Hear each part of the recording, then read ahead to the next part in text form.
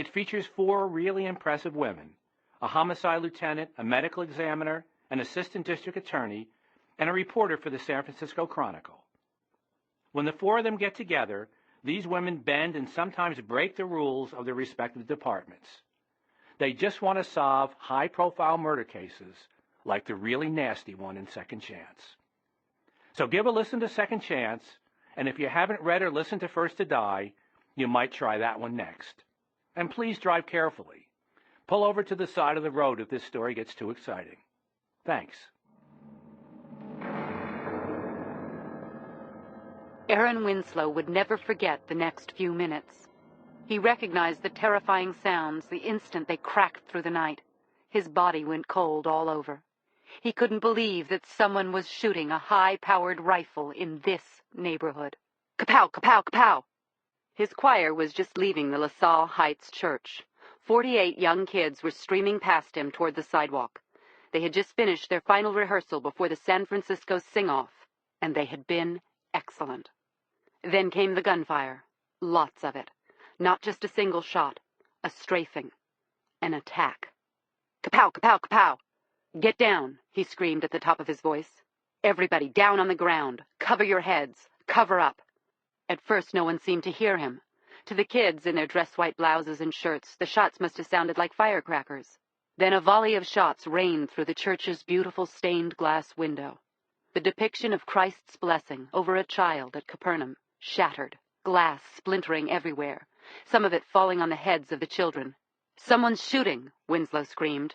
He ran wildly through the kids, shouting, waving his arms, pushing as many as he could down to the grass. As the kids finally crouched low or dove for the ground, Winslow spotted 2 of his choir girls, Chantel and Tamara, frozen on the lawn as bullets streaked past them. "Get down, Chantel, Tamara," he yelled, but they remained there, hugging each other, emitting frantic wails. They were best friends. He had known them since they were little kids. He sprinted toward the 2 girls, grasped their arms firmly, and tumbled them to the ground. Then he lay on top of them, pressing their bodies tightly. Bullets whined over his head just inches away. His eardrums hurt. His body was trembling, and so were the girls shielded beneath him. "It's all right, babies," he whispered. Then, as suddenly as it had begun, the firing stopped. A hush of silence hung in the air. As he raised himself, his eyes fell on an incredible sight. Slowly, everywhere, the children struggled to their feet. There was some crying, but he didn't see any blood. No one seemed to be hurt. "Everyone okay?" Winslow called out. He made his way through the crowd. "Is anyone hurt?" "I'm okay. I'm okay," came back to him. He looked around in disbelief. This was a miracle. Then he heard the sound of a single child whimpering. He turned and spotted Maria Parker, only 12 years old. Maria was standing on the whitewashed wooden steps of the church entrance. She seemed lost. Choking sobs poured from her open mouth. Then Aaron Winslow's eyes came to rest on what had made the girl hysterical. He felt his heart sink. Even in war, even growing up on the streets of Oakland, he had never felt anything so horrible, so sad and senseless. Oh, God, oh, no. How could you let this happen? Tasha Catchings, just 11 years old, lay in a heap in a flower bed near the foundation of the church. Her white school blouse was soaked with blood. Reverend Aaron Winslow began to cry himself. A cold rain started to fall as I pulled my Explorer up to the LaSalle Heights Church on Harrow Street, in the predominantly black section of Bayview. An angry, anxious crowd had formed, a combination of saddened neighborhood mothers and the usual sullen homeboys huddled in their bright Tommies, all pushing against a handful of uniformed cops. "This ain't goddamn Mississippi," someone shouted as I forced my way through the throng. "How many more?" an older woman wailed. "How many more?" I badged my way past a couple of nervous patrolmen to the front. What I saw next absolutely took my breath away. The facade of the white-clapboard church was slashed with a grotesque pattern of bullet holes and lead-colored chinks. A huge hole gaped in a wall where a large stained glass window had been shot out. Jagged edges of colored glass teetered like hanging ice. Kids were still scattered all over the lawn, obviously in shock, some being attended to by EMS teams. I spotted medical techs in black windbreakers huddled over the body of a young girl by the front steps. A couple of plainclothesmen were nearby. One of them was my ex-partner, Warren Jacoby. I found myself hesitating. I had done this 100 times. Only months ago I had solved the biggest murder case in the city since Harvey Milk. But so much had happened since then. I felt weird, like I was new at this. Balling my fists, I took a deep breath and went over to Jacoby. "Welcome back to the world, Lieutenant," Jacoby said with a roll of the tongue on my new rank. The sound of that word still sent electricity surging through me. Heading homicide had been the goal I had pursued throughout my career. The first female homicide detective in San Francisco, now the department's first female lieutenant. After my former lieutenant, Sam Roth, opted for a cushy stint up in Bodega Bay, Chief Mercer had called me in. "I can do one of two things," he'd said to me. "I can keep you on long-term administrative leave, and you can see if you can find the heart to do this job again. Or I can give you these, Lindsay." He pushed a gold shield with 2 bars on it across the table. Until that moment, I don't think I'd ever seen Mercer smile. "The lieutenant's shield doesn't make it any easier, does it, Lindsay?" Jacoby said, emphasizing that our 3-year relationship as partners had now changed. "What do we have?" I asked him. "Looks like a single gunman. From out in those bushes," he pointed to a dense thicket beside the church, maybe 50 yards away. "Asshole caught the kids just as they came out. Opened fire with everything he had." I took a breath, staring at the weeping, shell-shocked kids scattered all over the lawn. "Anybody see the guy?" He shook his head. Everyone hit the deck. Near the fallen child, a distraught black woman sobbed into the shoulder of a comforting friend. Jacoby saw my eyes fix on the dead girl. "Name's Tasha Catchings," he muttered. "In 5th grade over at St. Anne's, good girl. Youngest kid in the choir." I moved in closer and knelt over the blood-soaked body. No matter how many times you do this, it's a wrenching sight. Tasha's school blouse was soaked with blood. Just a few feet away, a rainbow-colored knapsack lay on the grass. "She's it?" I asked incredulously. I surveyed the scene. "She's the only one who got hit?" Bullet holes were everywhere, splintered glass and wood. Dozens of kids had been streaming out to the street. All those shots, and only one victim. "Our lucky day, eh?" Jacoby snorted. Paul Chin, one of my homicide crew, was interviewing a tall, handsome black man dressed in a black turtleneck and jeans on the steps of the church. I'd seen him before, on the news. I even knew his name, Aaron Winslow. Even in shock and dismay, Winslow carried himself with a graceful bearing, a smooth face, jet black hair cut flat on top, and a football running back's build. Everyone in San Francisco knew what he was doing for this neighborhood. He was supposed to be a real-life hero, and I must say, he looked the part. I walked over. "This is the Reverend Aaron Winslow," Chin said, introducing us. "Lindsay Boxer," I said, extending my hand. "Lieutenant Boxer," said Chin. "She'll be overseeing the case." "I'm familiar with your work," I said. "You've given a lot to this neighborhood. I'm so sorry for this." His eyes shifted toward the murdered girl. He spoke in the softest voice imaginable. "I've known her since she was a child. These are good, responsible people. Her mother, she brought up Tasha and her brother on her own. These were all young kids. Choir practice, Lieutenant. I didn't want to intrude, but I had to. You see anyone? Someone fleeing? A shape, a glimpse?" "I saw where the shots came from," Winslow said, and he pointed to the same thicket of bushes where Jacoby had gone. "I was busy trying to get everyone down. It was madness." "Has anyone made any threats recently against you or your church?" I asked. "Threats?" Winslow screwed up his face. "Maybe years ago, when we first got funding to rebuild some of these houses." A short distance away, a haunting wail came from Tasha Catching's mother as the girl's body was lifted onto a gurney. This was so sad. The surrounding crowd was growing edgy. Taunts and accusations began to ring out. "Why are you all standing around? Go find her killer." "I better get over there," Winslow said, "before this thing goes the wrong way." He started to move. Then he turned with tight-lipped resignation on his face. "I could have saved that poor baby. I heard the shots." "You couldn't save them all," I said. "You did what you could." He finally nodded. Then he said something that totally shocked me. "It was an M16, Lieutenant. 30-round clip. The bastard reloaded twice." "How would you know that?" I asked, surprised. "Desert Storm," he answered. "I was a field chaplain. No way I would ever forget that awful sound. No one ever does." I heard my name called out over the din of the crowd. It was Jacoby. He was in the woods behind the church. "Hey, Lieutenant, come check this out." Heading over, I wondered what kind of person could do such a terrible thing. "Check it out," Jacoby said, bending down over a spot. He'd found a bullet casing. "M16, I bet," I replied. Jacoby nodded. "Little lady's been brushing up during her time off? Shells are Remington 223. Lieutenant, little lady, to you," I smirked. Then I told him how I knew. Dozens of empty shells were scattered all around. The casings were strewn in 2 distinct clusters about 5 yards apart.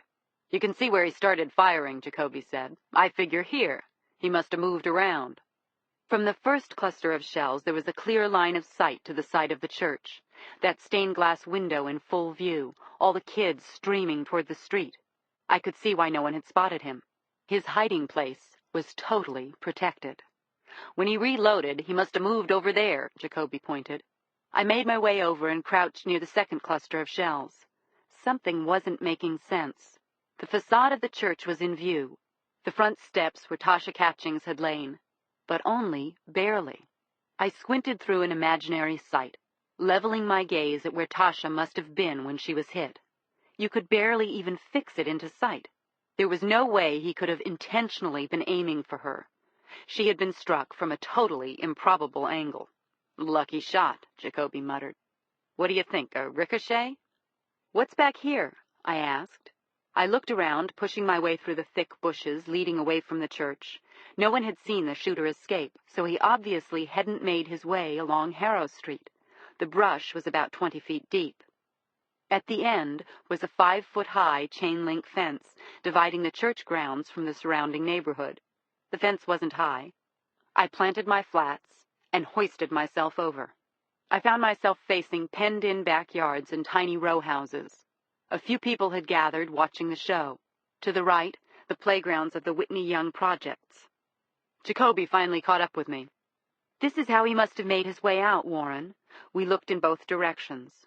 One way led toward an alley, the other toward a row of homes. I shouted to a group of onlookers who had gathered on a back porch. "Anyone see anything?" No one responded. "Someone was shooting at the church," I shouted. "A little girl's been killed. Help us out." Everyone stood around with the unconfiding silence of people who don't talk to the police. Then slowly, a woman of about 30 came forward. She was nudging a young boy ahead of her. "Bernard saw something," she said in a muffled voice.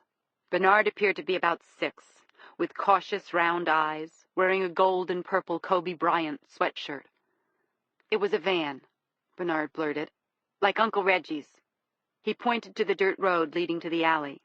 "It was parked down there." I knelt down, gently smiling into the scared boy's eyes. "What color van, Bernard?" "White." "My brother's got a white Dodge minivan," Bernard's mother said. "Was it like your uncle's, Bernard?" I asked. "Sorta. Not really, though." "Did you see the man who was driving it?" He shook his head. "I was bringing out the garbage. I only saw it drive away." "Do you think you would recognize it again if you saw it?" I asked. Bernard nodded. "Because it looked like your uncle's?" "No, because it had a picture on the back." "A picture? You mean like an insignia or some kind of advertising?" He shook his head. His moon-like eyes were searching around, then they lit up. "I mean like that!" He pointed toward a pickup truck in a neighbor's driveway.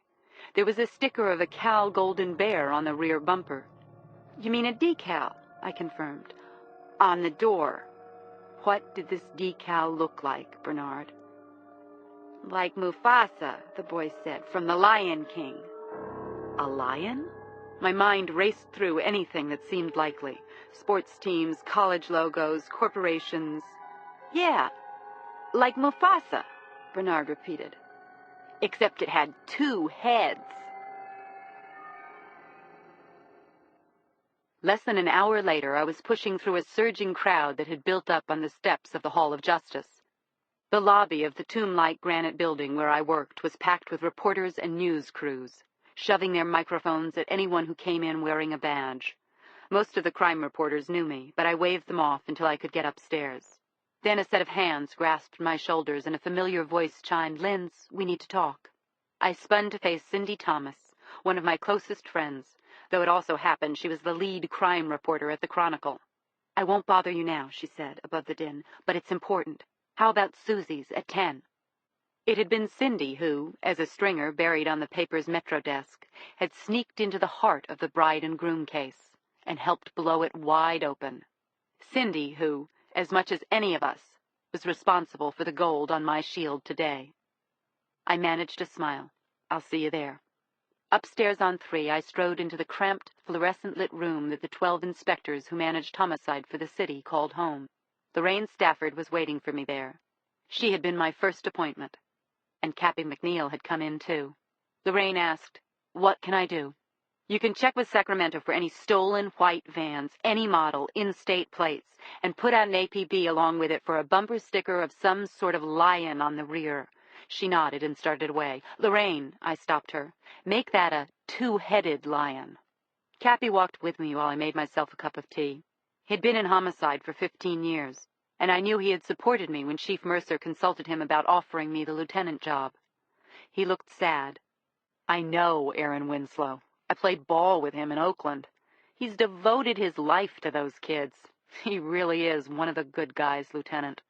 All of a sudden, Frank Barnes from Auto Theft stuck his head into our office. "Heads up, Lieutenant. Wait's on the floor." Wait, in the lexicon of the SFPD, meant Chief of Police Earl Mercer.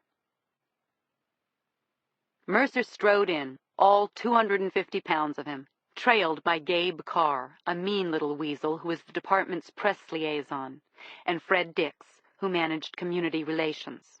The chief was still dressed in his trademark dark gray suit, blue shirt, and shiny gold cufflinks. I'd watched Mercer manage a number of tense scenes, transit bombings, internal affairs stings, serial killers. But I'd never seen his face so tight. He motioned me into my office and, with barely a word, pulled the door shut. Fred Dix and Gabe Carr were already inside. "I just got off the phone with Winston Gray and Vernon Jones, 2 of the city's most outspoken leaders. They've assured me they'll plead for restraint, give us some time to find out just what the fuck is going on. Just so I'm clear, by restraint, what they mean is deliver the person or group who's responsible for this, or they'll have 2,000 outraged citizens at City Hall." He barely relaxed his face when he stared at me. "So I'm hoping, Lieutenant, you got something you want to share?" I took him through what I had found at the church, along with Bernard Smith's sighting of the white getaway van. "Van or not," Fred Dix cut in, "you know where you have to start on this. Mayor Fernandez is going to come down hard on anyone operating in the area espousing a racist or anti-diversity message. We need some heat to fall their way." "You seem pretty sure that's what we're looking at," I said with a non-committal glance. "Your garden variety hate crime. Shooting up a church, murdering an 11-year-old child. Where would you start, Lieutenant?" "That girl's face is going to be on every news report in the country," Carr, the press liaison, pitched in. "The effort in the Bayview neighborhood is one of the mayor's proudest accomplishments." I nodded. "Does the mayor mind if I finish my eyewitness interviews first?" "Don't worry yourself with the mayor," Mercer cut in. "Right now, all you have to be concerned with is me. I grew up on these streets. My folks still live in West Portal. You run the investigation wherever it leads. Just run it fast. And, Lindsay, nothing gets in the way, you understand? And most importantly, I want total containment on this. I don't want to see this investigation being run on the front page." Everyone nodded, and Mercer, followed by Dix and Carr, stood up. He let out a deep blast of air. "Right now, we have one hell of a press conference to muck our way through." The others filed out of the room, but Mercer stayed behind. He leaned his thick hands on the edge of my desk, his hulking shape towering over me. "Lindsay, I know you left a lot on the table after that last case, but all that's done. It's history now. I need everything you have on this case. One of the things you left behind when you took that shield was the freedom to let personal pain interfere with the job. You don't have to worry about me." I gave him a solid stare. I'd had my differences with the man over the years, but now I was ready to give him everything I had. I had seen the dead little girl. I had seen the church torn up. My blood was on fire. I hadn't felt this way since I left the job. After a highly charged news conference conducted on the steps of the hall, I met Cindy at Susie's as we had arranged. After the frenzied scene at the hall, the relaxed, laid-back atmosphere at our favorite meeting place was a relief. She was already sipping a Corona as I arrived. A lot had happened here, at this very table. Cindy, Jill Bernhardt, the assistant district attorney, and Claire Washburn, the chief medical examiner, my closest friend. We had started to meet last summer when it seemed that fate had pulled us together with links to the bride and groom case. In the process, we had evolved into the closest of friends. I signaled our waitress, Loretta, for a beer, then planted myself across from Cindy with a worn-out smile. "Hey." "Hey yourself," she smiled back. "Good to see you. Good to be seen." A TV blared above the bar, a broadcast of Chief Mercer's news conference. "We believe it was a single gunman," Mercer announced to a flash of photographer's bulbs. "You stay for that?" I asked Cindy, taking a welcome swig of my ice-cold beer. "I was there," she replied. "Stone and Fitzpatrick were there, too. They filed the report." I gave her a startled look. Tom Stone and Susie Fitzpatrick were her competition on the crime desk. "You losing your touch? 6 months ago, I would have found you coming out of the church as soon as we arrived." "I'm going at it from another angle," she shrugged. I took another chug of beer. "You should have seen this poor little girl, Cindy. All of 11 years old. She sang in the choir." "You know this stuff, Lindsay." She gave me a bolstering smile. "You know how it is. It sucks." "Yeah," I nodded. "But just once it'd be nice to pick one of them up, you know? Brush them off, send them home." Cindy tapped her fist affectionately on the back of my hand. Then she brightened. "I saw Jill today. She's got some news for us. She's excited. Maybe Bennett's retiring and she's getting the big chair. We should get together and see what's up with her." "For sure," I nodded. "That what you wanted to tell me tonight, Cindy?" She shook her head. "You've got a problem, Linz." I shook my head. "I can't give you anything, Cindy. Mercer's handling everything. I've never seen him so worked up. I'm sorry." "I didn't ask you here to get something, Lindsay." "Cindy, if you know something, tell me. I know that boss of yours better be careful what he's committing to." I glanced at the screen. "Mercer?" In the background, I heard his voice, asserting that the shooting was an isolated incident, that we already had tangible leads, that every available cop would be on the case until we tracked the killer down. He's telling the world you're going to nail this guy before it happens again. So? Our eyes met solidly. I think it already has.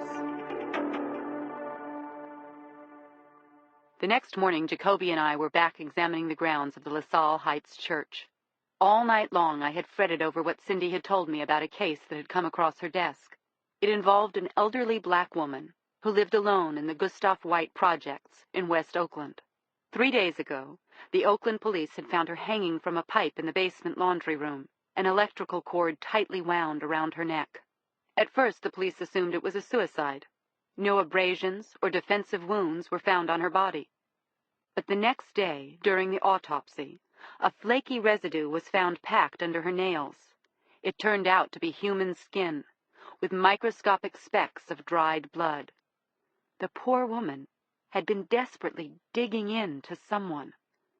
She hadn't hung herself after all, Cindy said. The woman had been lynched. As I went back over the crime scene at the church, I felt uneasy. Cindy could be right. This might not be the first, but the second, in an onset of racially driven murders. Jacoby walked up. He was holding a curled-up chronicle. "You see this, boss?" The front page rocked with the blaring headline, "Police Stumped as Girl, 11, is Killed in Church Assault."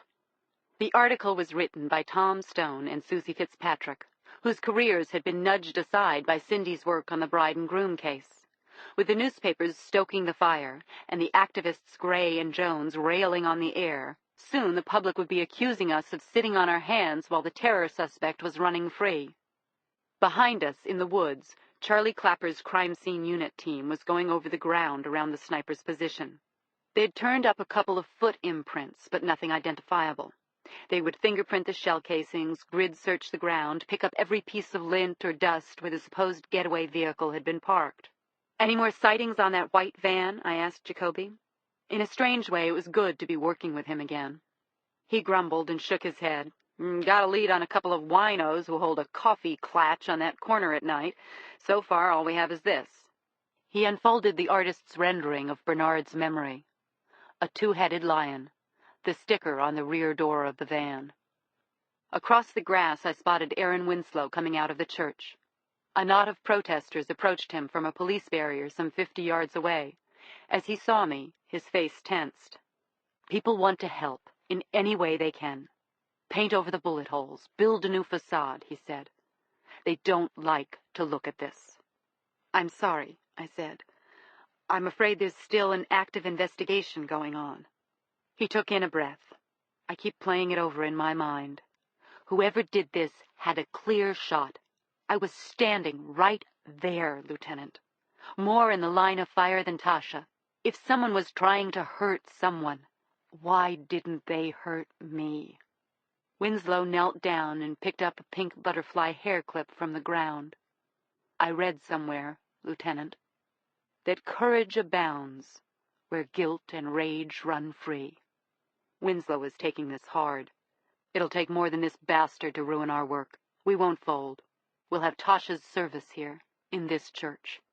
"We were headed to pay our respects," I said. "They live over there, Building A." He pointed toward the projects. "I guess you'll find a warm reception, given that there's some of your own." I looked at him, puzzled. "I'm sorry, what was that?" "Didn't you know, Lieutenant? Tasha Catching's uncle is a city cop." I visited the Catchings' apartment, paid my respects, then I headed back to the hall. This whole thing was incredibly depressing. "Mercer's looking for you," hollered Karen, our longtime civilian secretary, as I got to the office. "He sounds mad." There were several other messages waiting for me on my desk. At the bottom of the pile, I came across Claire's name. Tasha Catching's autopsy should be finished by now. I wanted to hold off on Mercer until I had something concrete to report, so I called Claire. Claire Washburn was the sharpest, brightest, most thorough M.E. the city ever had. Everyone associated with law enforcement knew it, and that she ran the department without a hitch, while Chief Coroner Righetti, the mayor's stiff-suited appointee, traveled around the country to forensic conferences working on his political resume. You wanted something done in the M.E.'s office, you called Claire. And when I needed someone to set me straight, make me laugh, or just to be there to listen, that's where I went to. "Where you been hiding, baby?" Claire greeted me with her always upbeat voice. "Normal routine," I shrugged. "Staff appraisals, case write-ups, city dividing, racially motivated homicides." "Just my region of expertise," she chuckled. "My spies tell me that you've got yourself a bitch of a case out there. Any of those spies maybe work for the Chronicle and drive a beat-up silver Mazda? Or the DA's office and a BMW 535? How the hell do you think information ever gets down here anyway?"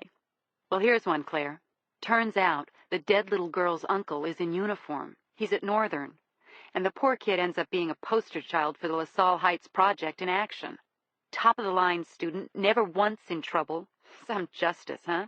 This bastard leaves 100 slugs in the church, and the one that hits finds its way into her." Honey," Claire cut me off. "There were 2 of them in there." 2? She was hit twice? EMS had been all over the body. How could we have failed to catch that? "Honey," Claire said soberly, "I think you better come on down for a visit." The morgue was on the ground floor of the hall, out a back entrance and accessible from an asphalt path that led from the lobby. It took me no more than 3 minutes to rush down 2 flights of stairs. Claire met me in the reception area outside her office. Her bright and usually cheery face bore a look of professional concern. But as soon as she saw me, she eased into a smile and gave me a hug. "How you been, stranger?" she asked. "I've been good, Claire. Just swamped since I got the job." She led me down an antiseptic, linoleum-tiled hallway toward the morgue's operating room, called the Vault. She glanced behind and said, "You made it sound like you were sure Tasha Catchings was killed by a stray bullet." "That's what I thought. The gunman fired 3 clips at the church, and she was the only one hit. I even went and cased the area where the shots came from. There was no way he had anything even close to a clean shot." "But you said 2? "Uh-huh," she nodded. We burst through a closed compression door into the dry, cold air of the vault. A single inhabited gurney was visible from its refrigerated vault. A small mound was on it, covered by a white sheet. It barely filled half the length of the gurney. She pulled down the sheet. The child's face shot into my view. God, she was young. A large puncture wound, freshly cleaned of blood, tore up the flesh around the child's right chest. 2 bullets, Claire explained. Basically, right on top of each other in rapid succession. I could see why EMS might have missed it. They almost tore through the same hole. I sucked in a horrific double-take. "The first one exited right through her scapula," Claire went on, easing the tiny body over on its side. "The second bounced off the 4th vertebra and lodged in her spine." Claire reached over and picked up a glass petri dish resting on a nearby counter. With a tweezer, she held up a flattened lead disc about the size of a quarter. 2 shots, Linz. The first tore through the right ventricle, doing the trick. She was probably dead before this one even struck. 2 shots? 2 1-in-a-million ricochets? "Did Charlie Clapper's crew find any bullet nicks in the church above where the girl was positioned?" Claire inquired. "I don't know. It was standard procedure in all homicides to painstakingly match up all bullets with their marks. I'll check." "What was the church constructed of where she was hit, wood or stone?" "Wood," I said, realizing where she was heading. No way wood on its own would deflect a bullet from an M16. "Lindsay, the angle of entry is frontal and clean for both shots. A ricocheting shell would likely have come in from a different trajectory." "I went over every inch of the shooter's position, Claire. The way he was firing, he'd have to be a goddamn sharpshooter to set up that shot." "You say the fire was sprayed irregularly across the side of the church?" "In a steady pattern, right to left. And Claire, no one else was struck. 100 shots, and she was the only one hit." "So you assume this was a tragic accident, right?" Claire peeled off her plastic medical gloves and tossed them deftly into a waste receptacle. "Well, these 2 were no accident at all. They didn't ricochet off anything. They were straight and perfectly placed. Killed her instantly. You better start looking for one hell of a shooter."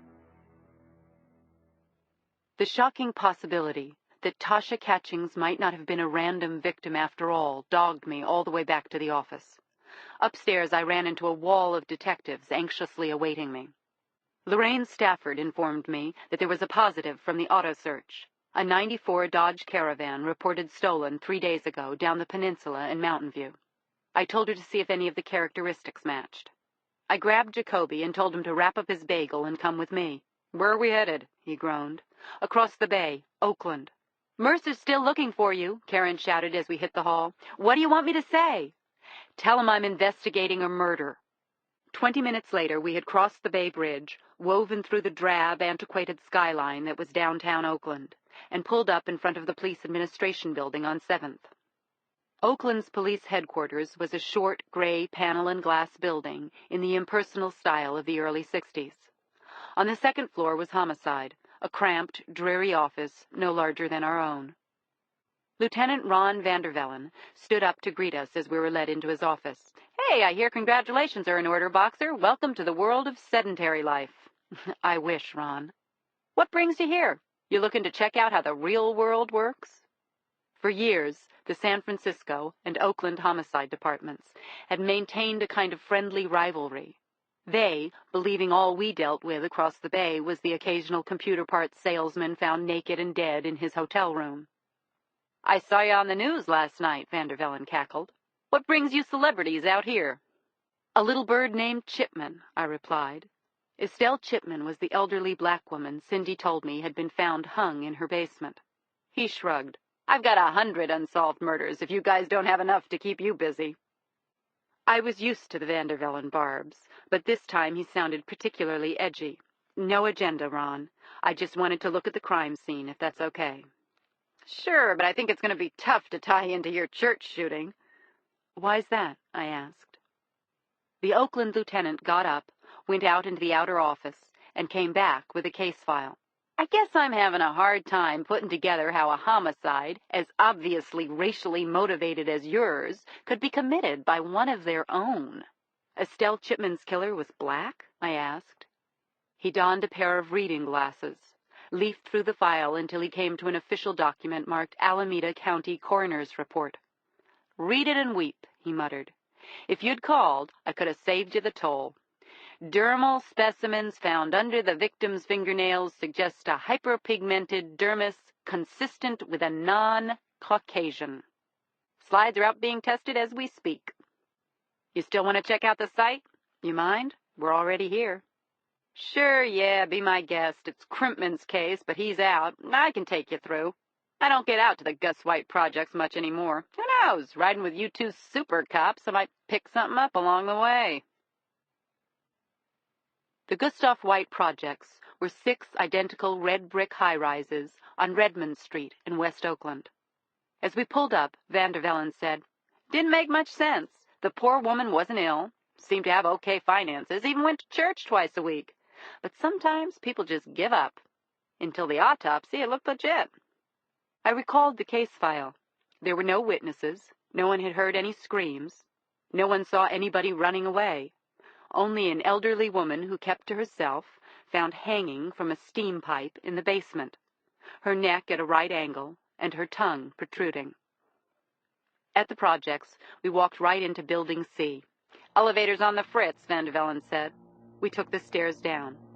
In the graffiti-marked basement, we came upon a hand-painted sign that read "Laundry Room, Boiler Room." "Found her in here." The basement room was still crisscrossed with yellow crime scene tape. Anything that had been here, the body, the electric wire she was hung with, had already been taken to the morgue or entered into evidence. "I don't know what you're looking to find," Vandervellen said with a shrug.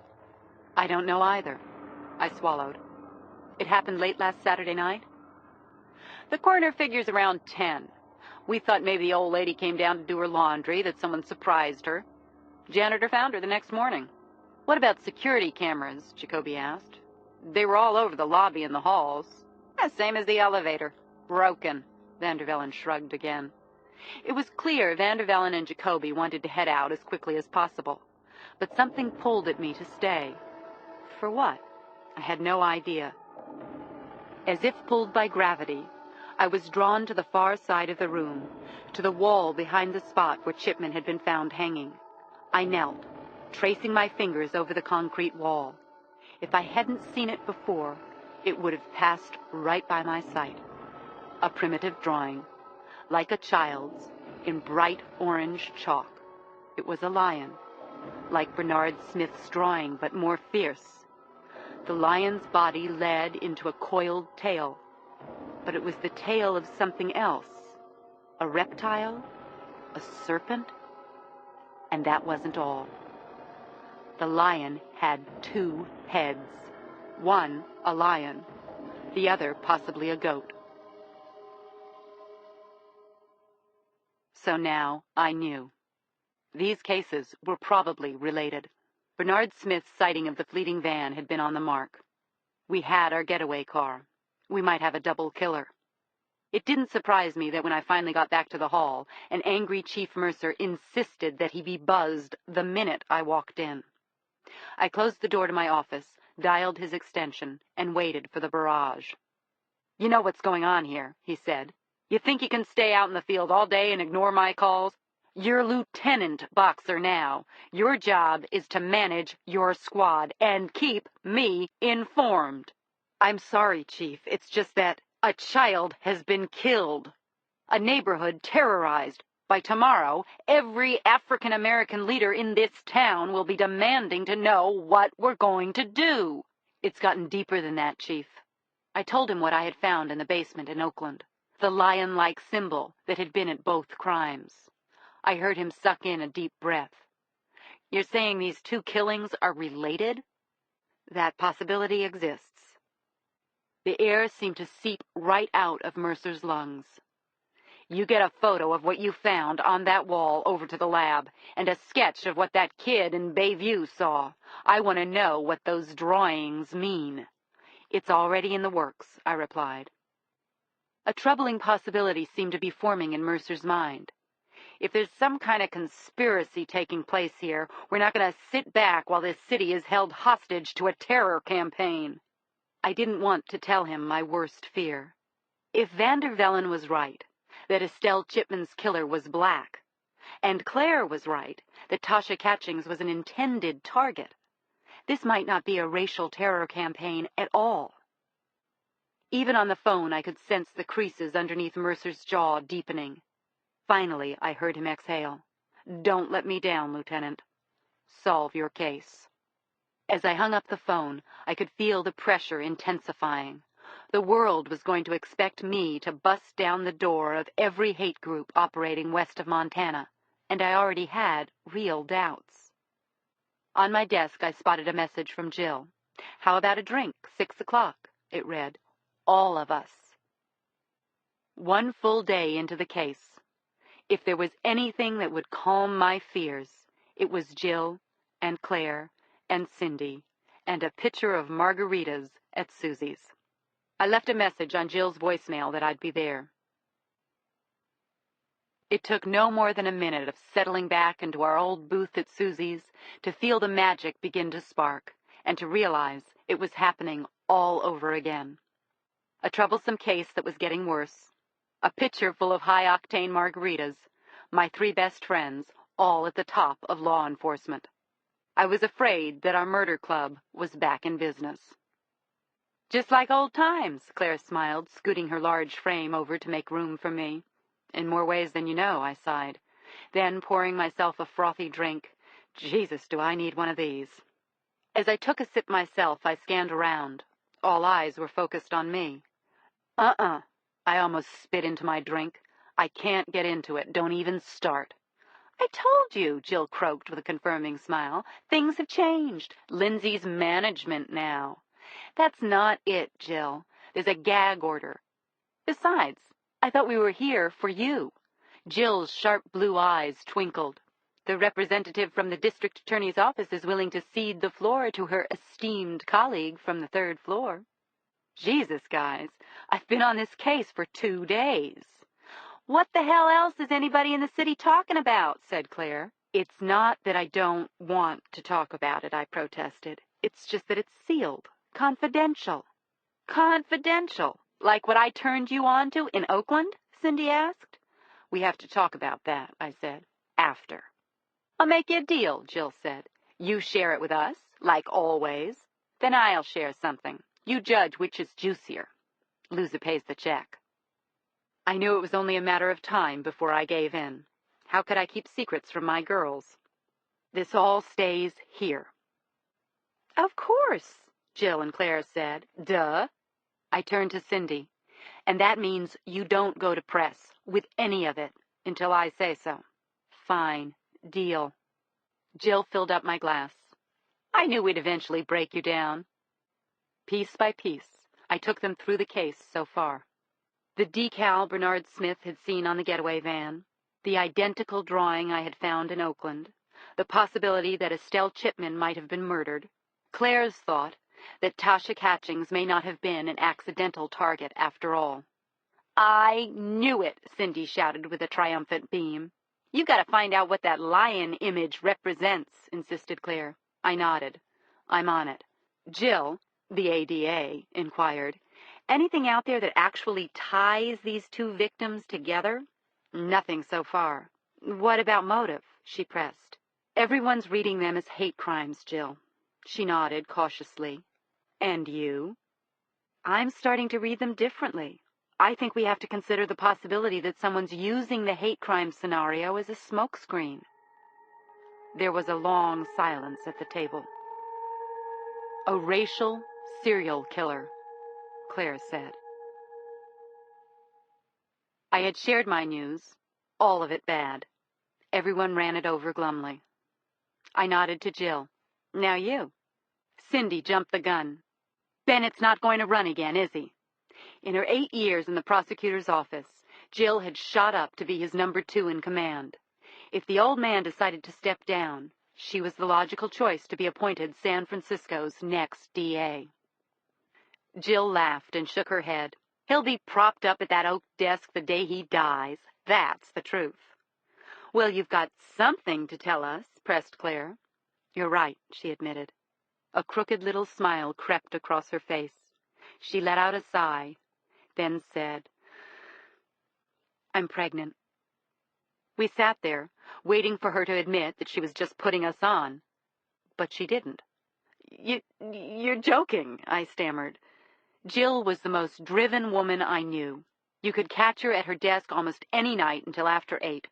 Her husband, Steve, ran a venture fund for Bank America. They were fast-track achievers.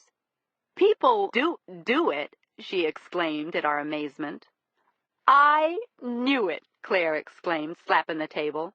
I just knew it. I saw the look in your eyes. I saw that sheen on your face. I said, something's toasting in that oven. You're talking to an expert, you know. How long? 8 weeks. I'm due at the end of May. Jill's eyes sparkled like a young girl's. Other than our families, you're the first people I've told, of course. I found myself smiling. I stood up and leaned across the table to her. This is so great, Jill. For a moment, we just stared at each other, our eyes glistening. I was so damned happy for her. I remembered when I was scared shitless because of a blood disease I had, and Jill had bared her arms to us and showed us her terrible scars. She explained how she had cut herself in high school and college, how the challenge to always go to the top had so deeply ruled her life that she could only take it out on herself. We threw our arms around each other, and I squeezed her. Was this something you've been thinking about? Claire asked. We'd been trying for a couple of months, Jill answered, sitting back down. I'm not sure it was any conscious decision other than that the timing seemed right. She looked at Claire. The first time I met you, when Lindsay asked me into your group, and you talked about your kids, it just sort of set off a spark in me. I remember thinking, she runs the ME's office. She's one of the most capable women I know, at the top of her profession. Yet this is what she talks about? When you start out working, Claire explained, you have all this drive and focus. As a woman, you feel you have to prove everything. But when you have kids, it's different, natural. You realize it's no longer about you at all. You realize you no longer have to prove anything. You already have. So, hey, Jill said with glistening eyes, I want a little of that too. So, how are you feeling? I asked. Ecstatic, she replied. In Jill's eyes, I saw a glorious transformation taking place, something I had never seen before. Now I could see at last that she was happy. Damn it, I smiled. I reached for the check. I guess I pay. After a few more giddy hugs with Jill, I made my way home to my apartment on Potrero Hill. It was the second floor of a renovated blue Victorian, cozy and bright, with an alcove of wide windows overlooking the bay. Martha, my affectionate border collie, met me at the door. Hey, sweetie, I said. She wagged up to greet me and threw her paws against my leg. I went into the bedroom, peeled off my work clothes, pulled up my hair and put on an oversized giant sweatshirt and flannel pajama pants I lived in when the weather turned cool. I fed Martha, made myself a cup of orange zinger, and sat in the cushioned alcove. I found myself thinking about the unbelievable image of Jill as a mom, her thin, fit figure with a bulging belly, a shower with just us girls. It was only a short time ago when my own thoughts ran to how much I would have loved to have had a baby.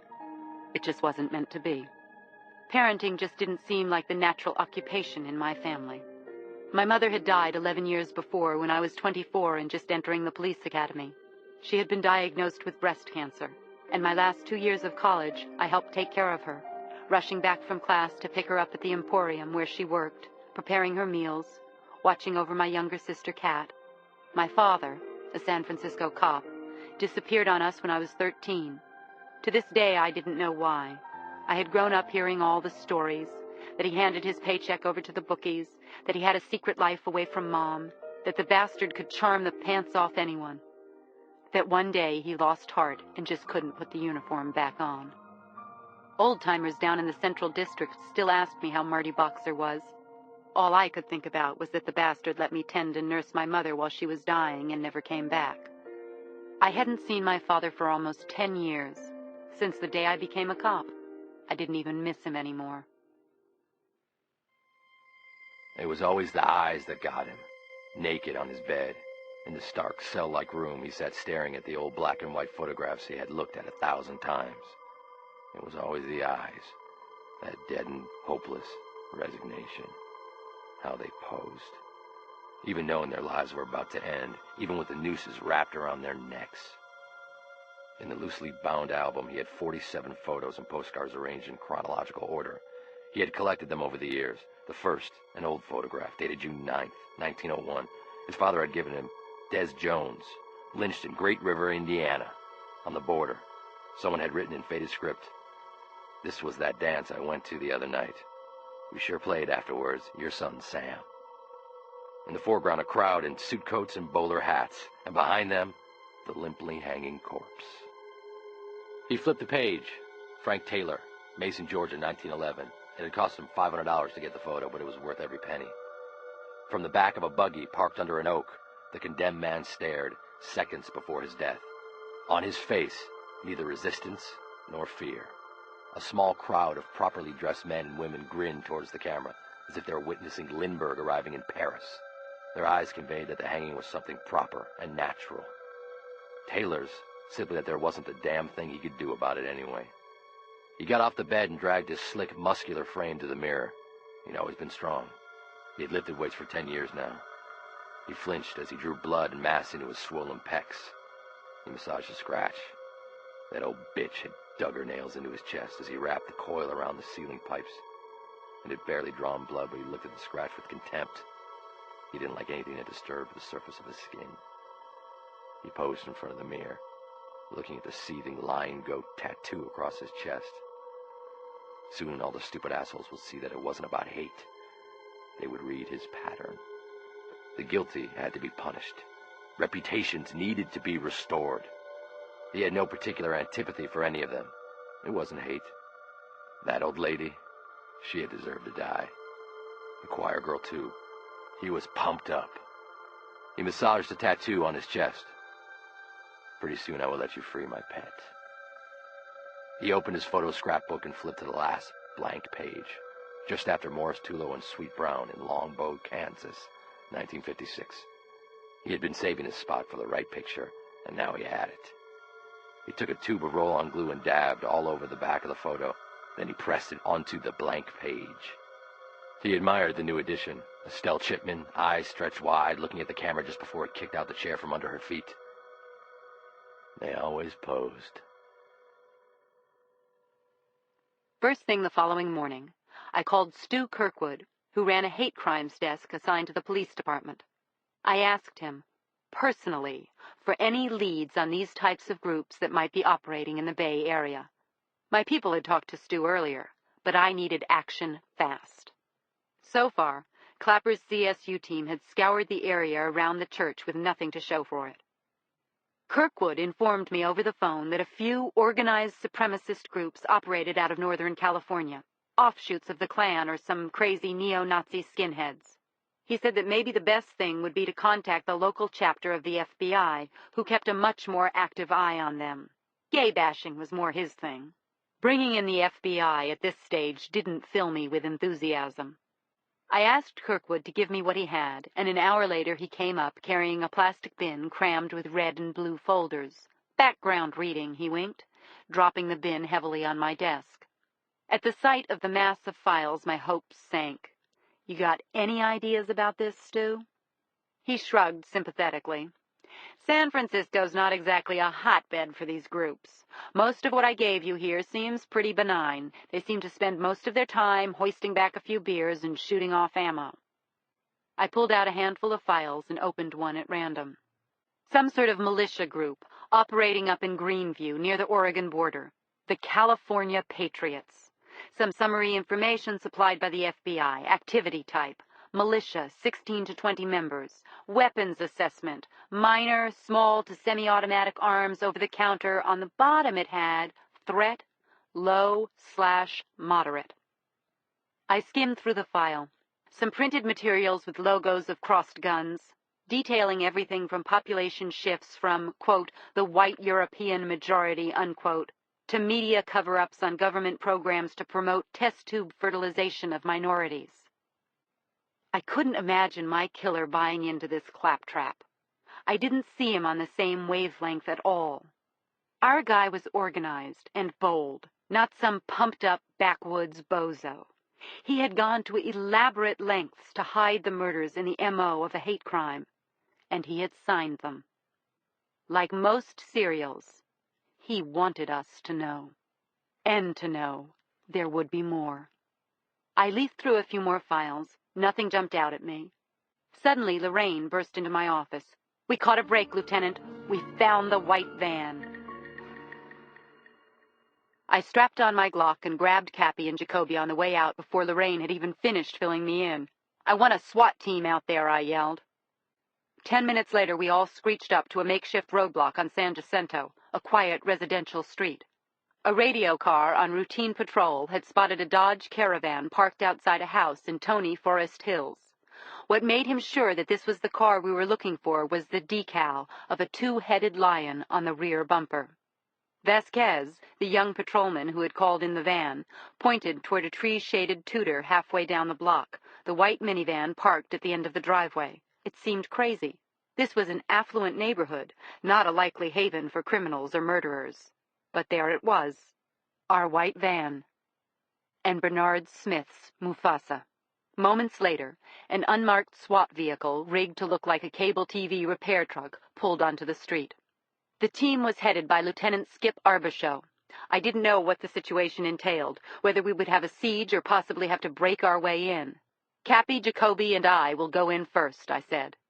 I had Arbushow deploy his men, 2 around the back, 3 manning the front, and 1 with a sledge with us in case we had to bust in. We strapped on protective vests and donned black nylon jackets identifying us as police. I clicked my 9mm off safety. The SWAT truck started down the street, 3 black-vested snipers hugging its opposite side. Cappy, Jacoby, and I followed the truck as cover until it pulled to a stop in front of a mailbox marked 610. Vasquez was right. The van was a match. We cautiously wove our way to the front of the house. There were lights on inside, some noise from a TV. At my nod, Cappy pounded the door with his gun. "San Francisco Police!" Jacoby and I crouched with our guns ready. No one answered. After a few tense seconds, I signaled Arbushow for a ram. Suddenly, the front door cracked open. "Freeze!" Cappy boomed, swinging his gun into a shooting position. "San Francisco Police!" A wide-eyed woman in powder blue exercise clothes stood frozen in the door. "Oh, my God!" she screeched. Cappy yanked her out the front door as Arbushow's SWAT team rushed the house. He barked, "Is anyone else at home?" "Just my daughter," the frightened woman shrieked. "She's 2." The black-vested SWAT team barged past her into the house. "Is that your van?" Jacoby barked. "No," she said, trembling. "Do you know who it belongs to?" She looked again, terrified, and shook her head. "I've never seen it before in my life." It was all wrong. I could see that. The neighborhood, the plastic kid slide on the lawn, the spooked mom in the workout clothes. A disappointed sigh was expelled from my chest. The van had been dumped here. All of a sudden, a green Audi knifed its way up to the curb, followed by 2 police cars. The Audi must have gone right through our roadblock. A well-dressed man in a suit and tortoiseshell glasses jumped out and ran toward the house. "Kathy, what the hell's going on?" "Steve!" The woman hugged him with a sigh of relief. "This is my husband. I called him when I saw all the police outside our house." The man looked around at the 8 cop cars, SWAT backup, and the SFPD inspectors standing around with weapons drawn. "What are you doing at my house?" We believe that van was the vehicle used in the commission of a homicide, I said. We have every right to be here. A homicide? Two of Arbishow's men emerged from the house, indicating that there wasn't anyone else inside. Across the street, people were starting to file outdoors. That van's been our #1 priority for 2 days. I'm sorry to have upset you. There was no way to be sure. The husband's indignation rose. You're thinking we had something to do with this? With a homicide? The LaSalle Heights shooting. Have you people lost your minds? You suspected us in the strafing of a church? Do you idiots have any idea what I do? My eyes fell on his pinstriped gray suit, his blue button-down collar shirt. I had the humiliating feeling I had just been made a fool of. I'm chief counsel for the Northern California chapter of the Anti-Defamation League. We had been made fools of by the killer. No one on the block knew anything about or had any connection to the stolen van. It had been dumped there, purposely, to show us up. I studied the decal, and I was sure it was the same thing I had seen in Oakland. One head was a lion's, one seemed to be a goat's. The tail suggested a reptile. But what the hell did it mean? Back at the hall, I said to Lorraine, I want to know where that van came from. I want to know who it belonged to, who had access to it, every contact the owner had a month prior to its theft. Karen buzzed in, informing me that Ron Vandervellen was on the line. The Oakland cop came on chuckling. Word is you managed to subdue a dangerous threat to our society masquerading as a legal watchdog in the Anti-Defamation League. I guess that makes our investigations about equal, Ron. Relax, Lindsay. I didn't call to rub it in, he said, shifting his tone. Actually, I thought I would make your day. I won't argue, Ron. What do you have for us? You knew Estelle Chipman was a widow, right? I think you mentioned that. Well, we were doing some standard background on her. We found a son in Chicago. He's coming to claim the body. Given what's been going on, I thought what he told us was too coincidental to ignore. What, Ron? Her husband died 5 years ago. Heart attack. Want to guess what the dude did for a living? I had the rising feeling Vandervellen was about to blow this thing wide open. Estelle Chipman's husband was a San Francisco cop. Cindy Thomas parked her Mazda across from the LaSalle Heights church and let out a long sigh. The church's white clapboard front had been defaced by a pattern of ugly chinks and bullet holes. A gaping hole where the beautiful stained glass window had been was sealed with a black canvas tarp. She remembered seeing it the day the window was first unveiled, on her old beat at the paper. She remembered interviewing Winslow and being impressed with his passion, and also his unexpected humbleness. Cindy ducked under the yellow police tape and stepped closer to the bullet-ridden wall. She was startled by a voice. You can stare for as long as you want, but it doesn't get any prettier. Cindy spun and found herself facing a man with a smooth and very handsome face. Kind eyes. She knew him. I'm Aaron Winslow, he said, shifting a stack of children's textbooks to extend his hand. Cindy Thomas, she replied. Don't tell me they've put our church as one of the scenic sights on the 49-mile drive. Winslow started to walk toward the rear of the church, and she followed along. I'm not a tourist, Cindy said. I just wanted to see this. Listen. She swallowed. I'd like to pretend I just came by to pay my respects, which I did. But I'm also with the Chronicle, on the crime desk. A reporter? Winslow exhaled. It makes sense now. For years, everything that really goes on here, tutoring, literacy training, a nationally recognized choir, doesn't crank up a story. But one madman acts, and now Nightline wants to do a town meeting. What do you want to know, Miss Thomas? Actually, I did a story here once before, when that window was unveiled. It was a special day. He stopped working. He focused his eyes on her, then smiled. It was a special day. I remember you. You interviewed me back then. Someone called Winslow's name from inside the church, and a woman came out. She reminded him that he had an 11 o'clock meeting. So, have you seen all you came to see, Ms. Thomas? Should we expect you back in another couple of years? No. I want to know how you deal with this. This violence in the face of all you've done. How the neighborhood feels about it. Come see for yourself. Tasha Catchings is being memorialized tomorrow. Vandervelden's stunning disclosure drummed in my head for the rest of the day. Both murder victims had been related to a San Francisco cop. It could add up to nothing. Or it could mean everything. I picked up the phone and called Claire. "I need a big favor," I said. "Just how big?" I could feel her grin. "I need you to take a look at the autopsy of that woman who was hung in Oakland." "I can do that. Send it over. I'll take a look." "It's still at the Oakland ME's office. It hasn't been released." I waited expectantly as she sighed. "You must be kidding, Lindsay. You want me to stick my nose into an investigation that's still in progress?"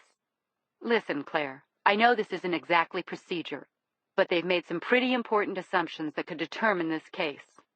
"Want to tell me what type of assumptions I'd be stepping all over a respected ME's toes to review?" "Claire, these cases are related. There's a pattern here. Estelle Chipman was married to a cop. Tasha Catchings' uncle was a cop, too. My whole investigation hinges on whether we're dealing with one killer. Oakland believes there's a black man involved, Claire."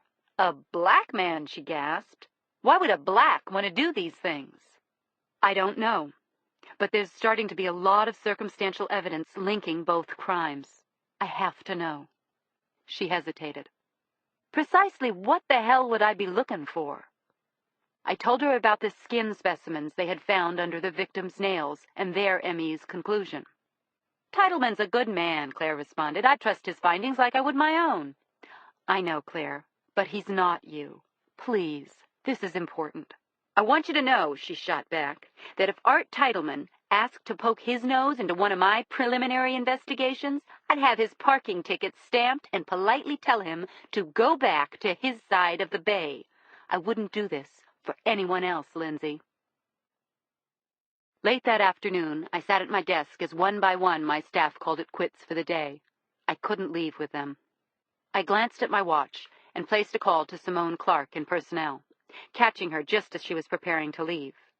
"Simone, I need you to pull a file for me tomorrow." "Sure. Whose do you need?" "A cop who retired maybe 8-10 years ago. His name was Edward Chipman." "That's a while back. It would be out on the docks. The department outsourced its old records to a document storage company. Early afternoon okay?" "Sure, Simone." I was still bristling with nervous energy. I took out another stack of Kirkwood's hate files and plopped them on my desk. I opened one at random. "Americans for Constitutional Action, Plows and Fifes." Another hayseed militia group. All these assholes, they seemed like a bunch of right-wing jerk-offs. Was I wasting my time? Nothing jumped out. I stacked the files, about to give in, when the one on the top caught my eye. The Templars, a Hells Angels offshoot out of Vallejo. The original Templars were Christian knights from the Crusades. Immediately, I noticed the FBI's assessment of threat. Their rating was high. I took the file off the pile and leafed further in. There was an FBI report outlining a series of unsolved felonies the Templars had been suspected of involvement in: bank robberies, hits for hire against Latino and black gangs. I leafed on. Case files, prison records, surveillance photos of the group. My eyes fixed on a surveillance shot. A bunch of heavy-muscled, tattoo-covered bikers huddled outside a Vallejo bar they used as a headquarters. One of them hunched over his bike back to the camera. He had a shaved head, a bandana, and a sleeveless denim jacket over massive arms. It was the embroidery on the back of the denim jacket that caught my eye. I was staring at a two-headed lion with the tail of a snake. South of Market, in a rundown warehouse section of the city, a man in a green windbreaker ducked along the shadowy curb. The killer. His eyes drifted across the street towards 7th to the dilapidated shell of an abandoned residential hotel, 303. He had carefully staked the place out over the past 3 weeks. Half the apartments were vacant, the other half the nightly resting place for homeless bums with nowhere else to go. He threw a black Adidas sports bag over his shoulder and headed around the block onto 6th and Townsend. He crossed the dingy street towards a boarded-up warehouse marked only by a scratched-out sign, Abuelos, Comidas Español. Making sure he was alone, the killer pushed in the paint-chipped metal door. Then he ducked inside. A foul odor met him in the lobby. A fire trap that was littered with old newspapers and oily corrugated boxes. He hit the stairs, hoping not to run into any of the homeless scum camped out in the halls. He climbed all the way to 5, where he quickly made his way to the end of the hall. He pushed through a grating and stepped out onto the fire escape. From there was only a quick flight up to the roof. Up here, the desolate streets gave way to the luminous aura of the city skyline. His position was in the shadow of the Bay Bridge, which loomed over him like a hulking ship.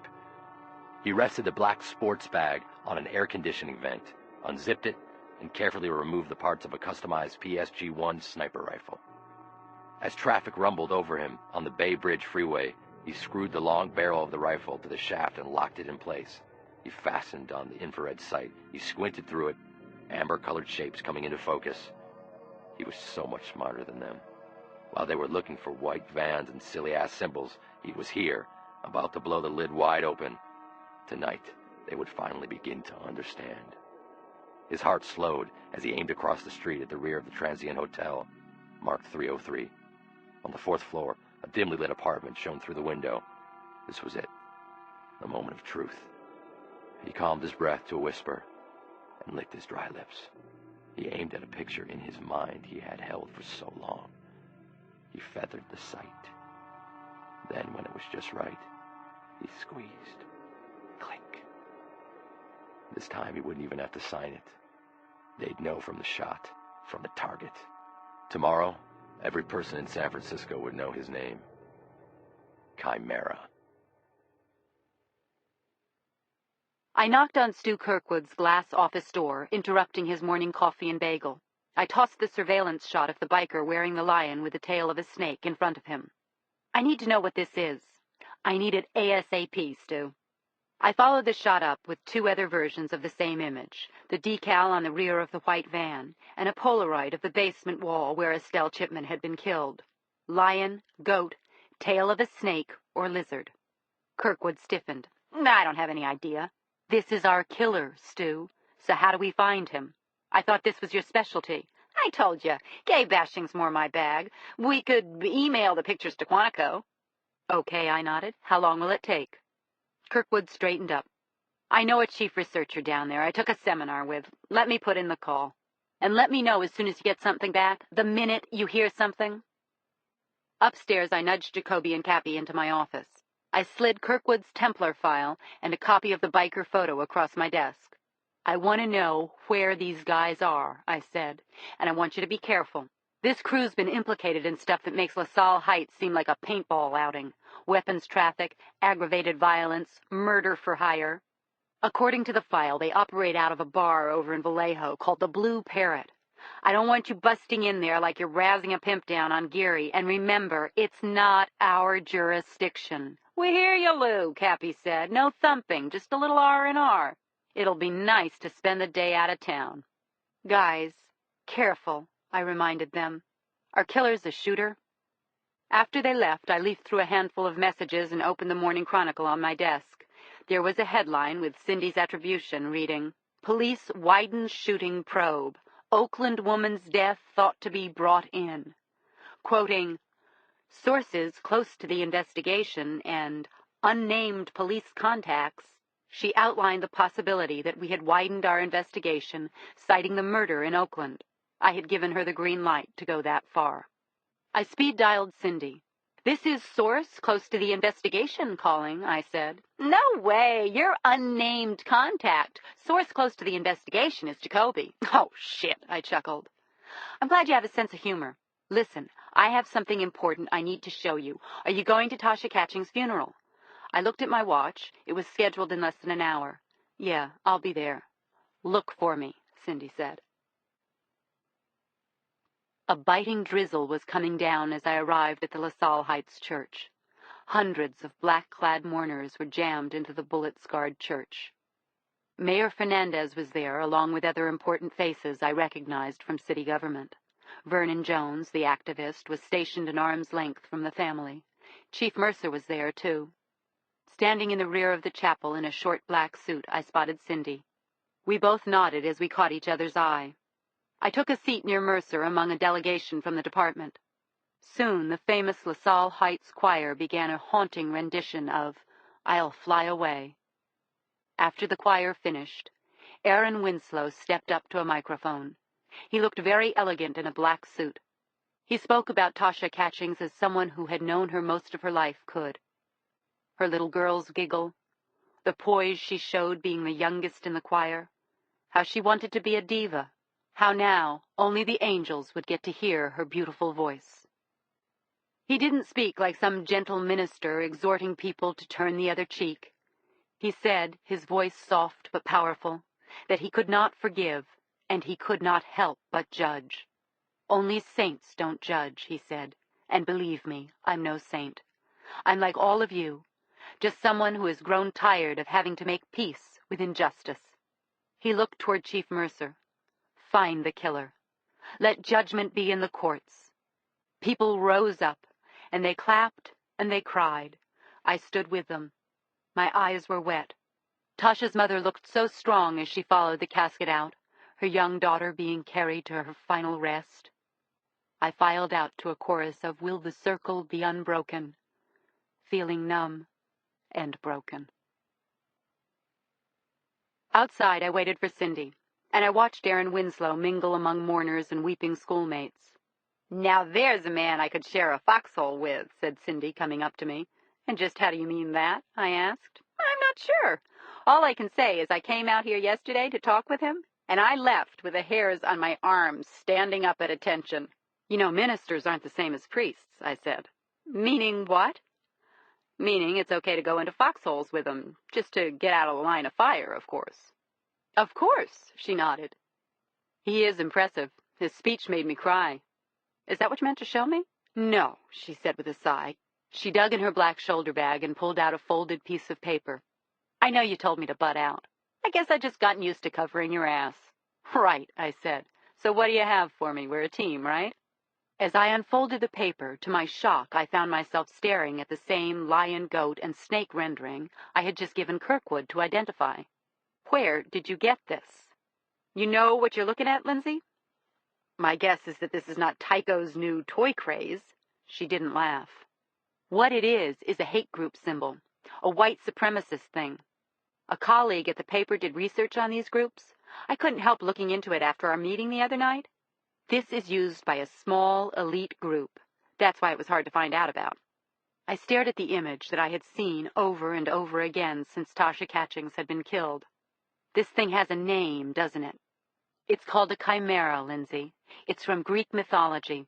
According to my source, the lion represents courage, the body of the goat stubbornness and will, and the serpent's tail stealth and cunning. It means that whatever you do to crush it, it will always prevail." I stared at the symbol. "Not this time." "I haven't run with it," Cindy said, "but it's out there. Everybody thinks these murders are connected. This symbol is the key, right? Let me give you a second definition I found. A grotesque product of the imagination. That fits, right?" I found myself nodding. Back to square one. Hate groups. Maybe even the Templars. Once Mercer found out, would be busting the doors down on every hate group we could find. But how the hell could the killer be black? It didn't make sense to me. Claire met me in the lobby of the hall just as I returned with a salad. "Where are you heading?" I asked. "Actually, I was coming to see you." Claire had a look on her face that I had learned to recognize. It was more of a twinkle that read, "I found something." "You had lunch?" I asked. She snickered. "Lunch? Who has time for lunch? Since 10:30 I've been under a microscope across the bay covering for you." She peeked into my bag and caught a glimpse of my curried chicken salad. "That looks tempting." I pulled it back. "That depends on what you came up with." She pushed me into the elevator. "I had to promise Titleman parterre box seats to the symphony to calm him down," Claire said as we got to my office. "You can consider it Edmund's treat." Edmund was her husband who, for the past 6 years, had played kettle drums for the San Francisco Symphony. "I'll send him a note," I said as we sat around my desk. "Maybe I can get him Giants tickets." I set out my lunch. "Do you mind?" she asked, dangling a plastic fork over the salad. "Saving your ass is tiring work." "Like I said, depends on what you have." Without hesitating, Claire speared a piece of chicken. Didn't make sense, did it? Why a black man would be acting out hate crimes against his own race. All right, I said. What did you find out? Mostly it was pretty much like you told me. None of the normal abrasions or lacerations you would connect with a forced submission. But then there were those unusual dermal specimens from under the subject's nails. So we scoped it. They did reveal a hyperpigmented skin type. As the report said, normally consistent with a non-Caucasian. Samples are out being histopathologied as we speak. So what are you saying? I pressed. The person who killed that woman was black? At first blush, I could see how someone might feel that way. If not African American, then a dark Latino or Asian. Titleman was inclined to agree, until I asked him to perform one last test. I ever tell you, she mooned her wide brown eyes, I did my residency at Moffitt in dermapathology? No, Claire. She shrugged. No, huh? I don't know how we overlooked that. Anyway, basically, what a lab is going to be looking for is whether that hyperpigmentation is intracellular, as in melanocytes, which are the dark pigmented cells that are much more concentrated in non-Caucasians, or intercellular, in the tissue, more on the surface of the skin. English, Claire. Is the subject white or black? Melanocytes, she continued, as if I hadn't asked, are the dark skin cells concentrated in people of color. She pushed up her sleeve. You are looking at melanocyte central here. Trouble is, the sampling found under the Chipman lady's nails didn't have a 1. All that pigment was intercellular, surface coloration. On top of that, it was a bluish hue, atypical for naturally occurring melanin. Any self-respecting dermapathologist would have caught that. Caught what, Claire? I asked, fixing on her smug grin. Caught that it wasn't a black man who did that terrible thing, she said emphatically, but a white man with some topical pigmentation. Ink, Lindsay. What that poor woman dug her nails into was the killer's tattoo. After Claire left, Karen knocked and handed me a manila folder.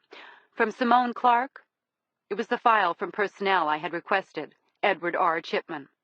I slid the file out of the envelope and began to read. Chipman had been a career street patrolman out of Central who retired in 1994 with the rank of sergeant. He had twice received a captain's commendation for bravery on the job. I stopped at his photo. A narrow, chiseled face with one of those bushy afros popular in the 60s. It was probably taken the day he joined the force. I looked through the rest of the contents. What would make someone want to kill this man's widow? There wasn't a single censure on his record for excessive force or anything else. In his 30-year career, the officer never fired his gun. He was part of the police outreach unit in the Potrero Hill projects and a member of minority action group called the Officers for Justice, which lobbied for and promoted the interests of black officers. Chipman, like most cops, had one of those proud, uneventful careers, never in trouble, never under review, never in the public's eye. Nothing in there drew the slightest connection to Tasha Catchings or to her uncle, Kevin Smith. Had I read more into the whole thing than was there? Was this even a serial thing? Suddenly, I was hammered back to reality by Lorraine Stafford knocking at my door. You got a minute, Lieutenant? I asked her in. The stolen vehicle, she informed me, belonged to a Ronald Stasek. He taught anthropology at a community college down in Mountain View. Apparently, the van was stolen from the parking lot outside where he works. The reason it was late being reported missing was that he went to Seattle for a night, job interview. Who knew he was going to be away? She flipped through her notes. His wife, the college administrator. He teaches 2 classes at the college and tutors students from other schools in the area. Any of these students show an interest in his van or in where he parked? He said half these kids come to class in BMWs and Saabs. Why would they be interested in a 6-year-old van? What about that sticker on the back? I had no idea if Stasek had anything to do with these killings, but his van did have the same symbol on it that had turned up in the Oakland basement. Lorraine shrugged. Said he never saw it before.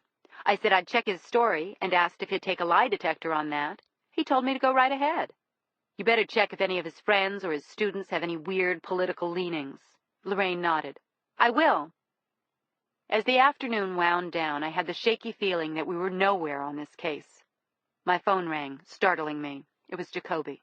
Bad information, LT. We've been outside this damn Blue Parrot place all day. Nothing.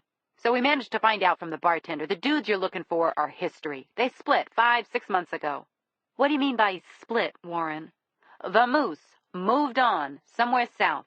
According to the dude, 1 or 2 guys used to hang around with them, still come in from time to time, some big red-headed dude.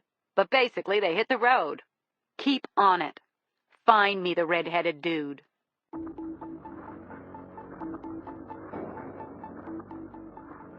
Patrolman Sergeant Art Davidson responded to the 160 the minute he heard the call. Disturbance, domestic violence, 3037 Street upstairs. Available units respond.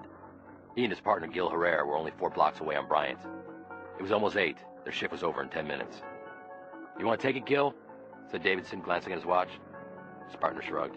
Your call, Artie. What the hell, Davidson shrugged. They hit the siren, and in less than a minute, Mobile 24 pulled up in front of the dismal and dilapidated entrance of 3037th. The tilted sign on the defunct Driscoll Hotel hanging over the front door. The 2 cops grabbed their nightsticks and a large flashlight and stepped up to the front door. Davidson pulled it open.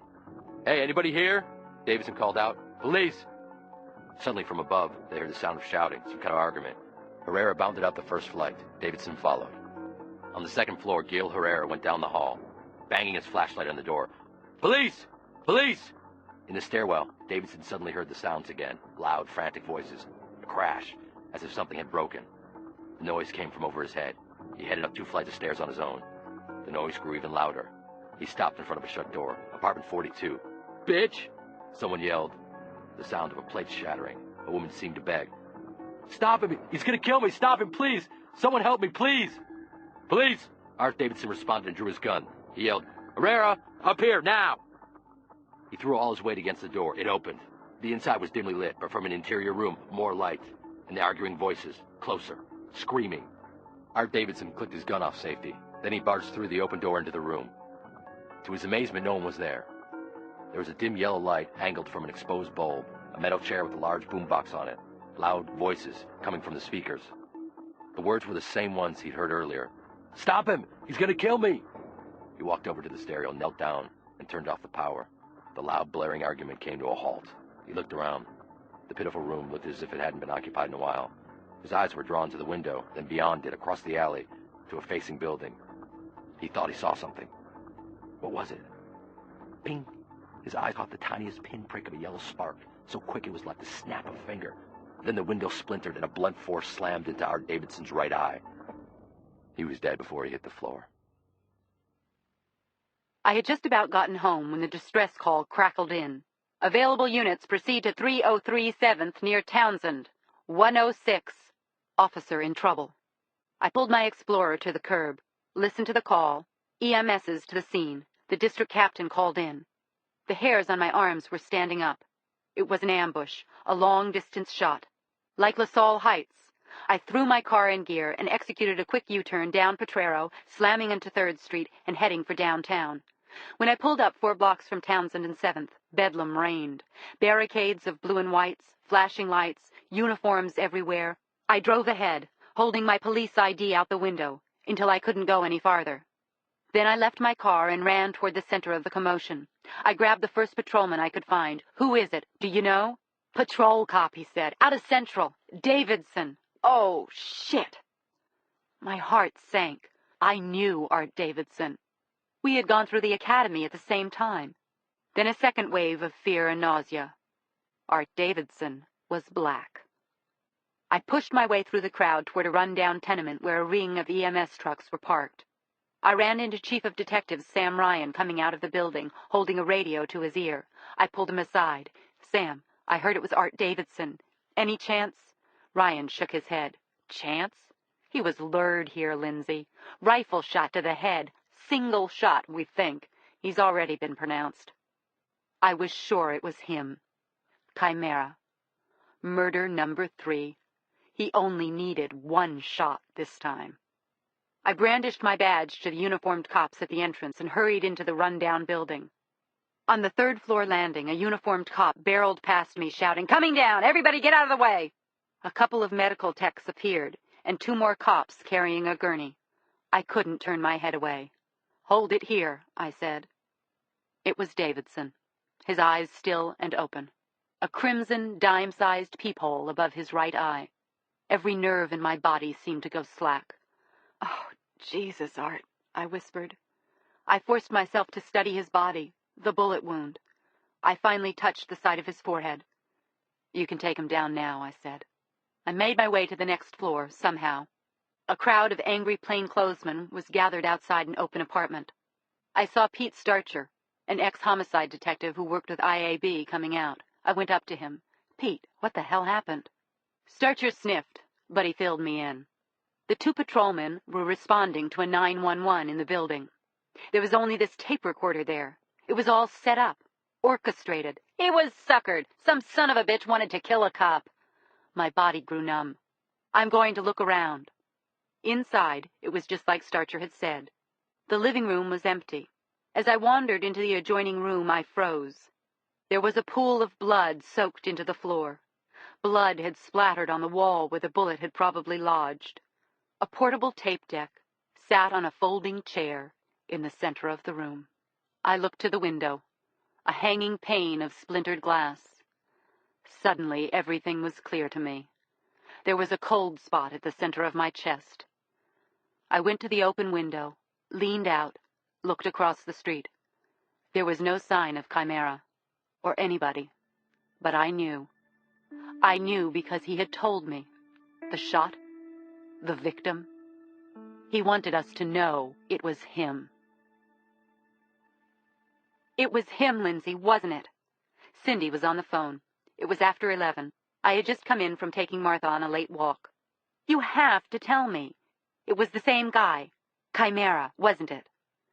I threw myself onto my bed. "We don't know. There was nothing at the scene. You know, Lindsay. I know you know. We both know it was him." "I don't know," I said wearily. "It could be." "What caliber was the gun? Did it match Catchings?" "Please, Cindy, don't try to play detective on me. I knew the guy. His partner said it was his kid's 7th birthday. He had 5 children." "I'm sorry, Lindsay." Cindy finally came back in a softer, gentler voice. "You've got another one, don't you, Lindsay?" I didn't answer, but I knew what she meant. "Another pattern killer, a cold-blooded marksman. And he's targeting blacks." "Not just blacks," I sighed. "Not just blacks?" Cindy hesitated. Then she came back in a rush. "The Oakland crime reporter got a rumor out of homicide there about the Chipman widow. Her husband was a cop. First Tasha's uncle, then her. Now Davidson makes 3. Oh, Jesus, Lindsay.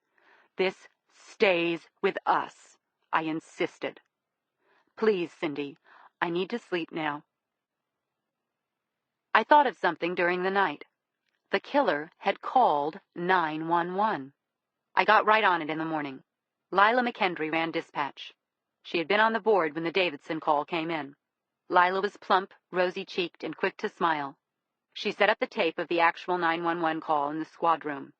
The entire detail huddled around. Cappy and Jacoby had come in before heading back out to Vallejo. "It's on a 3-loop reel," Lila explained. She pressed the playback key. In a few seconds, we were going to hear the killer's voice for the first time. "San Francisco Police 911 hotline," a dispatcher's voice said. An agitated male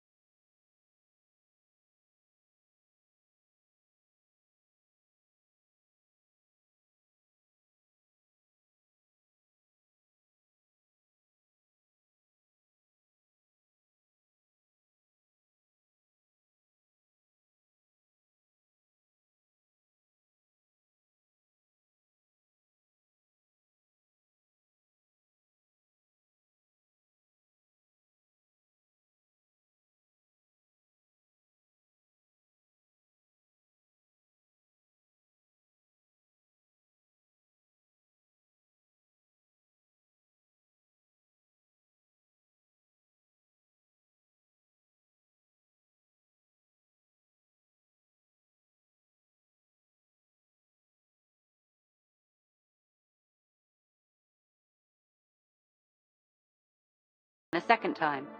This time, I listened closely for what the voice could tell me. I need to call in a disturbance. It was a worried voice, panicked but cool. This guy's a good fucking actor, Jacoby huffed. My name's Billy.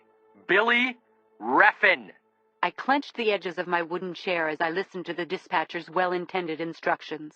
Exit the building and wait for the officers. They're on the way. All the while, he was sitting behind a rifle scope, waiting for his prey to show up. A bold headline in the Chronicle shouted, "Murdered Cop Thought to be Third in Terror Spree." The front-page article, with Cindy's byline, cited the accurate, long-range rifle shots and also the symbol used by active hate groups that had been found at the scenes. I headed down to the CSU lab and found Charlie Clapper curled up behind a metal desk wearing a lab coat. "I've slept at this desk twice this week," he scowled. "Doesn't anyone get killed during the day anymore?" "In case you didn't notice, I haven't been getting my normal beauty rest the last week either," I shrugged. "Come on, Charlie. I need something on this Davidson thing. He's killing our own guys." "I know he is," the rotund CSU man sighed. He hoisted himself up and shuffled over to a counter. He picked up a small Ziploc sandwich bag with a dark, flattened bullet in it. "Here's your slug, Lindsay. Took it out of the wall behind where Art Davidson got dropped. One shot, lights out. The son of a bitch can definitely shoot." I lifted up the shell and tried to pull a reading. "40 caliber, Clapper said. My first read is that it's from a PSG-1. I frowned. "You're sure about this, Charlie?" Tasha Catchings had been killed with an M16. He pointed toward a scope. "Be my guest, Lieutenant. I figure ballistics must be a lifelong study of yours." "I didn't mean that, Charlie. I was just hoping for a match on the Catchings girl." "Reese is still working on it," he said, "but don't bet on it. This guy was clean, Lindsay, just like at the church. No prints, nothing left behind. The tape machine standard could have been bought anywhere, set off by a long-distance remote control. We even traced what we thought would be his route up there through the building and dusted everything from the railings to the window locks. We did turn up one thing." "What's that?" I pressed. He walked me over to a lab counter. "Partial sneaker print. Off the tar on the roof where the shots came from. Looks like a standard shoe, but we did take out some traces of a fine, white powder. No guarantees it even came from him." "Powder?" "Chalk. That narrows it down to about 50 million possibilities. If this guy's signing his pictures, Lindsay, he's making it tough to find." "He signed it, Charlie," I said with conviction. "It was the shot." "We're sending the 911 tape out for a voice reading. I'll let you know when we get it back." I went back to the office and sank disappointedly back behind my desk. I was about to dial Stu Kirkwood at the hate crimes desk when a cadre of 3 men in dark suits came into the squad room. One of them was Mercer, but the other, accompanied by his press liaison, was a man I had never seen on the floor in 6 years in homicide. It was the mayor of San Francisco. "I don't want the slightest bit of bullshit," Art Fernandez, San Francisco's 2-term mayor, said. "I don't want the standard protecting the ranks, and I don't want any misplaced reflex to control the situation." He shifted his eyes on a narrow track between Mercer and me. "What I want is an honest answer. Do we have a read on this situation?" We were crammed into my tiny glass-enclosed office. I fumbled under my desk to get my pumps back on. We do not," I admitted. "So Vernon Jones is right." The mayor exhaled, sinking into a chair across from my desk. "What we have is an out-of-control spree of hate-driven killings on which the police have no handle, but the FBI may." "No, that's not it," I replied. "That's not it?" He arched his eyebrows.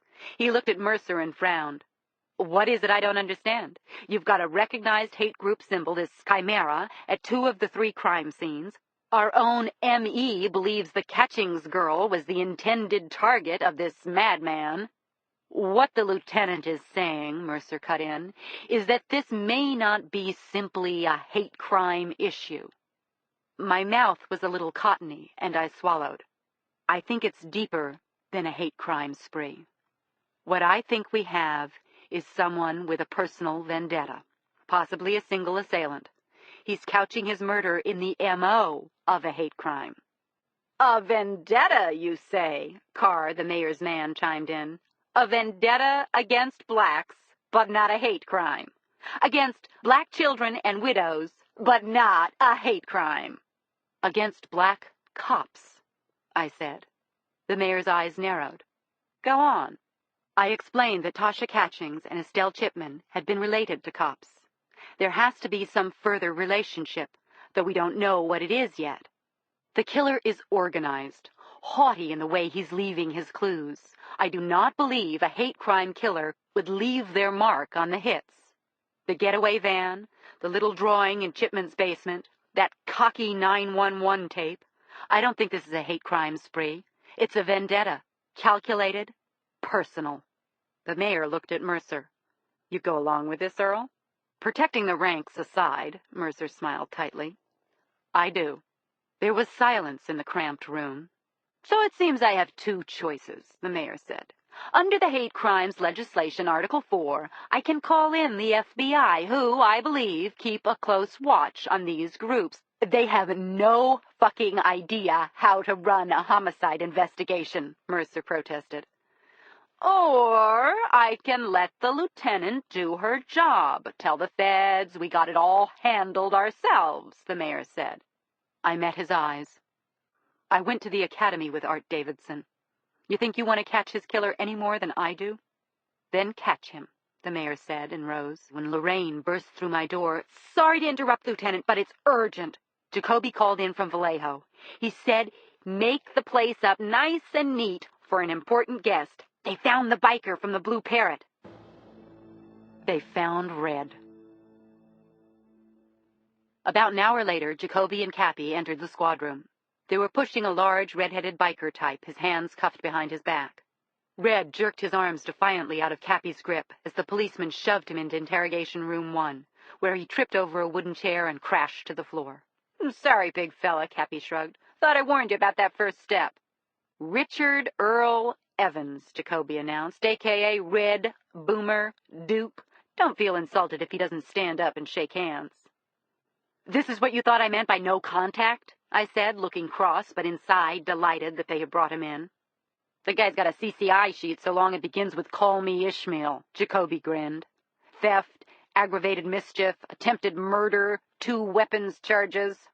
Behold, exclaimed Cappy, producing a dime bag of marijuana, a 5-inch hunter's blade, and a palm-sized Beretta .22 caliber pistol out of a Nordstrom's shopping bag.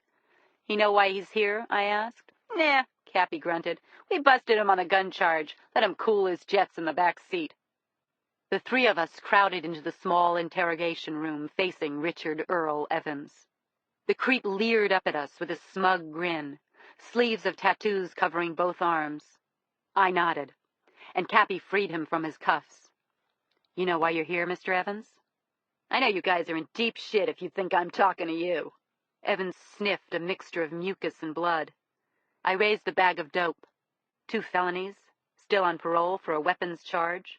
Time at Folsom, Quentin. My sense is you must like it there, 'cause next time up, you qualify for the 30-year lease. One thing I do know, Evans rolled his eyes, is you didn't drag me all this way for some 2-bit weapons rap.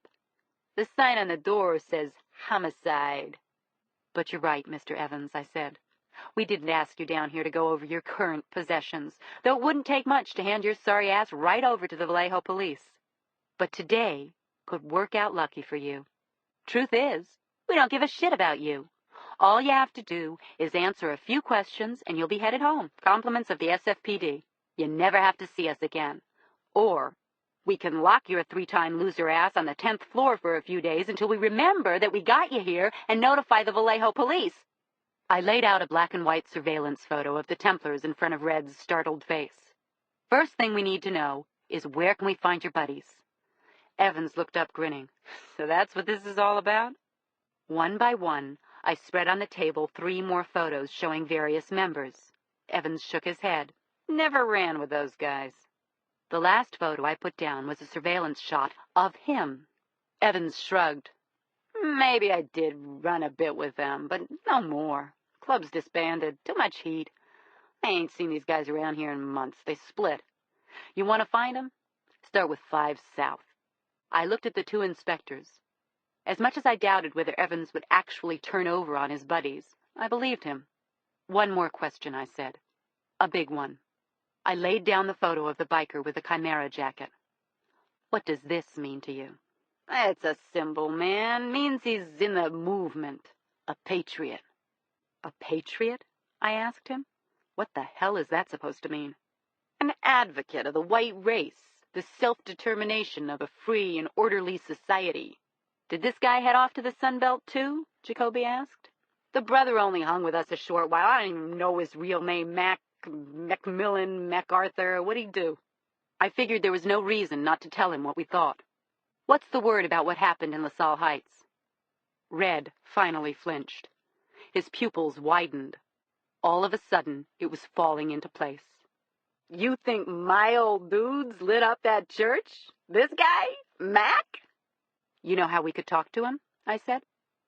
That's a tough order, even for you. Try us, I said. We're resourceful. I'm sure you are. But this fucker's dead. Back in June. He and a partner blew themselves up in Oregon. Son of a bitch must have read somewhere you could turn cow shit into a bomb. In the small blacktop parking lot adjacent to the LaSalle Heights church, Cindy Thomas jumped out of her Mazda. She took a breath and opened the large oak door into the main chapel. Now it was eerily quiet, the pews empty. She walked through the chapel and into a connecting building. A carpeted hallway led to a row of offices. A black woman, glancing up from a copy machine, asked, "Can I help you? What do you want?" "I'm here to see Reverend Winslow." "Oh, he's not seeing visitors now," the woman said. Winslow's voice rang out from one of the offices. "It's all right, Carol." Cindy was led to his office. It was small, crowded with books. "So, we managed to get you back after all," he said. Then finally, he smiled. He had her take a seat on a small couch, and he sat in a well-worn red leather chair. A pair of glasses was resting on a book nearby, and she instinctively sneaked a peek. A heartbreaking work of staggering genius. "You mending?" she asked. "Trying to. I read your story today. It's terrible about that policeman. It's true? Tasha's murder might be tied up with two others?" "The police think so," Cindy answered. "The M.E. believes she was deliberately shot." Winslow grimaced, and then he shook his head. "I don't understand. Tasha was just a little girl. What possible connection could there be?" "It wasn't so much Tasha as what she represented. All the victims apparently have a link to San Francisco cops." Winslow's eyes narrowed. "So tell me, what brings you back so soon? Your soul aching?" Cindy lowered her eyes. "The service yesterday. It was moving. I felt chills. It's been a long time for me." Winslow's look softened. "Well, good. I'm glad to hear you were moved." Cindy smiled. Incredibly, he made her feel at ease. She wanted to do a story on him, and she knew it would be a good one, maybe a great story. "I bet I know what you're thinking," Aaron Winslow said. "Okay," she said. "Shoot." "You're wondering. The man seems together enough, not completely weirded out. He doesn't seem like a minister. So what is he doing making his living working like this?" Cindy flashed an embarrassed smile. "I admit, something like that did cross my mind. I'd like to do a story about you in the Bayview neighborhood." He seemed to be thinking it over, but then he changed the subject on her. "What is it you like to do, Cindy?" "Do? But in the big, bad world of San Francisco you cover out there, after you call in your story. What moves you besides your job at the Chronicle? What are your passions?" She found herself smiling. "Hey, I ask the questions. I want to do a story on you, not the other way around," she said. "All right. I like yoga. I take a class twice a week on Chestnut Street. Do you ever do yoga?" "No, but I meditate every day." Cindy smiled some more. "I'm in a women's book club. 2 women's clubs, actually. I like jazz." Winslow's eyes lit. "What kind of jazz?" "I like jazz myself." Cindy laughed. "Okay, now we're getting somewhere. What kind of jazz do you like? Progressive, interpretive, anything from Pinetop Perkins to Coltrane." "You know the Blue Door on Geary?" she asked. "Of course I know the Blue Door. I go there Saturday nights, whenever Carlos Reyes is in town. Maybe we could go sometime. As a part of your story. Then you agree to let me do a piece on you, Cindy said. I agree. To let you do a piece on the neighborhood. I'll help you with it. On the corner of Ocean and Victoria, a man in a green fatigue windbreaker hunched, chewing a burrito as the black Lincoln slowly made its way down the block. He'd waited here dozens of nights, stalked his next prey for weeks. The person he had watched for so long lived in a pleasant stucco house inside Ingleside Heights, just a short walk away. He had a family, 2 girls, and a Catholic school. His wife was a registered nurse. He had a black lab. Sometimes it bounded out to greet him as his car pulled up. The lab was named Bullet, like the old movie. Usually the car drove by around 7:30, a couple of times a week. The man got out to walk. It was always at the same spot on Victoria. He liked to stop at the Korean market, chat with the owner as he picked out a melon or cabbage. This murder would blow the lid off everything, the entire city of San Francisco. This would take the case international. His heart sprung alive as he huddled in the damp drizzle, but this time the black Lincoln merely passed by. So it won't be tonight, he exhaled. Go home to your little wife and dog, but soon. He watched as the black Lincoln, its windows dark, made its customary left onto Cerritos and disappeared into Ingleside Heights. I took Sunday morning off to run Martha by the bay and do my Tai Chi on the Marina Green. By Monday, the investigation was listing toward the dead zone. No new angles to work. Each stalled line of questioning, each frustrating dead end, only narrowed the time to when Chimera would strike again. That night, as his town car slowed in the evening traffic near his home, Chief Mercer spoke up from the back seat. "Why don't I get out here, Sam?" His driver, Sam Mendez, glanced back. The mandate from the hall was no unnecessary risks. Mercer was firm on this matter. "Sam, there's more cops on patrol in a 5-block radius here than there are back at the hall." The car eased to a stop. Mercer opened the door and thrust his heavy shape onto the street. "Pick me up tomorrow, Sam. Have a good night." As his car pulled away, Mercer lugged his thick briefcase in one hand and threw his tan raincoat over his shoulder with the other. He experienced a surge of freedom and relief. These little after-work excursions were the only times he felt free. He stopped at Kim's Market and picked out the sweetest-looking basket of strawberries and some choice plums, too. Then he wandered across the street to the Ingleside wine shop. He decided on a Beaujolais that would go with the lamb stew Eunice was making. On the street, he glanced at his watch and headed towards home. On Cerritos, 2 stone pillars separated Ocean from the secure enclave of Ingleside Heights. The traffic disappeared behind him. A noise rustled out from the hedge. "Well, well, Chief." Mercer stopped. His heart was already pounding. "Don't be shy, I haven't seen you in years," the voice said again. "You probably don't remember." A tall, muscular man stepped out from behind the hedge. He was wearing a cocky smirk, a green windbreaker wrapped around him. A vague recognition came over Mercer, a familiarity in the face he couldn't quite place. Then all at once it came back to him. "This is such an honor," the man said. "For you." He had a gun, heavy and silver. It was extended towards Mercer's chest. Mercer knew he had to do something. Ram him. Get to his gun somehow. "I wanted you to see my face. I wanted you to know why you were dying. Don't do this. There are cops everywhere around here." "Good. That makes it even better for me." "Don't be scared, Chief. Where you're going, you'll be running into a lot of your old friends."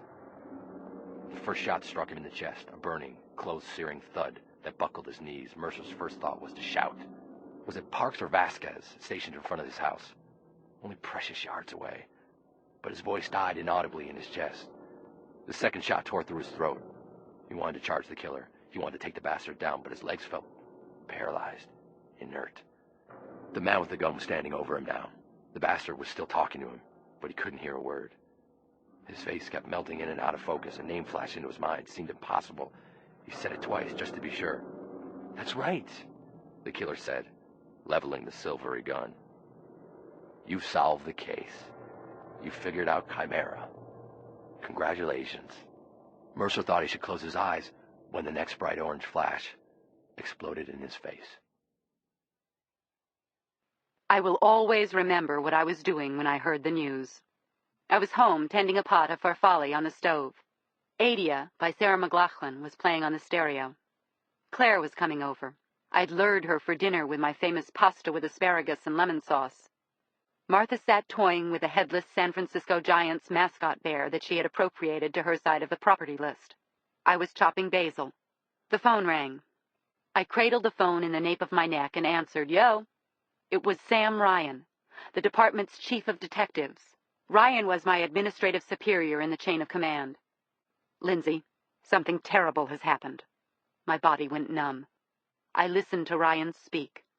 3 shots from point-blank range. Only a few yards from his house. Oh, my God. Mercer. "Where is he, Sam?" "Moffat. Emergency surgery. He's fighting." "I'll be right down. I'm on my way." "Lindsay, there's nothing you can do here. Get out to the scene. Chin and Lorraine will cover it. I'll be right down." The doorbell buzzed. As if in a trance, I rushed over, opened it. "Hey," said Claire. I didn't say a word. In an instant, she recognized the pallor on my face. "What happened?" "Claire, he shot Chief Mercer." We raced down the steps, climbed into Claire's Pathfinder, and made the dash from Potrero to the California Medical Center, all the way over in Parnassus Heights. Barely 10 minutes after I got the call, Claire spun the Pathfinder into a restricted parking space across from the hospital entrance. Claire ID'd herself to a nurse at the front desk, asking for an up-to-date report. I ran up to Sam Ryan. "What's the word?" He shook his head. "He's on the table now." I flipped open my cell phone and patched into Lorraine Stafford at the scene. "Things are crazy here," she said. "There's people from Internal Affairs and some goddamn city crisis agency and the fucking press. I haven't been able to get close to the radio cop who was first on the scene." "Don't let anyone other than you or Chin get close to that scene," I told her. "I'll be out there as soon as I can." Claire came back out of the ER. Her face was drawn. "They've got him open now, Lindsay. It doesn't look good. His cerebral cortex was penetrated. He's lost a ton of blood. It's a miracle he's hung on as long as he has." "Claire, I've got to get in there to see him." She shook her head. "He's barely alive, Lindsay. Besides, he's under anesthesia." As I looked into her eyes, the last glimmer of hopefulness drained out of my body. Barely a minute later, a doctor in a green smock came out, peeling off latex gloves. He said a few words to one of the mayor's men, then to the assistant chief, Anthony Trocchio. "The chief's dead," Anthony Trocchio, the chief's right-hand man, uttered. Everyone stood staring blankly ahead. Claire put an arm around me and hugged. I caught Mercer's doctor as he was headed back to the ER. I introduced myself. "Did he say anything when he was brought in?" The doctor shrugged. "He held on for a while, but whatever he said was incoherent, just reflexive. He was on life support from the moment he came in." "His brain was still working, wasn't it, Doctor?" He had faced his killer head-on, taken 3 shots. I could see Mercer holding on just long enough to say something. "Anything you remember." "I'm sorry, Inspector. We were trying to save his life." Lorraine Stafford walked me down from the stone gate on Cerritos. The chief was on his way home. He lived a couple of houses down that way. No witnesses, but his driver's over there. I went to the spot where Mercer's body had been found. Charlie Clapper's team was already combing all around it. It was a quiet, residential street, the sidewalk guarded by a high hedge that would have blocked anyone from seeing the killer. "Didn't he have a car stationed in front of his house?" I asked.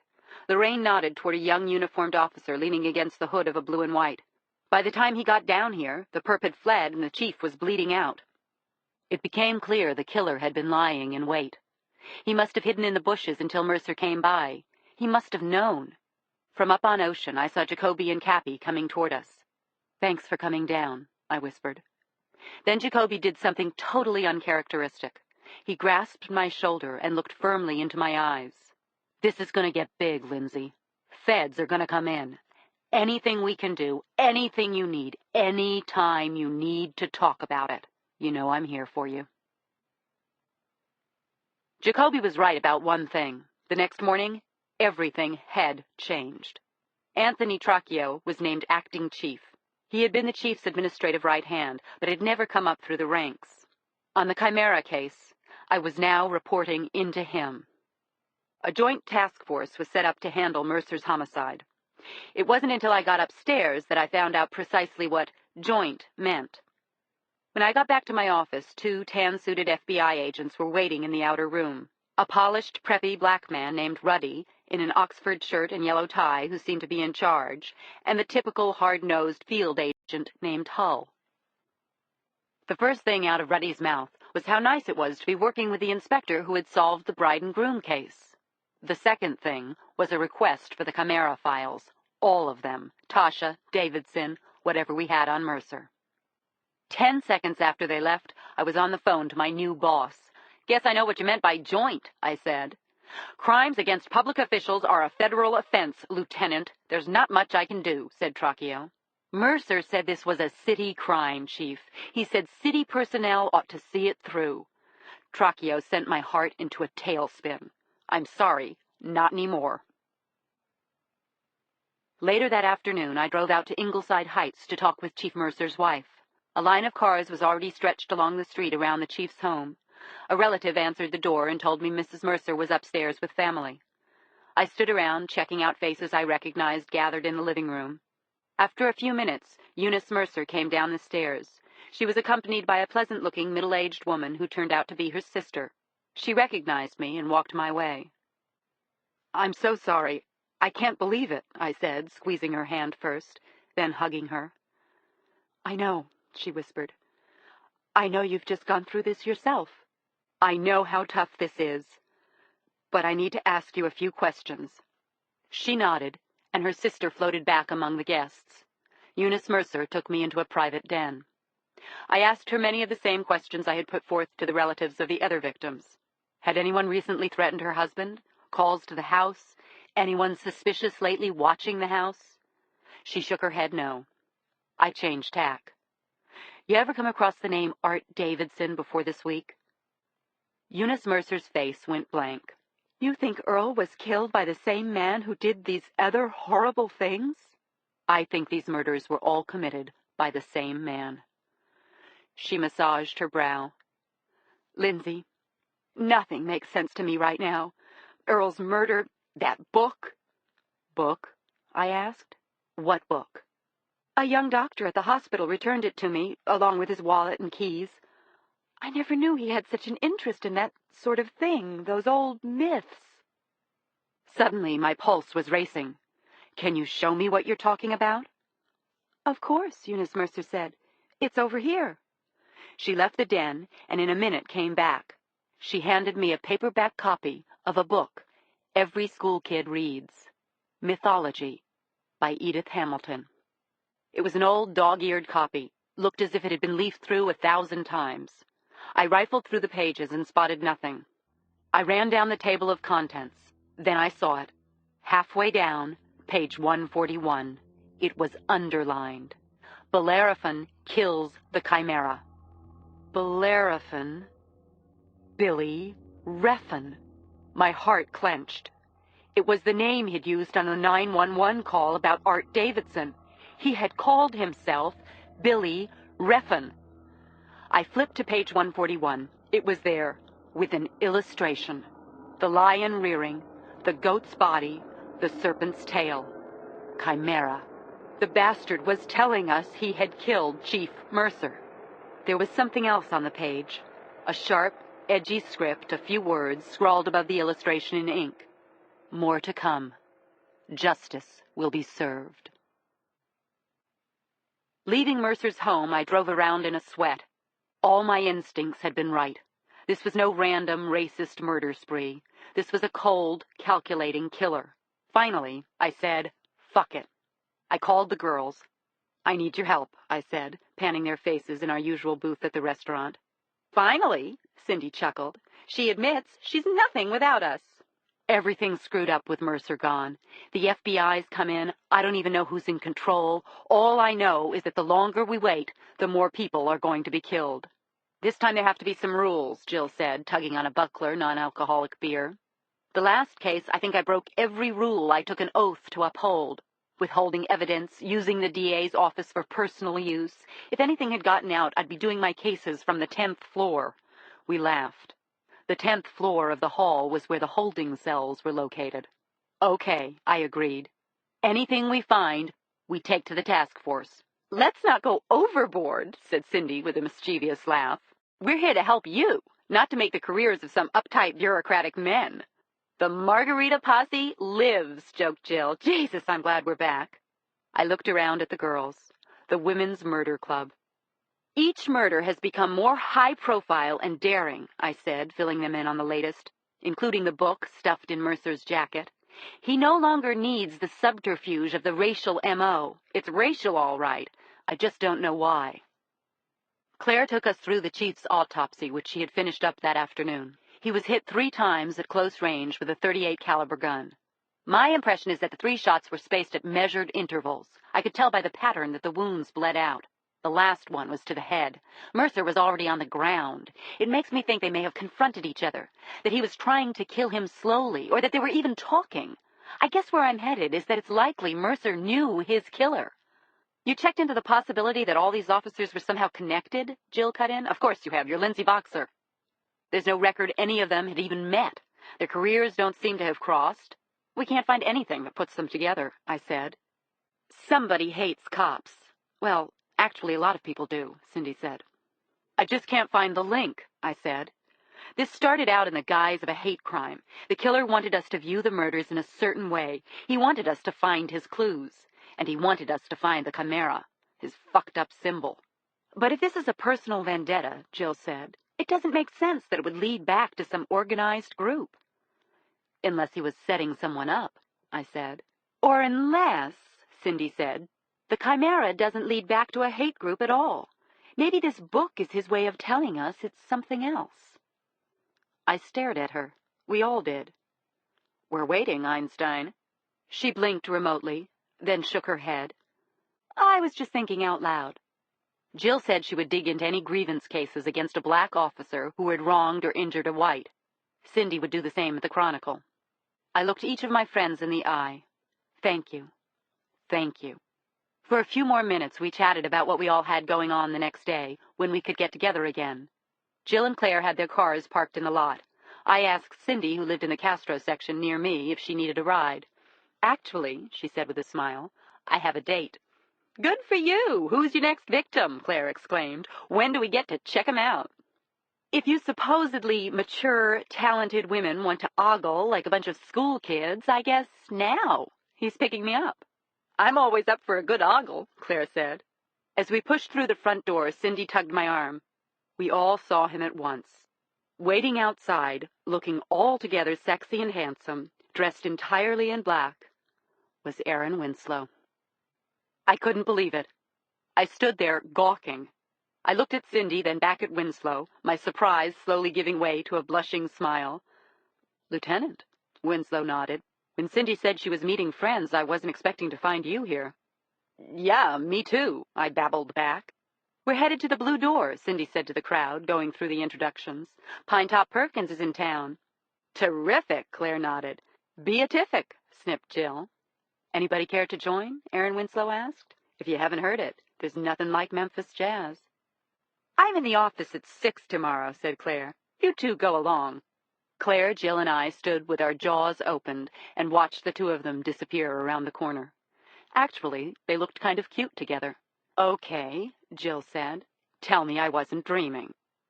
You weren't dreaming, girl, Claire replied. I just hope that Cindy realizes what she's getting herself into. I shook my head. I hope he does. Getting into my car, I entertained myself with the notion of Cindy and Aaron Winslow. I turned my Explorer onto Brannon and waved goodbye to Claire, who was heading over to 280. As I made the turn, I caught a glimpse of a white Toyota pulling out down the block behind me. A Mazda with 2 teenage girls in it pulled up behind me. I kept my eye on them for a block until they veered onto 9th. A blue minivan took the Mazda's place. I got onto Potrero, under the underpass to 101, heading south. The blue van turned. To my surprise, I saw that same white Toyota lurking 30 yards behind. I continued on. A silver BMW sped up in the left lane and pulled up behind me. Behind it, a city bus. It looked as if the mystery car was gone. I made my usual right on Connecticut and started the climb up the Potrero Hill. 2 blocks up, I glanced a last time in my rearview mirror. The white Toyota crept into view. Either the son of a bitch lived on the same block I did, or the bastard was following me. It had to be Chimera. My heart was pounding. The hairs on the back of my neck stood erect. I squinted in the rearview mirror and ran the plate numbers over in my head. California, PCV 182. I couldn't make out the person driving. I pulled into an open parking spot in front of my apartment. I waited in the car until I saw the hood of the Toyota rise over the lip of 20th Street, then pause at the base of the last hill. My blood ran cold. I had let the bastard trail me right to my house. I reached in the glove compartment and took out my Glock. I checked the clip. I hunched in my car, scrolling through my options. I could call it in. A patrol car could be here in a matter of minutes. But I had to find out who it was. The appearance of a police car would scare him away. I palmed my gun and opened the car door. I slipped out into the night. On the first floor of my house, there was a back door that led to an alley underneath my terrace. From there, I could wrap around the block near the park at the top of the hill. If the bastard stayed outside, I could double back and maybe surprise him. I hesitated in the doorway, just long enough to see the Toyota creeping slowly up the street. My hands fumbled in my bag for the key. I jammed it into the lock. I was inside. Out a small window, I watched the Toyota. I strained to catch a glimpse of the driver, but his interior lights were off. I undid the bolt to the back door and crept out into the alley behind my building. I ran behind the cover of the houses to the cul-de-sac at the top of the hill. From there, I reversed back, hugging the shadows of the buildings along the opposite side of the street. Behind him. The Toyota had parked across from my building, its lights off. The driver in the front seat was smoking a cigarette. I crouched behind a parked Honda Accord, clasping my gun. Suddenly, I saw the car door open. The interior light flash on. The bastard's back was turned to me as he climbed out of the car. He was wearing a dark, weatherproof jacket, a floppy cap pulled over his eyes. He was glancing up at my house, my apartment. Then he headed across the street. No fears. The bastard had come for me. He'd threatened me in Mercer's book. I moved out from the cover of the line of parked cars. I stepped up, the Glock firm in one hand. I wrapped the other around his neck, pulled, kicked his legs out from under him. He toppled to the ground, landing hard on his front. I pinned him there. I pressed the barrel of my gun to the back of his head. Police, asshole! Hands out wide! A painful groan came from him. He spread his arms. You wanted me, you bastard. Well, you got me. Now turn around. I relaxed my knee just enough for him to maneuver around. As he did, my heart almost stopped. I was staring into the face of my father.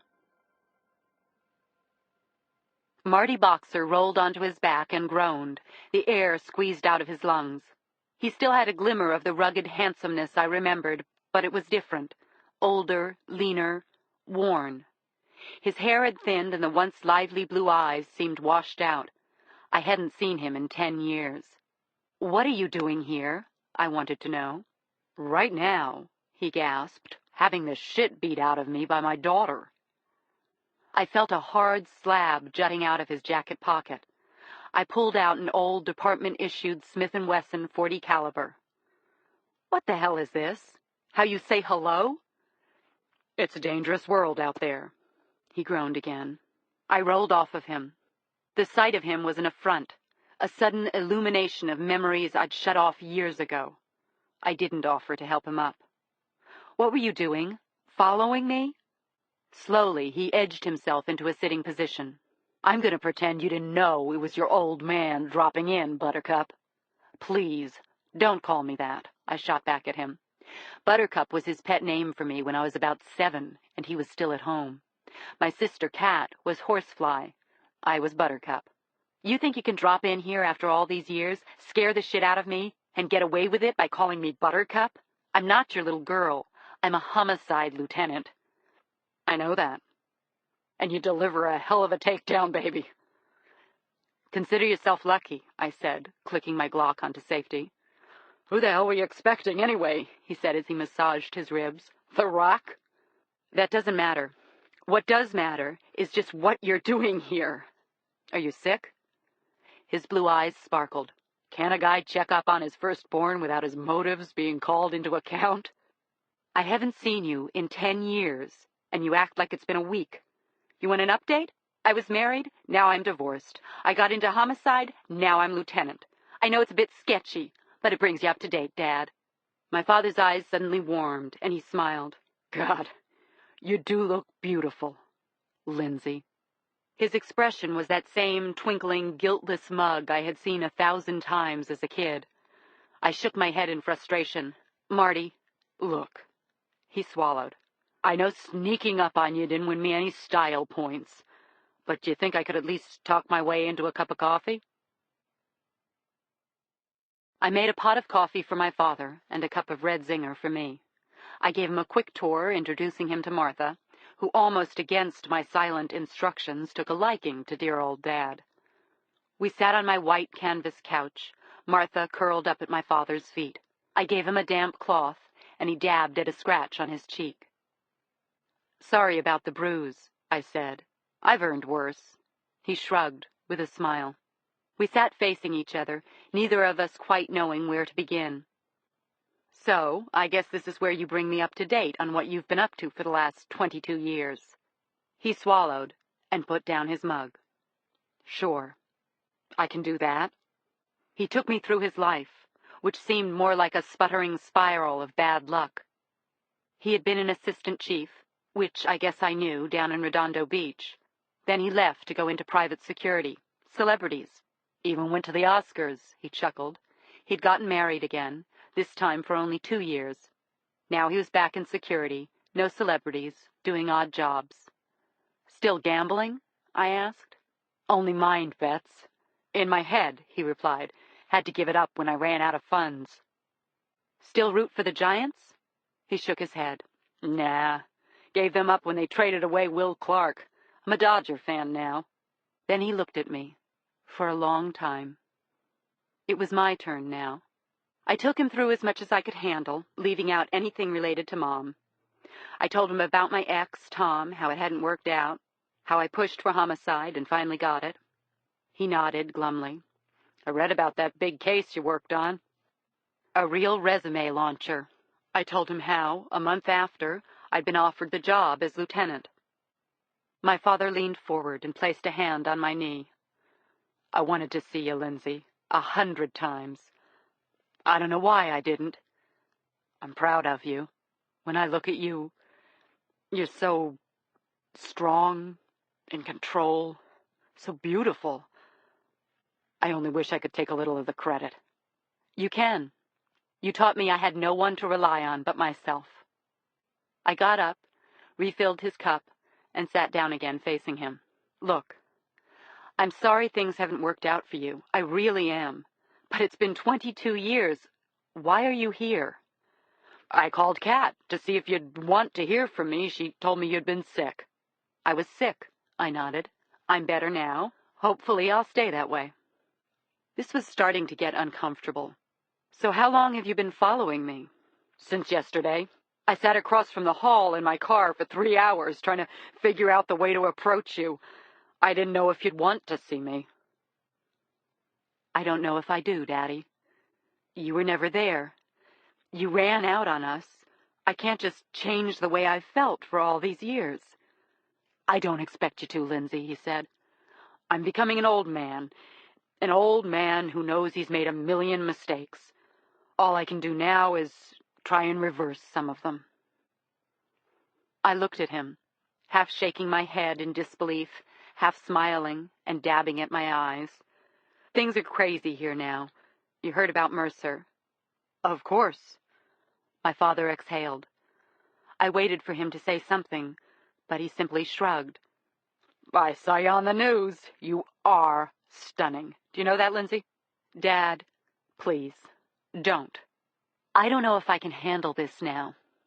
I don't know either, he said, tentatively reaching out for my hand. What about we try? 9 the next morning, Morris Ruddy, the FBI senior agent, scribbled a point on a yellow legal pad. Okay, Lieutenant. When did you first determine the Chimera symbol pointed toward the white supremacist movement? The last place I wanted to be was cooped up in a task force meeting, talking to the Phoebes. Your office clued us in, I replied. In Quantico? It was a bit of a lie, of course. Stu Kirkwood had only confirmed what I had already learned from Cindy. Subsequently, since you had that knowledge, the FBI man bored in, how many of these groups have you checked out? You read the files that I gave you. We looked into 2 or 3. You looked into 1. He raised an eyebrow.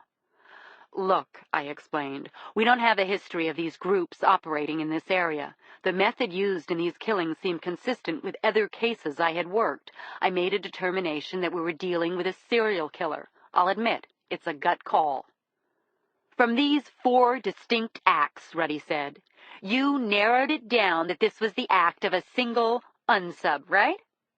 Yeah, from that and 7 years working homicide. I didn't like his tone. Look, Agent Ruddy, this isn't a hearing, Sam Ryan, my chief of detectives, finally said. I'm merely trying to determine how much of an effort we still have to coordinate in this area, the FBI man replied. Look, I insisted, these chimera clues weren't exactly popping out at us in press releases. The white van was sighted by a 6-year-old kid. The second was on a wall of graffiti at the crime scene. Our ME suggested that the Catchings shooting might not have been a random bullet. But even now, Ruddy said, after your own chief of police has been murdered, you still believe these killings aren't politically motivated? The killings might be politically motivated. I don't know the killer's total agenda, but it's one guy, and he's a nutcase. Where the hell is this going? Where it's going is murder number 3, the other agent, Hull, cut in. The Davidson shooting. He hoisted his solid frame out of his seat and stepped over to a flip chart on which each separate murder and the pertinent details were listed in neat columns. Murders 1, 2, and 4, he explained, all had ties to this chimera. Davidson's murder doesn't tie in at all. We want to know what makes you so sure we're dealing with the same guy. You didn't see the shot, I said. According to what I have, Hull leafed through his notes, Davidson was killed with a bullet from a totally different weapon. I didn't say ballistics, Hull. I said the shot. It was precision, marksman caliber, just like the one that killed Tasha Catchings. I guess my point, Hull continued, is that we have no tangible evidence linking the Davidson murder with the other 3. If we stick to simply the facts, not Inspector Boxer's hunch, there's nothing to suggest we're not dealing with a politically motivated series of events. Nothing. At that moment, there was a knock at the conference room door, and Charlie Clapper stuck his head in. Clapper nodded toward the FBI guys, then winked at me. I thought you'd be able to use this. He put on the table a black and white rendering of a large sneaker tread. You remember that shoe print we pulled off the tar at the shooter's position of Art Davidson's killing? Of course, I said. He placed a second rendering beside the first. This is one we were able to take from a patch of wet soil at the Mercer scene. The imprints were identical. A hush filled the room. I looked at Agent Ruddy first, then Agent Hull. Of course, they're just a standard pair of Reebok cross-trainers, Charlie explained. From a pocket in his white lab coat, he removed a slide. On it were tiny grains of powder. We picked this up at the chief's crime scene. I leaned over and stared at traces of the same white chalk. One killer, I said. One shooter. I called the girls together for a quick lunch. I couldn't wait to see them. We met at Yerba Buena Gardens and sat in the courtyard outside the new IMAX, watching the kids play in the fountains, while we munched on takeout salads and wraps. I went through everything, from the moment I left them at Susie's, to the suspicion someone was following me, to taking down my father outside my apartment. Everybody fixed on me with incredulous faces. When was the last time you'd seen him? Jill asked. He was at my graduation from the academy. I didn't invite him, but he knew somehow. Claire put her hand on my arm. So, what did he want? I'm still not sure. It's like he wanted to make amends. He said my sister Kat told him I was sick. He followed the bride and groom case. He said he wanted to tell me how proud he was of me. That was months ago, Jill snorted, taking a bite of chicken and avocado wrap. He sure took his time. That's what I said, I nodded. Cindy shook her head. He just decided after 20 years to show up at your door? I think it's a good thing, Lindsay, injected Claire. A good thing? That after 20 years he marches back in with a guilty conscience? No, a good thing because he needs you, Lindsay. He's alone, right? He told me he got married again for 2 years, but he's divorced. Imagine, Claire, finding out years after the fact that your father got married again. That's not the point, Lindsay, Claire replied. He's reaching out. You shouldn't be too proud not to accept it. How do you feel? Inquired Jill. I wiped my mouth, took a sip of iced tea, and then a long breath. The truth? I don't even know. He's like some ghost from the past who brings back a lot of bad memories. Everything he's touched has only hurt people. He's your father, honey, Claire said. You should let him in, Lindsay. You could have something you never had before. He could also kick her in the shins again, said Jill. Gee, Cindy looked over at Jill. The prospect of motherhood hasn't exactly made you all soft and gooey, has it? As we crumpled our trash, I turned to Jill. So, how are you feeling? You okay? She smiled. Pretty good, actually. I've just got this last case to finish up on. Then, who knows, I might even take some time off. I'll believe that when I see it, Cindy chortled. Claire and I mooned our eyes in support. Well, you just might be surprised, Jill said. So what are you going to do? Claire turned to me as we got up to leave. Keep trying to link the victims. They'll connect. She kept her eyes on me. I meant about your dad. I don't know. It's a bad time, Claire. Now Marty comes barging in. If he wants a dispensation, he can wait in line. Claire stood up. Why not do what you normally do in situations of doubt and stress?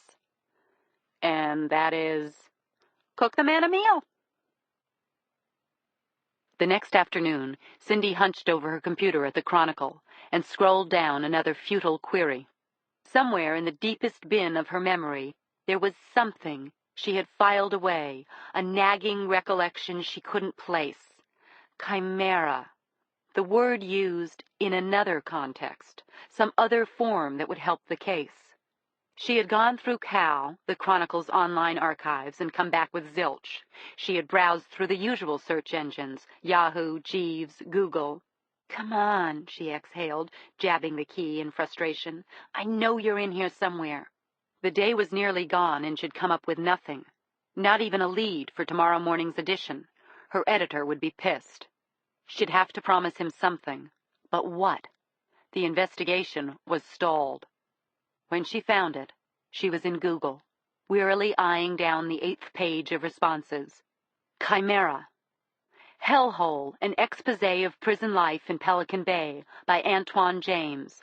Posthumous publication of prison hardships, cruelties, life of crime. Pelican Bay. Pelican Bay was where they threw the worst of the worst troublemakers in the California prison system. Violent offenders who couldn't be controlled anywhere else.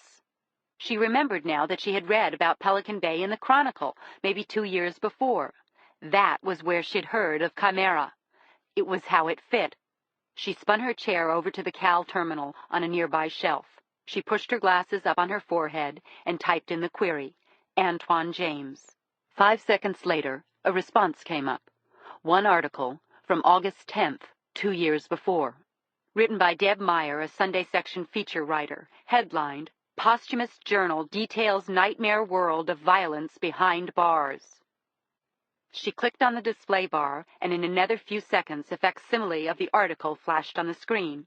It was a lifestyle article in a Sunday Metro section. Antoine James, while serving a 10 to 15 sentence at Pelican Bay for armed robbery, had been stabbed and killed in a prison squabble. He had kept a journal detailing the unsettling story of life on the inside, alleging a routine of forced snitching, racial attacks, beatings by guards, and perpetual gang violence. She printed the article, closed out of Cal, and spun her chair back across to her desk. She leaned back in her chair and rested her feet on a stack of books. She scanned the page. From the moment they process you through the doors, life in Pelican Bay is a constant war of guard intimidation and gang violence, James had written in a black composition book. The gangs provide your status, your identity, your protection, too. Everyone pledges out, and whatever group you belong to controls who you are and what's expected of you. Cindy's eyes raced further down. The prison was a viper's nest of gangs and retaliation. The blacks had the Bloods and the Daggers, as well as the Muslims. The Latinos had the Norteños in their red headbands and the Serenos in their blue, and the Mexican mafia, Los M. Among the whites, there were the Guineas and the Bikers, and some white trash shitbags called the Stinky Toilet People, and the supremacist Aryans. Some of the groups were ultra-secret, James wrote. Once you were in, nobody touched you. One of these white groups was particularly nasty. All Max guys, serving violent felony time. They'd cut a brother open just to bet on what he had to eat. Adrenaline shot through Cindy as she stopped on the next sentence. James had a name for the group, Chimera. I was just finishing up for the day, nothing further on the 4 victims and the white chalk still a mystery, when I got a call from Cindy. The hall still under martial law, she quipped, referring to the mayor's moratorium on the press. Trust me, it's no picnic on the inside either. Why don't you meet me? I've got something. Sure. Where? Look out your window. I'm right outside.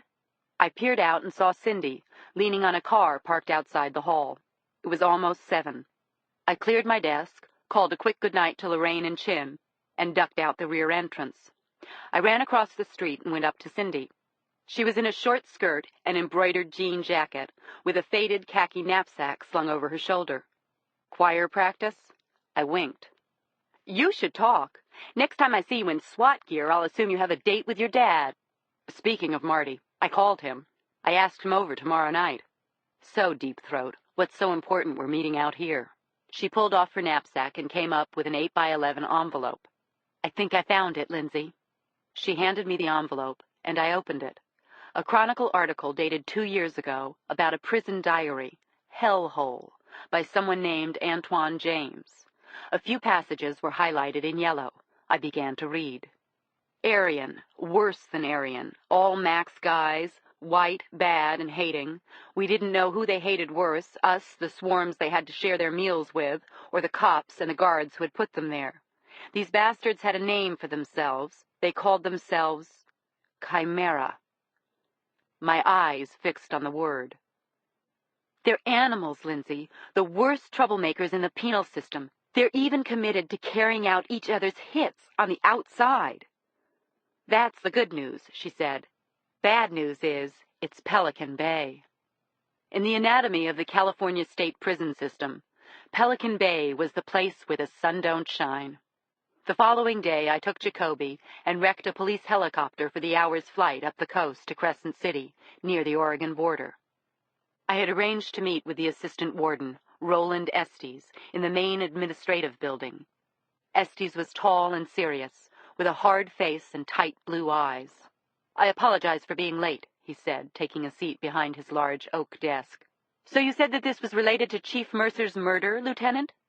I nodded, removing a case file from my bag. To a possible string of murders. I'm interested in what you may know about a prison gang here. Estes shrugged. Most of these inmates have been in gangs from the time they were 10. You'll find that every territory or gang domain that exists in Oakland or East L.A. exists here. This particular gang is called Chimera, I said. Estes registered no immediate surprise. No starting with the small stuff, eh, Lieutenant? So what is it you want to know? I want to know if these murders lead to these men in Chimera. I want to know if they're as bad as they're made out to be, and I want to know the names of any reputed members who are now on the outside. The answer to all of that is yes, Estes nodded flatly. It's a sort of trial by fire, prisoners who can take the worst we can dish out. The ones who have been in the SHU's, isolation, for a substantial time. It earns them rank, and certain privileges. Privileges? Freedom, in the way we define it here. From being debriefed, from snitching. I'd like a list of any paroled members of this gang. The warden smiled. Not many get paroled. Some transferred to other facilities. I suspect there are Chimera offshoots in every Max facility in the state, and it's not like we have a file of who's in and who's not. It's more like who gets to sit next to the big motherfucker at mess. But you know, don't you? You know who's in. We know, the warden nodded. He stood up as if our interview had come to an end. It'll take some time. Some of this I need to consult on, but I'll see what I can do. While I'm here, I may as well meet with him. Who, Lieutenant? The big motherfucker. The head of Chimera? Estes looked at me. Sorry, Lieutenant. No one gets to do that. No one gets into the pool. I looked Estes in the eyes. You want me to come back with a state order to get it done? Listen, our chief of police is dead. Every politician in this state wants this guy caught. I've got backing all the way. You already know that. Bring the bastard up. The warden's taut face relaxed. Be my guest, Lieutenant. But he doesn't leave. You go to him. Estes picked up his phone and dialed a number. After a pause, he muttered sharply, Get Weiss ready. He has a visitor. It's a woman. We went through a long underground walkway, accompanied by Estes and a club-toting head guard named O'Corin.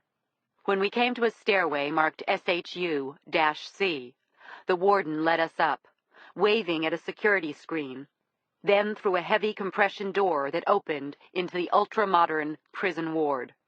Along the way, he filled me in. Like most of our inmates, Weiss came in from another facility, Folsom.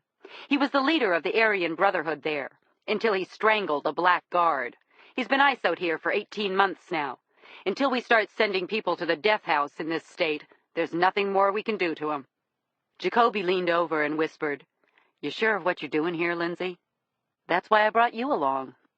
Yeah, Jacoby muttered. Pelican Bay's isolation unit was unlike anything I had ever seen. Everything was painted a dull, sterile white.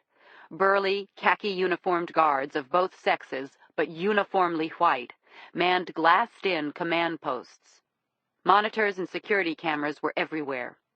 The unit was configured like a pod with 10 cells, the compression-sealed doors tightly shut. Warden Estes stopped in front of a metal door with a large window.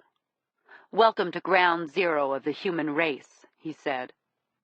A muscular, balding senior guard holding a face visor and some sort of Uzi-like taser gun came up. Weiss had to be extracted, Warden. I think he'll need a few moments to loosen up. I looked up at Estes. Extracted? Estes sniffed. You would think after being holed up a couple of months he'd be happy to get out. Just so you know what's coming next.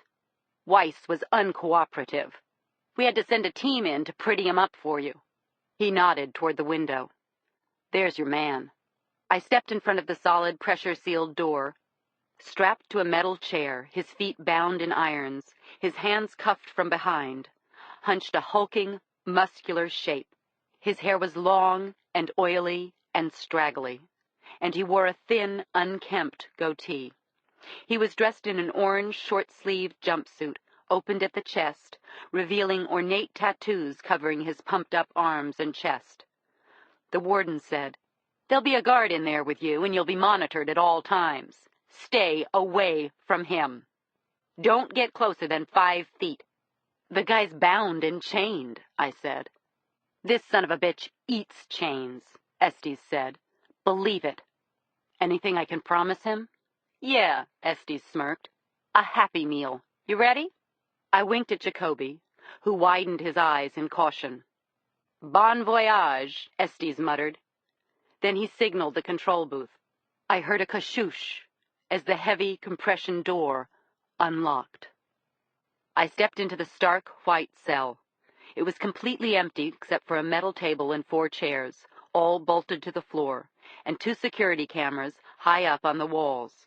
In a corner stood a silent, tight-lipped guard holding a stun gun. Weiss barely acknowledged me. His legs were fastened and his hands tightly cuffed behind the chair. I'm Lieutenant Lindsay Boxer, I said.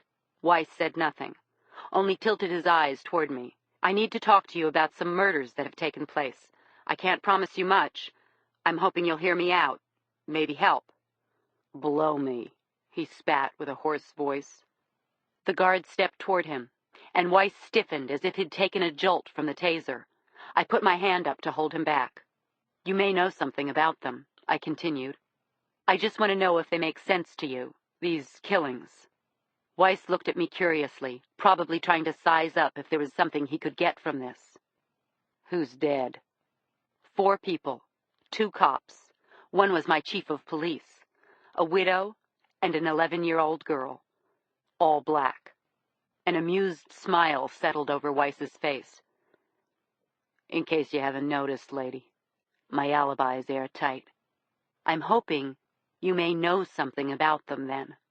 From my jacket pocket, I took out the same 2 chimera photos I had shown Estes and held them in front of his face. The killer's been leaving these behind. I believe you know what it means. Weiss grinned broadly. I don't know what you came in here for, but you don't fucking know how that warms my heart. The killer's a chimera, Weiss. You cooperate, you could gain back some privileges. They can always move you out of this hole. Both of us know I'll never get out of this hole. There's always something, Weiss. Everybody wants something. There is something, he finally said. Come closer. My body stiffened. I can't. You know that. You got a mirror, don't you? I nodded. I had a makeup mirror in my purse. Shine it on me. I looked at the guard. His head twitched a firm no. For the first time, Weiss looked in my eyes. Shine it on me. I haven't seen myself in over a year. Even the shower fixtures are dulled here so you can't see a reflection. These bastards just want you to forget who the fuck you were. I want to see. The guard stepped forward. You know that's impossible, Weiss. Fuck you, Labont. He glared viciously up at the cameras. Fuck you too, Estes. Then he turned back to me.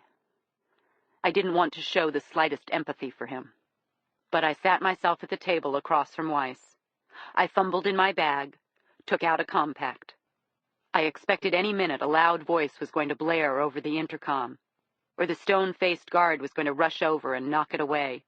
To my amazement, no one interfered. I cracked the compact open, looked at Weiss. Then I turned it toward him. I don't know what he looked like before, but he was a horrific sight now. He stared at himself, wide-eyed, the truth of his harsh confinement setting in. He fixed on the mirror as if it were the last thing he would see on earth. Then he looked at me and grinned. Then he twisted his neck around to the cameras. Fuck you, Estes, he roared. See? I'm still there. You try to squeeze me out, but I'm still there. The reckoning is going on without me. Chimera, baby! Glory to the unstained hand who stills the rabble and swarm. Who would do this? I pressed. Tell me, Weiss. He knew. I knew he knew. Someone he had shared a cell with. Someone he had traded histories with in a prison yard. Help me, Weiss. Someone you know is killing these people. You've got nothing to gain anymore. His eyes lit up with a sudden fury. You think I give a shit about your dead niggers, your dead cops? Soon the state will be gathering them up anyway, putting them in pens. A 12-year-old nigger whore. Some monkeys dressed up as cops. I only wish it was my finger on the trigger. We both know. Whatever I say to you, I'll never get as much as a second meal out of these bastards. The minute you leave, Labont's gonna stun me anyway. There's a better chance you'll suck my dick. I shook my head, stood up, and motioned for the door. Maybe one of your own assholes has come to his senses, he yelled with a smirk. Maybe that's what it was, an inside job. A tremor of rage burned through me. Weiss was an animal. There wasn't an ounce of humanity in him. All I wanted to do was slam the door in his face. I did give something to you, even if it was for a moment, I said. And don't be so sure you didn't get something in return. You'll never catch him. He's chimera. Weiss jerked his head down to his chest, pointing to a tattoo high on his shoulder. All I could make out was the tail of a snake. We can endure as much as you can dish, copper lady. Look at me. They stuff me in this hellhole. They make me eat my own shit. but I can still win. Suddenly he was loud and angry again, twisting at his restraints. Victory comes in the end. God's grace is the white race. Long live Chimera! I moved away from him, and Weiss twisted defiantly. As I got to the door, I heard a zap, followed by a garbled grunt, and turned as the guard pumped 1,000 watts into Weiss's twitching chest. We came back to town with a few names, courtesy of Estes. Recent parolees thought to be members of Chimera. Back at the hall, Jacoby parceled out the list to Cappy and Chin. "I'm going to start calling a few POs," he said to me. "You want to join?" I shook my head. "I have to leave early, Warren." "What's the matter? Don't tell me you got a date." "Yeah," I nodded. "I've got a date." The downstairs buzzer rang about 7. When I opened the door, my father was peeking out from behind a catcher's mask, his hands outstretched in a defensive pose. "Friends?" he asked, an apologetic smile sneaking through. "Dinner," I said begrudgingly. "That's the best I can do." "That's a start," he said, stepping in. He had cleaned himself up. He was wearing a brown sport jacket, pressed pants, and an open-collared white shirt. He handed me a bottle of red wine wrapped in paper. "You didn't have to," I said, unfurling the wine, then gasping in surprise as I read the label. It was a first-growth Bordeaux, Chateau Latour, the year 1965. I looked at him. 1965 was the year I was born. "I bought it the year after you were born. It was about the only thing I took with me when I left. I always figured we'd drink it on your graduation or something, maybe your wedding." "You kept it all these years?" I shook my head. He shrugged. "Like I said, I bought it for you." List of names Warden Estes and his people had given us. 2 we crossed off immediately. A computer check indicated they had become reassociated with the California penal system, currently residing in other institutions. Something Weiss had said the day before had stuck in my head. "I gave you something," I had said, as the convict raved about the white race. "And I gave you something back," he had replied. The words hung in my mind.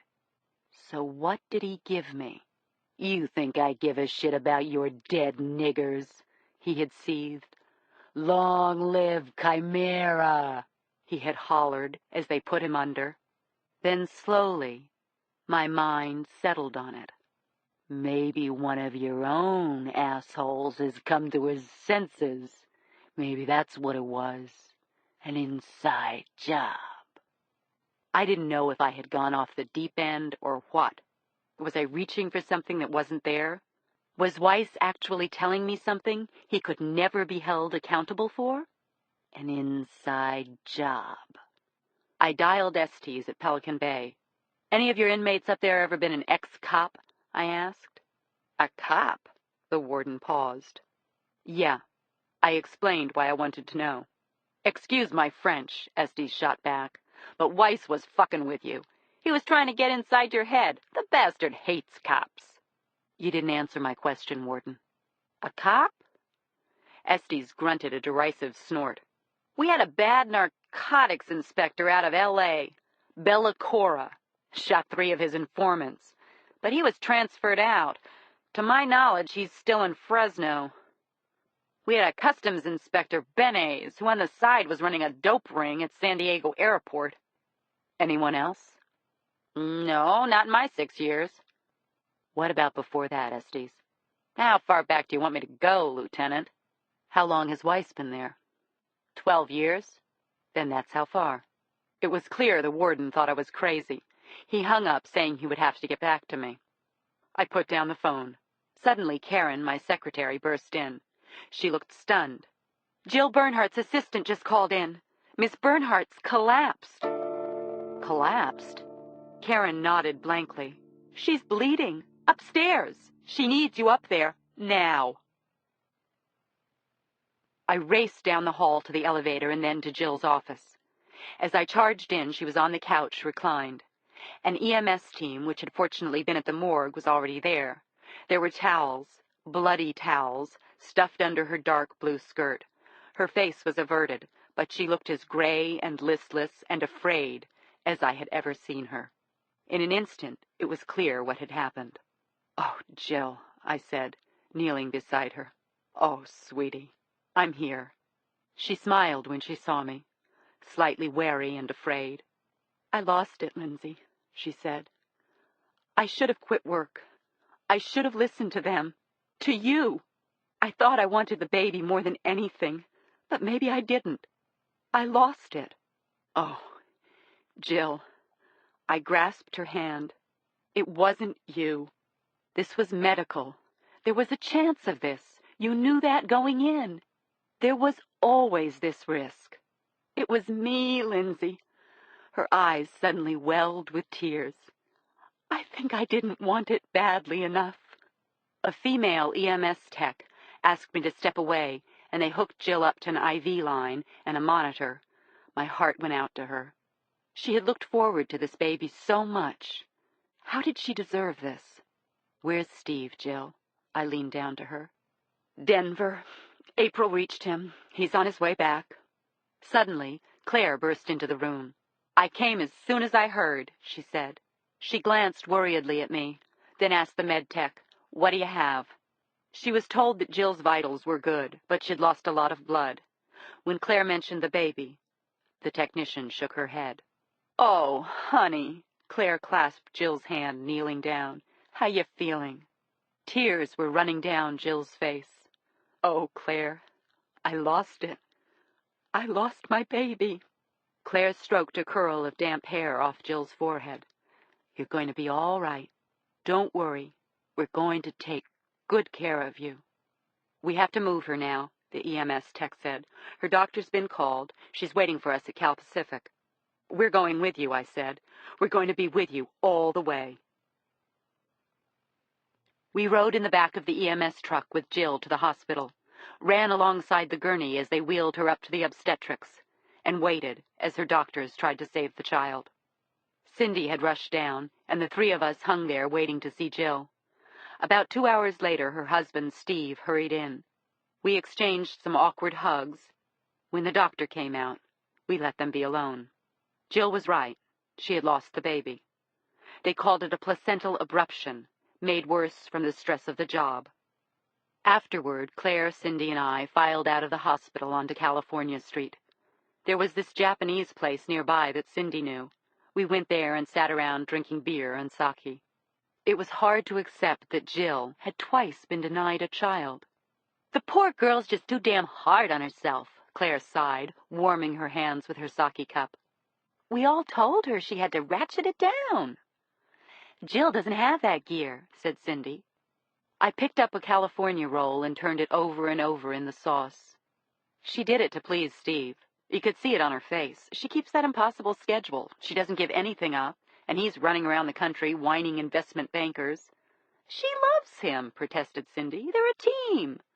"They're not a team, Cindy. Claire and Edmund are a team. The two of them, they're in a race." "It's true," Claire agreed. "That girl always has to be number one. The girl can't fail." "So which one of us is any different?" Cindy asked. She looked around, waited. "But it's deeper than that," I said. "Jill's different. She's tough as nails, but in her heart she feels alone. Any of us could be where she is now. We're not invincible, except you, Claire. You have this mechanism that just keeps it together, you and Edmund and your kids, like that fucking battery rabbit, on and on and on." Claire smiled. "Someone has to provide the balance around here. You saw your dad last night, didn't you?" I nodded. "It went pretty well, I guess. We talked, we got some things out. He brought me this bottle of wine, fancy French first growth, 1965. He bought it the year I was born. Kept it all these years. How do you figure that? He never even knew if he'd ever see me again." "He knew he'd see you again," Claire said with a smile. She sipped her sake. "You're his beautiful daughter. He loves you." "So how'd you leave it, Lindsay?" Cindy asked. "I guess you could say we agreed to a second date. Actually, I told him he could stay with me for a while." Cindy and Claire both blinked. "We told you to loosen up and see him, Lindsay," Cindy snorted. "Not ask him to share the rent." "What can I tell you? He was camped out on someone's couch. It seemed like the right thing to do." It is, honey, Claire smiled. Here's to you. I shook my head. Here's to Jill. Yeah, here's to Jill, Cindy said, lifting her beer. We all clinked. Then it was quiet for a moment or two. I don't mean to change the subject, Cindy said. But you want to share where you are on the case? I nodded. We're looking into the chimera names Warden Estes gave us. But today, I came up with a new theory. New theory? Cindy wrinkled her brow. I nodded. Look, this guy's a trained shooter. He's been one step ahead of us on every move. He knows how we work. Cindy and Claire were listening. I told them what Weiss had said to me. An inside job. What if Chimera isn't a crazy, racist killer from one of these radical groups? I leaned forward. What if he's a cop? On the long drive home, Claire Washburn kept coming back to what had happened to poor Jill. The whole ride down 101 to her home in Burlingame, she couldn't put the terrible thought away. She exited the highway at Burlingame and wound her way up into the hills. The digital clock on the dashboard said 20 past 10. Edmund was playing tonight. He wouldn't be back until sometime after 11. She wished he would be home, tonight of all nights. Claire swung onto Skytop, and a few yards later, into the driveway of her modern Georgian home. The house was dark. That's how it was these days, now that Reggie was away at college. Willie, her high school sophomore, was no doubt in his room playing video games. Inside, Claire called out for Willie, and, hearing no response, flashed through the mail on the kitchen table and brought it into the study. The phone rang. Claire tossed down the catalog and picked up the phone. Hello? There was a hollow pause, as if someone were waiting. Hello? Claire called again. Once, twice. Last time. Still no answer. Goodbye. She placed the phone back on the receiver. The phone rang again. This time, she picked it up quickly. Hello? Another annoying pause. This was starting to get her pissed. Who is this? She demanded. Take a guess. Claire's breath came to a stop. She glanced at her caller ID. Listen, 901-4476, she said. I don't know what your game is or how you got our number, but if you've got something to say it fast. You know about Chimera? You're speaking to him. Claire froze. She arched upright in her chair. Her mind shot into gear. Chimera was a police department name. Had it ever been in print? Who knew she was involved in the investigation? She pressed a separate line, about to punch in 911. You better tell me who this really is, she said. I told you, the little black choir girl was number one. The old bitch, the fat unsuspecting cop, the boss. You know what they all had in common, don't you? Think about it, Claire Washburn. Do you have anything in common with the first 4 victims? Claire's body had begun to shake. Her mind drew a picture of the elaborate shots that had killed 2 of the victims. Her eyes shifted outside the study window to the darkness around the house. Lean a little to the left, huh, Doc? Claire spun just as the first bullet splintered through the glass. A second shot shattered the study window, and Claire felt a burning pain sear her neck. She was down on the floor as a third and fourth shot exploded into the room. A startled cry came from her throat. There was blood on the floor, blood from her own neck, seeping onto her dress, her hands. Her heart beat madly. Then she looked to the doorway, and her blood froze. Willie. Mom, he exclaimed. Willie, get down, she screamed at him. Someone's shooting at the house. The boy dove to the floor, and Claire scrambled over to him. It's okay. Just stay down. Let me think, she whispered. Don't you raise your head an inch. The pain in her neck was excruciating, like the skin had been sheared off. She could breathe, though. If the bullet had pierced her carotid, she'd be choking. The gash was surface. Had to be. Mom, what's going on? Willie whispered. I don't know. Just stay down, Willie. Suddenly, 4 more shots blazed from outside. She held her son tight. Whoever it was shooting blindly, trying to hit anything. Willie, she gasped, cupping his head between her hands. Get down in the basement. Lock the door. Call 911. Crawl. Now. On your stomach. I'm not going to leave you, he cried. Go, her voice replied sharply. Go now. Do as I say. Stay down. I love you, Willie. Claire pushed Willie forward. Call 911. Tell them who you are and what's happening. Then call Dad in the car. He should be on his way home. Willie shot her a last, pleading look, but he understood. He crawled, face and body pressed to the floor. Another blast of gunfire came from outside. Sucking in her breath, Claire pleaded, Please, God, don't let that bastard come into our house. Don't let that happen, I beg you. Chimera squeezed off 4 more rounds through the shattered window, smoothly swiveling the PSG-1 rifle in his hands. He knew he'd hit her. Not with the first shot. She'd spun around at the last second. But with the next one, as she was trying to hit the deck, he just didn't know if he had done the job. He wanted to send a message to Lieutenant Lindsay Boxer. And just wounding her friend wasn't good enough. Claire Washburn had to die. He sat in the cover of the dark street, the barrel of the rifle protruding from the car window. He needed to make sure she was dead, but damn it, he didn't want to go into the house. She had a son, and he might be in there. One of them might have called 911. Suddenly outside, lights flashed from the house down the street. At another, someone stepped out onto the lawn. God damn it, he seethed. Son of a bitch! Part of him wanted to charge the shattered window and spray the room with the barrage. Washburn had to die. He didn't want to leave without finishing her. From behind him came a noise. A car turned wildly onto the street, its horn blaring, bright lights flickering on and off. The car sped toward him like some meteor barreling right into his sight. The hell is this now? Maybe she called the cops. Maybe as soon as they heard the shots the neighbors had. He couldn't risk it. She wasn't the one he would put himself on the line for. The honking, flashing car spun sharply into the driveway of the house. It screeched to a halt. The neighbors began to emerge from their homes. He slammed the wheel with his hand and pulled in his gun. He put his car in gear and floored it. It was the first time he had messed up. Ever. Jesus. Never made mistakes. You're lucky, Doc, but you were target practice anyway. It was the next one that mattered. I had taken off my makeup and curled up to watch the late news when Edmund's call came. Claire's husband was frantic, stammering. She'll be all right, Lindsay. She's at Peninsula Hospital now.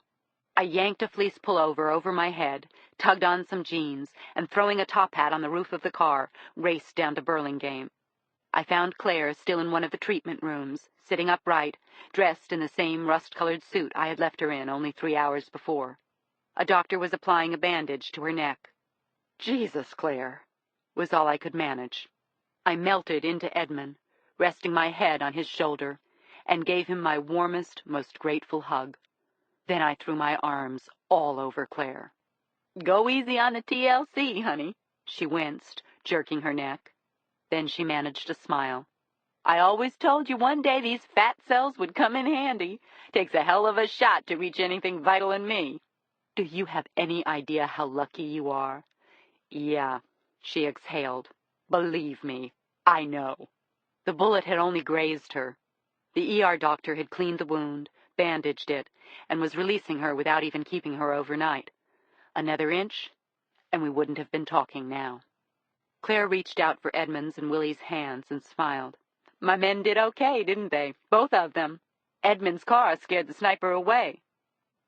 A little more than an hour later, after going through the story with the Burlingame police, we walked the grounds outside her house. It was him, wasn't it, Claire?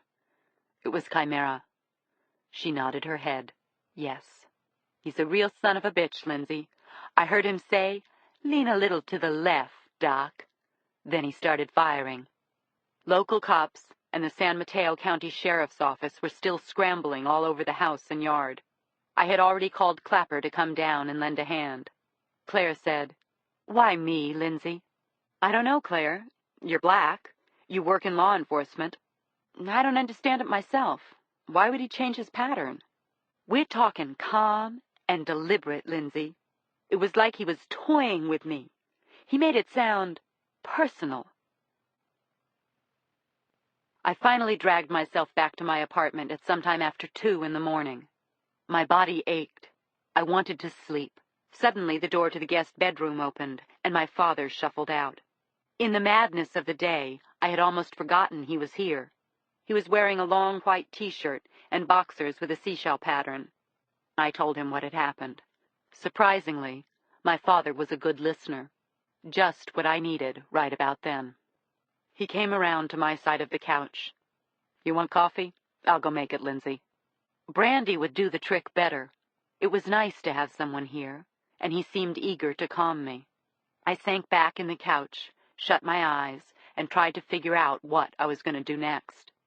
My father came back with a cup of tea and a snifter of Courvoisier 2 inches full. I took a sip of tea, then drank about half the brandy in a gulp. Oh, I needed that. Almost as much as I need a break on this case. He's leaving clues, but I still don't get it.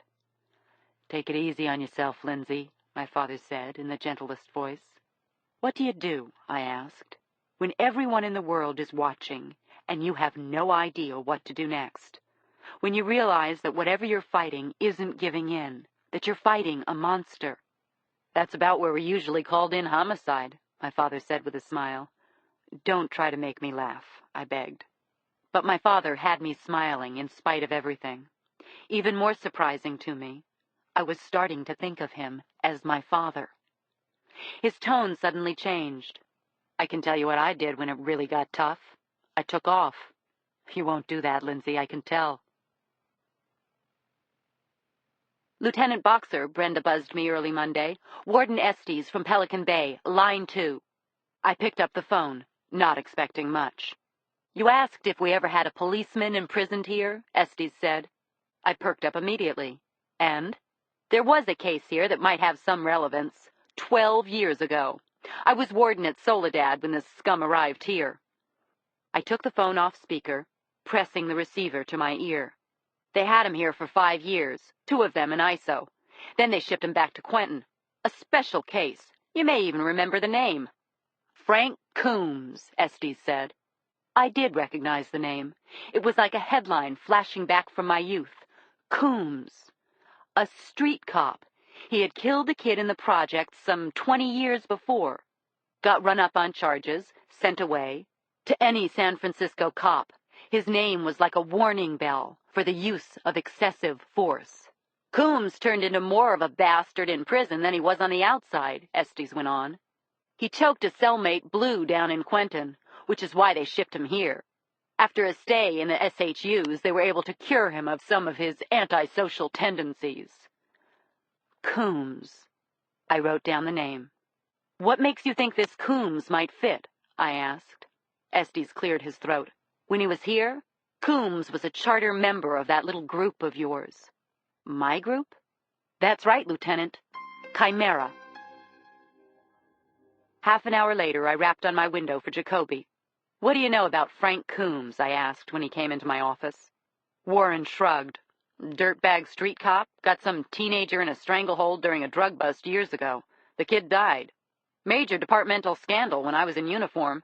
Didn't he get a dime up in Quentin?" 20. I slid Coombs's personal file toward him. "Now tell me something I can't find in here." Warren opened the file. "As I remember, the guy was a tough cop, decorated, but at the same time, I figure this file's got enough OCC reprimands for excessive force to rival Rodney King." I nodded. "Keep going."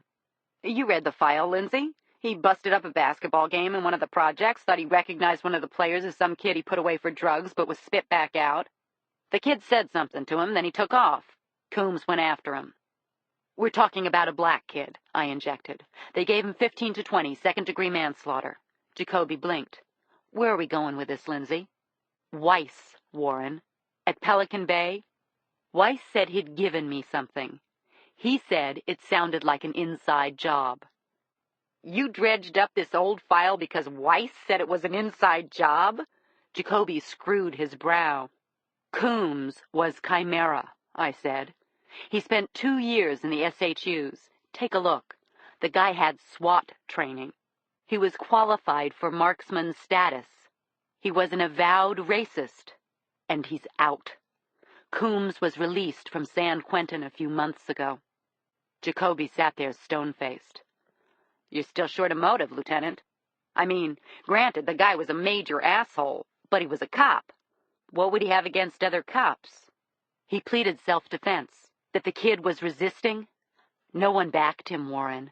Not his partner, Not the other officers on the scene, not the brass. You think I'm reaching? I grabbed the file, skimmed through, and stopped where I had circled something in red marker. You said Coombs killed this kid in the projects? Jacoby nodded. I pushed the page at him. Bayview, Warren. LaSalle Heights. That's where he choked that kid. Those projects were torn down and rebuilt in 1990. They were renamed Whitney Young, Jacoby said, near where Tasha Catchings had been killed. My next move was to dial up Madeline Akers, assistant warden at San Quentin Prison. Maddie was a friend. She told me what she knew about Coombs. Bad cop, bad guy, real bad inmate, a cold son of a bitch. Maddie said she would ask around about him. Maybe Frank Coombs had told somebody what he planned to do once he got outside. For a long time I sat at my desk trying to piece together just what I had. I couldn't place Coombs at a crime scene. I had no weapon. I didn't even know where he was. My instinct was to ask Cindy to troll through the Chronicle's morgue for old stories. These events had happened more than 20 years before. Only a few people in the department were still around from those days. Then I remembered I had someone who'd been there staying under my own roof. I found my father watching the evening news when I walked through the door. "Hey," he called, "you're home at a decent hour. Solve your case?" I changed my clothes, grabbed a beer from the fridge, then I pulled up a chair across from him. "I need to talk to you about something. You remember a guy named Frank Coombs?" My father nodded. "There's a name I haven't heard in a long time. Sure, I remember him. Cop who choked the kid over in the projects. They brought him up on murder charges, sent him away." "You were on the force, right?" "Yes, and I knew him. Worst excuse for a cop I ever ran into. He's in jail now." "Not any longer. He's out." I pulled my chair closer. "I read that Coombs claimed he killed the kid in self-defense." "What cop wouldn't? He said the kid tried to cut him with a sharp object he took to be a knife." "You remember who he was partnered up with back then, Dad?" "Jesus," my father shrugged. "Stan Dragula, as I recall. Yeah, he testified at the trial, but I think he died a few years back. No one wanted to work with Coombs. You were scared to walk through the neighborhoods with him." "Was Stan Dragula white or black?" I asked. "Stan was white," my father answered. "I think Italian or maybe Jewish." That wasn't the answer I had been expecting. No one had backed Coombs up. But why was he killing blacks? "Dad, if it is Coombs doing these things, if he is out for some kind of revenge, why against blacks?" "Coombs was an animal, but he was also a cop. Things were different then, that famous blue wall of silence. Every cop is taught at the academy, keep your yaps shut. It'll be there for you. Well, it didn't hold up for Frank Coombs. It came tumbling down on him. Everyone was glad to give him up. We're talking, 20 years ago? The affirmative action thing on the force was strong. Blacks and Latinos were just starting to get placed in key positions. There was this black lobby group, the OFJ. Officers for Justice, I said. They're still around." My father nodded. "Tensions were strong. The OFJ threatened to strike. Eventually there was pressure from the city, too. Whatever it was, Coombs felt he was handed over, hung out to dry. It started coming clear to me. Coombs felt he had been railroaded by the black lobby of the department. He had chewed on his hatred in prison. Now, 20 years later, he was back on the streets of San Francisco. Suddenly, a sickening realization wormed into my brain. Earl Mercer was involved, wasn't he? My father nodded his head. Mercer was Coombs's lieutenant. The next morning, the case against Frank Coombs, which only a day ago had seemed flimsy, was bursting at the seams. First thing, Jacoby rapped at my door. "One for your side, Lieutenant. Coombs is looking better and better." "How so? You make any progress with Coombs's P.O.?" "You might say. He's gone, Lindsay. According to the P.O., Coombs split from this transient hotel down on Eddy. No forwarding address. Hasn't checked in. Hasn't contacted his ex-wife." A few minutes later, Madeline Akers called from San Quentin. "I think I've got what you want," she announced. Over the past year, Coombs was paired with 4 different cellmates. 2 of them have been paroled, but I spoke with the other 2 myself. One of them told me to stuff it. But the other, this guy Torricetti, I almost didn't even have to tell him what I was looking for. He said the minute he heard on the news about Davidson and Mercer, he knew it was Coombs. Coombs told him he was going to blow the whole thing wide open again. I thanked Mattie profusely. Tasha, Mercer, Davidson, it was starting to fit together. But how did Estelle Chipman fit in?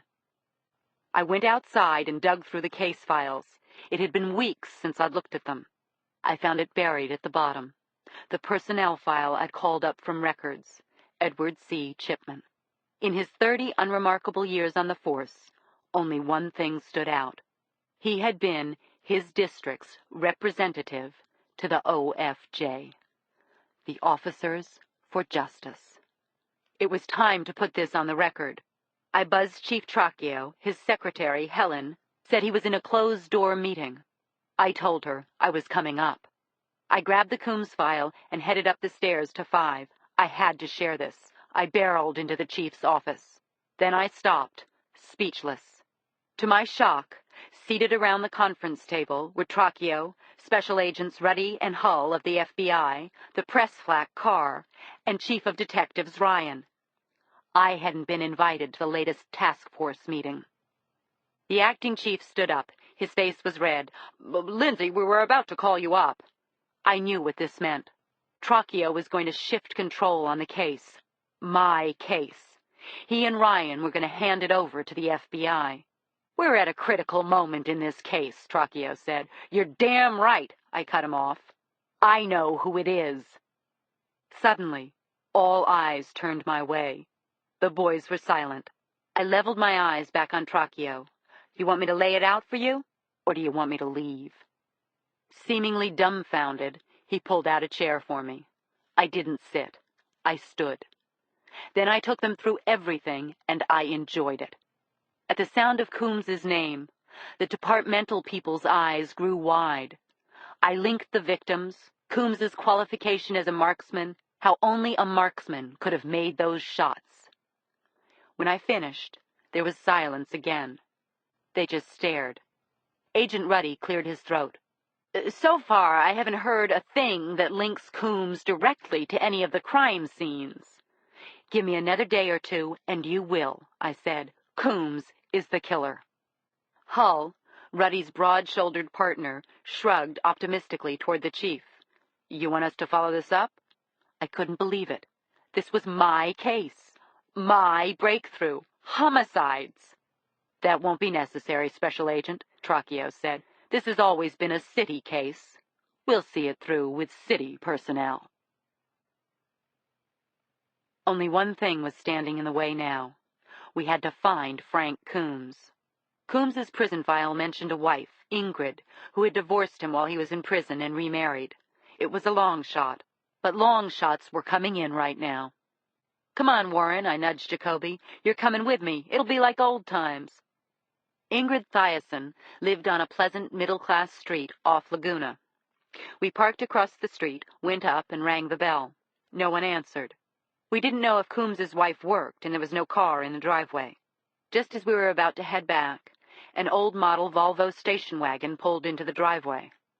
Ingrid Thiason looked about 50, with stringy brown hair. She wore a plain, shapeless blue dress under a heavy gray sweater. She climbed out of the car and opened the rear hatch to unload groceries. An old cop's wife. She ID'd us the minute we walked up.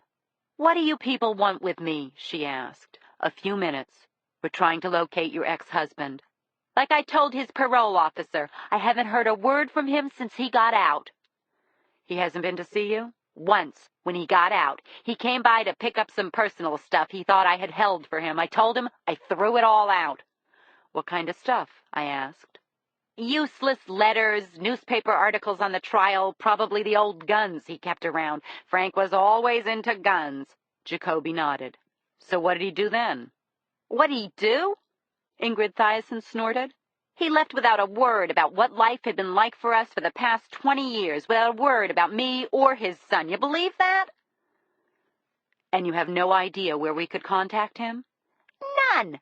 "You have any idea if he might be in touch with your son?" "No way. I always kept them apart. My son doesn't have any links to his father, and don't go buzzing around him. He's in college at Stanford. I stepped forward.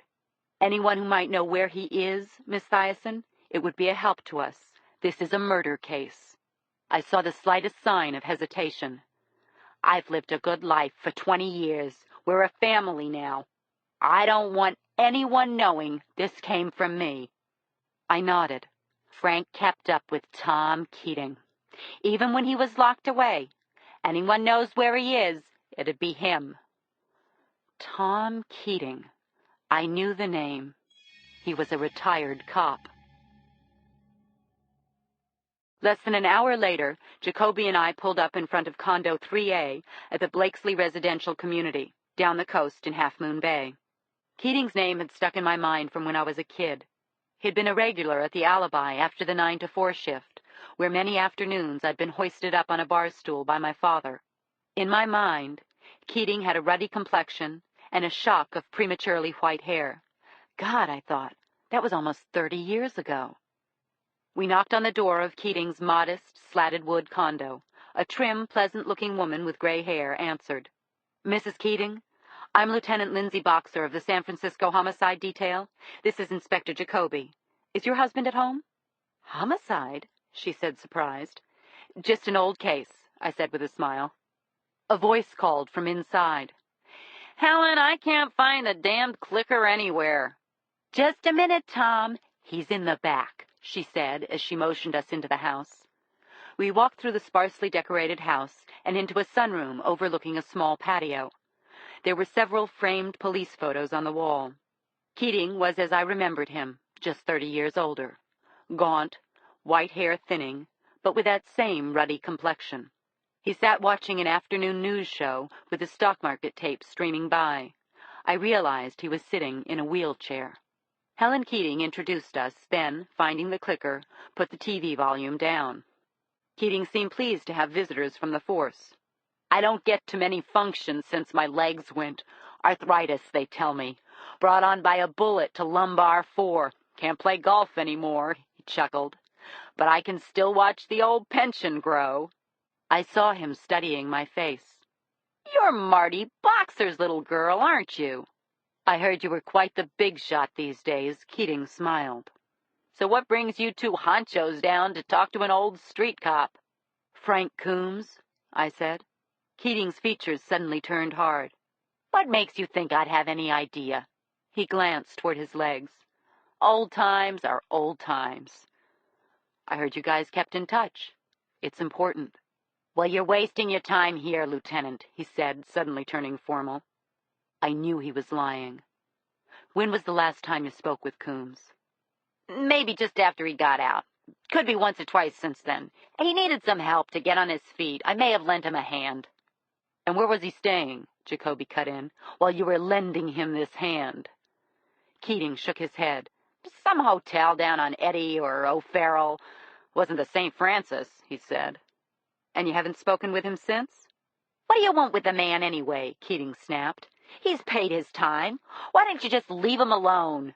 He picked up the TV clicker and turned back to me. Stay here all day if you like.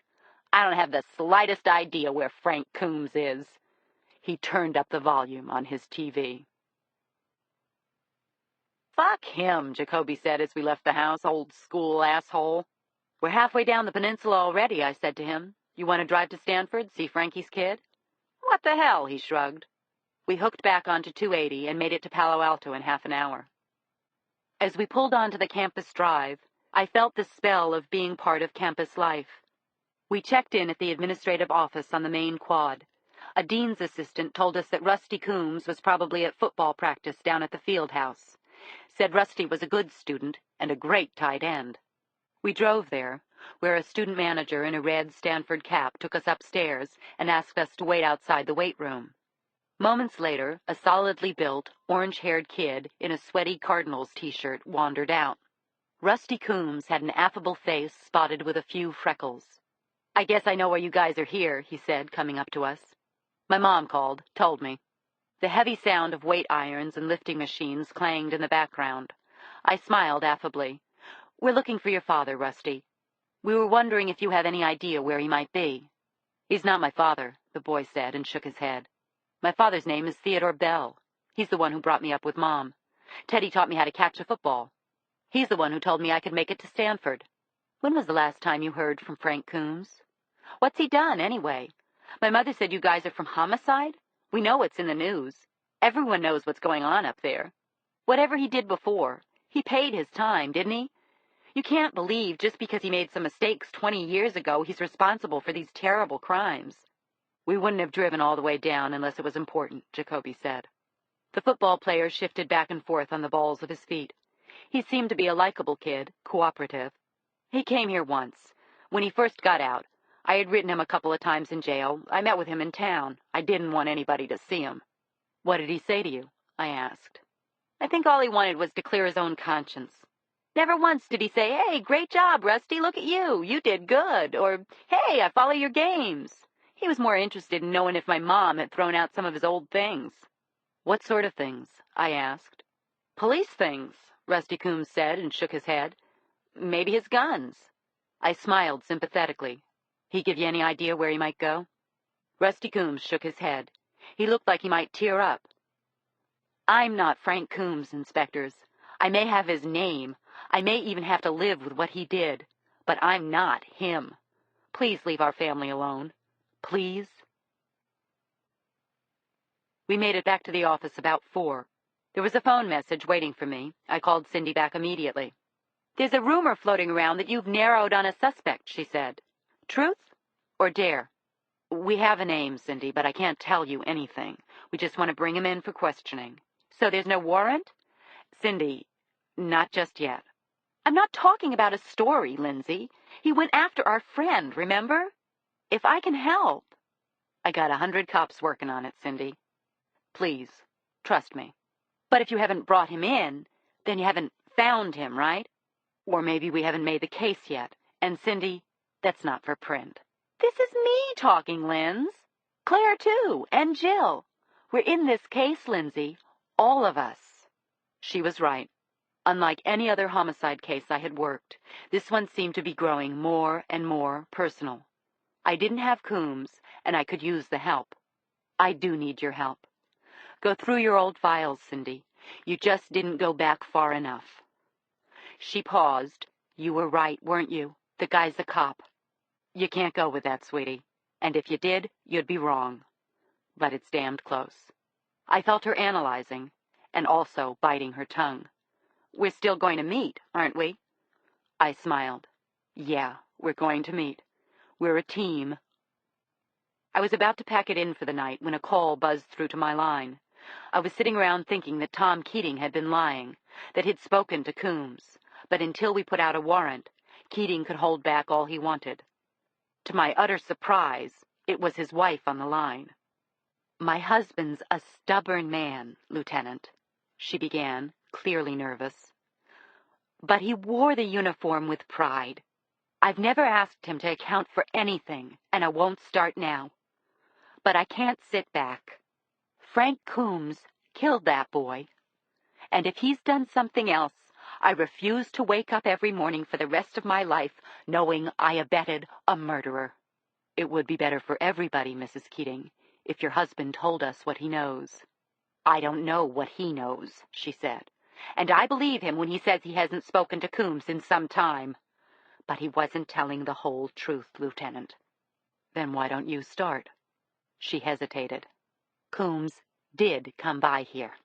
Once, maybe 2 months ago." "So you know where he is?" "No," she answered. "But I did take a message from him for Tom. I still have the number." I fumbled for a pen. She read me the number. "I'm pretty sure it was some kind of boarding house or hotel." "Thank you, Helen." I was about to hang up when she said, "There's one more thing. When my husband said he lent Coombs a hand, he wasn't telling the whole story. Tom did give him some money, but he also let him rummage through some old things in our storage locker." "What sort of things?" I asked. "His old department things. Maybe an old uniform and a badge." That's what Coombs had been looking for in his ex-wife's house. His old police uniforms. My mind clicked. Maybe that's how he got so close to Chipman and Mercer. That's all? I asked. No, Helen Keating said. Tom kept guns down there. Coombs took those, too. Within minutes, I traced the number Helen Keating had given me to a boarding house on Larkin and McAllister, the Hotel William Simon. I called Jacoby, catching him as he was about to sit down to dinner.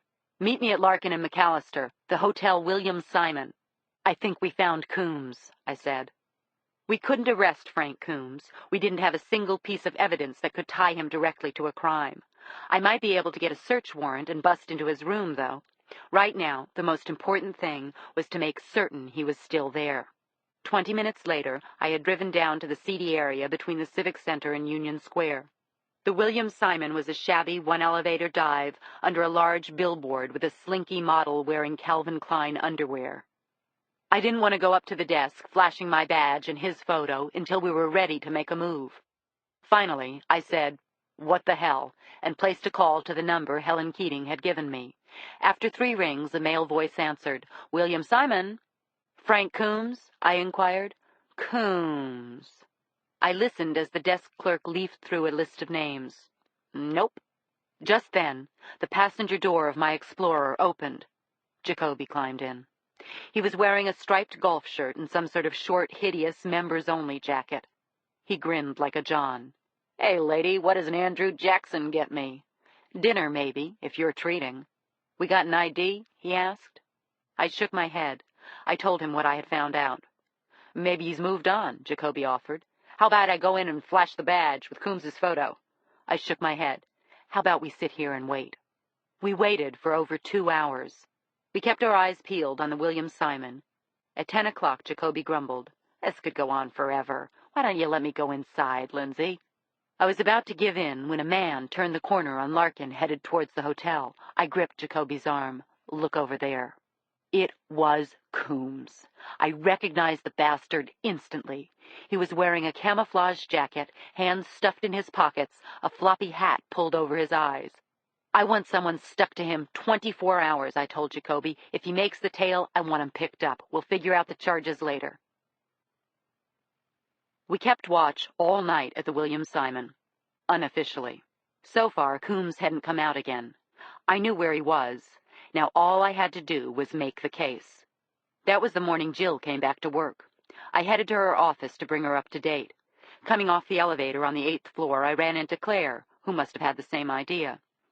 "Great minds and all that," she said. "I've got big news," I told her, beaming with anticipation. "Come on." We knocked on her door and found Jill at her desk, looking a little peaked. Stacks of documents and legal files gave us the impression she hadn't missed a single day. At the sight of us, her blue eyes sprang alive. But as she stood, her arms outstretched for a hug, Jilly seemed to be moving at half her usual speed. "Don't," I said as I went over and gave her a hug. "You've got to take it easy." "I'm fine," she answered quickly. "Abdomen's a little stiff, heart's a little broken, but I'm here, and this is the best thing for me. Now bring me up to date on what's going on." We looked at her a little skeptically, but then I had to share the news. "I think we found him." "Who?" Jill asked. "Chimera." Claire gave me a stare. Jill looked impressed. "Jesus, you son of a bitches have been busy while I've been away." They asked all the right questions, and I laid it all out for them. When I told them the name, Jill muttered, "Coombs. I remember the case from law school. He killed a teenage boy." "You're sure it's him?" Claire asked. She was still wearing a bandage on her neck. "I hope so," I said. Then, without any doubt, "Yes, I'm sure it's him." "You arrest him yet?" Claire asked. "Not yet. He's holed up at some dive in the Tenderloin. We've got him under 24-hour watch." I turned to Jill. "What do you say, Counselor? I want to bring him in." She came over, a little gingerly, and leaned on the corner of her desk. "Okay, tell me exactly what you have." I went through each link, the loose connections to 3 of the victims, Coombs's history as a marksman, his documented grudge against blacks, how the OFJ had sealed his fate. But with each strand of evidence, I saw her conviction dim. "Jill, listen," I held up my hand. "He took a department-issued .38 from a retired cop. and Mercer was killed with a .38. 3 of the targets tied directly to his own history. I've got a guy in San Quentin who says he boasted he was out for revenge. .38s are a dime a dozen, Lindsay. Do you have a match on the gun? No, but Jill, Tasha Catching's murder took place in the same neighborhood where Coombs went down 20 years before. She cut me off. What about a witness who can place him at the scene? One witness, Lindsay. I shook my head. A print, then, or a piece of clothing? Something that ties him to one of the murders. No. Circumstantial evidence can convict, Jill, Claire cut in. Coombs is a monster. We can't just let him stay out on the streets. Jill looked sharply at both of us. You don't think I want him as much as you? But there's no weapon. Barely a motive. You haven't even placed him within sight of a murder scene. If you bust in and don't find anything, you've lost him for good. Coombs is Chimera, Jill, I said. I know I don't have it buttoned up yet, but I've got a motive and links that tie him to 3 victims, as well as outside testimony that corroborates his intentions. Jailhouse testimony, said Jill. Juries laugh at it these days. She got up, came over, and put a hand on both Claire's and mine. Look, I know how badly you want to close this. I'm your friend, but I'm still the law. Give me anything, Lindsay, and I'll be bashing down his door to get at him the same as you. Turn him upside down, rattle him until his spare change falls out. I stood there, teeming with frustration and anger, but knowing that Jill was right. I shook my head and made my way toward the door. What are you going to do? Asked Claire. Rattle the fucker. Turn his life upside down. 15 minutes later, Jacoby and I picked up Cappy outside the William Simon and headed into the run-down lobby of the hotel. A sleepy-eyed Sikh was leafing through a newspaper in his native tongue behind the front desk. Jacoby thrust Coombs's photo and his badge in front of the man's startled eyes. What room? It took about 3 seconds for the turbaned clerk to squint at the photo, flip through a bound black register, and in a tight accent say, 307, he is registered with the name Burns. He pointed, elevator to the right. Moments later, we stood in the dingy, paint-chipped hallway on the 3rd floor outside Coombs's room, flicking our automatics off safety. Remember, we're only talking, I cautioned. Keep your eyes open for anything we can use. Jacoby and Cappy nodded, then each took a position on either side of the door. Cappy knocked. No one answered. He knocked again. Mr. Frank Burns? Finally, a heavy, grumbling voice. Go the fuck away. Get lost, huh? I'm paid up through Friday. San Francisco Police, Mr. Burns. I heard some commotion, the sound of a chair being dragged and a drawer closed. Finally, the sound of footsteps coming closer and a voice barking. What the fuck do you want?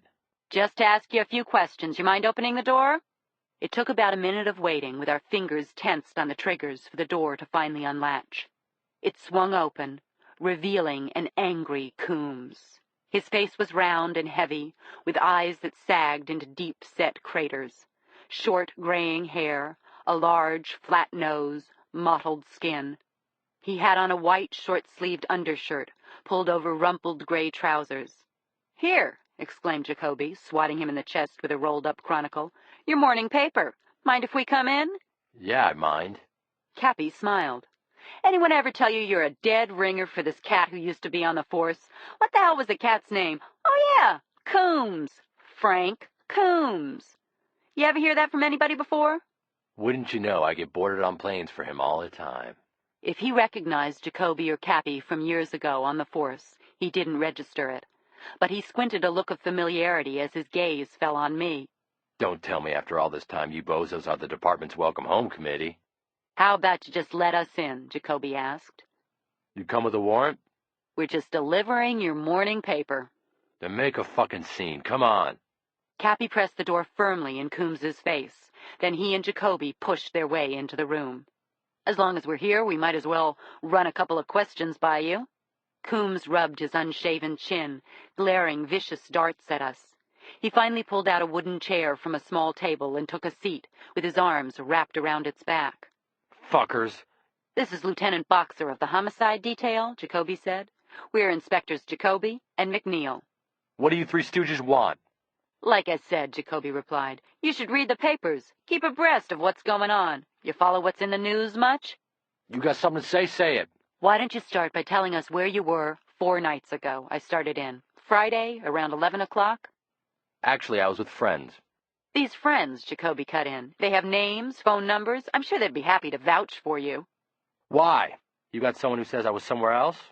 I guess what I was thinking, I met his eyes, was when was the last time you made it out to Bayview? Your old stomping grounds. Maybe I should say your choking grounds. Coombs glared. So he does read the papers, Cappy chortled. The ex-con continued to glare. What the fuck, Inspector? You think I'm some rookie whose knees start to shake when you wag your dick at him? Sure, I read the papers. You assholes can't solve your case, so you come up here and you shake my bush for old time's sake. You got zip on me. Otherwise, you wouldn't be lap dancing in my face, and we'd be having this talk down at the hall. You think I killed all those dingo bastards and locked me up? Otherwise, oh, look at the time. My town car's waiting. Are we done? Coombs was right. We couldn't take him in. Not with what we had. There are a few questions you're going to have to answer, Mr. Coombs. You'll have to answer why 3 people are dead who had a connection to your murder charge 20 years ago. You'll have to answer what you were doing on the nights they were killed. Coombs smiled. You must be up here, Lieutenant, because you've got some eyewitness that can place me at one of the murder scenes. I stared at his face without answering. Or my prints all over some weapon or fibers from this rug, right? Or my clothing? You just came up here to let me turn myself in with dignity? I stood there, staring into those cold, haughty eyes. Consider yourself a murder suspect, Mr. Coombs. You know the routine. Don't leave town. We'll be back to see you soon. I was totally wired after work. I headed down Brannan toward Potrero, my mind replaying the gut-stabbing interview with Coombs. He was taunting us, laughing in our faces, knowing we couldn't bring him in. I stopped at a light, not wanting to go home, but not knowing where else to go. Cindy had a date. Jill and Claire were home with their husbands. I thought about calling Claire, but my cell phone was down. I needed to recharge the damn battery. I wanted to do something. If only I could get in Coombs's hotel room. I felt torn between heading home and possibly making the biggest mistake of my career. I swung my Explorer onto 7th and headed for the Tenderloin district. My car seemed to drive itself to the William Simon. Pete Worth and Ted Morelli had night watch, and as I pulled up, I spotted them in a blue Acura. They had orders, if Coombs left, to follow and radio in. Earlier that day, Coombs had sauntered out, strolled conspicuously around the block, and finally settled in a coffee shop to read the paper. He knew he was being watched. I climbed out of my Explorer and went over to Worth and Morelli. Any sign? Morelli leaned out the driver's side window. Nada, Lieutenant. He's probably up there watching the Kings game. He knows we're stuck down here. Why don't you go home? We got him covered for the night. Much as I hated to admit it, he was probably right. There was nothing much I could do here. I started the engine again and flashed a wave to the boys as I passed by.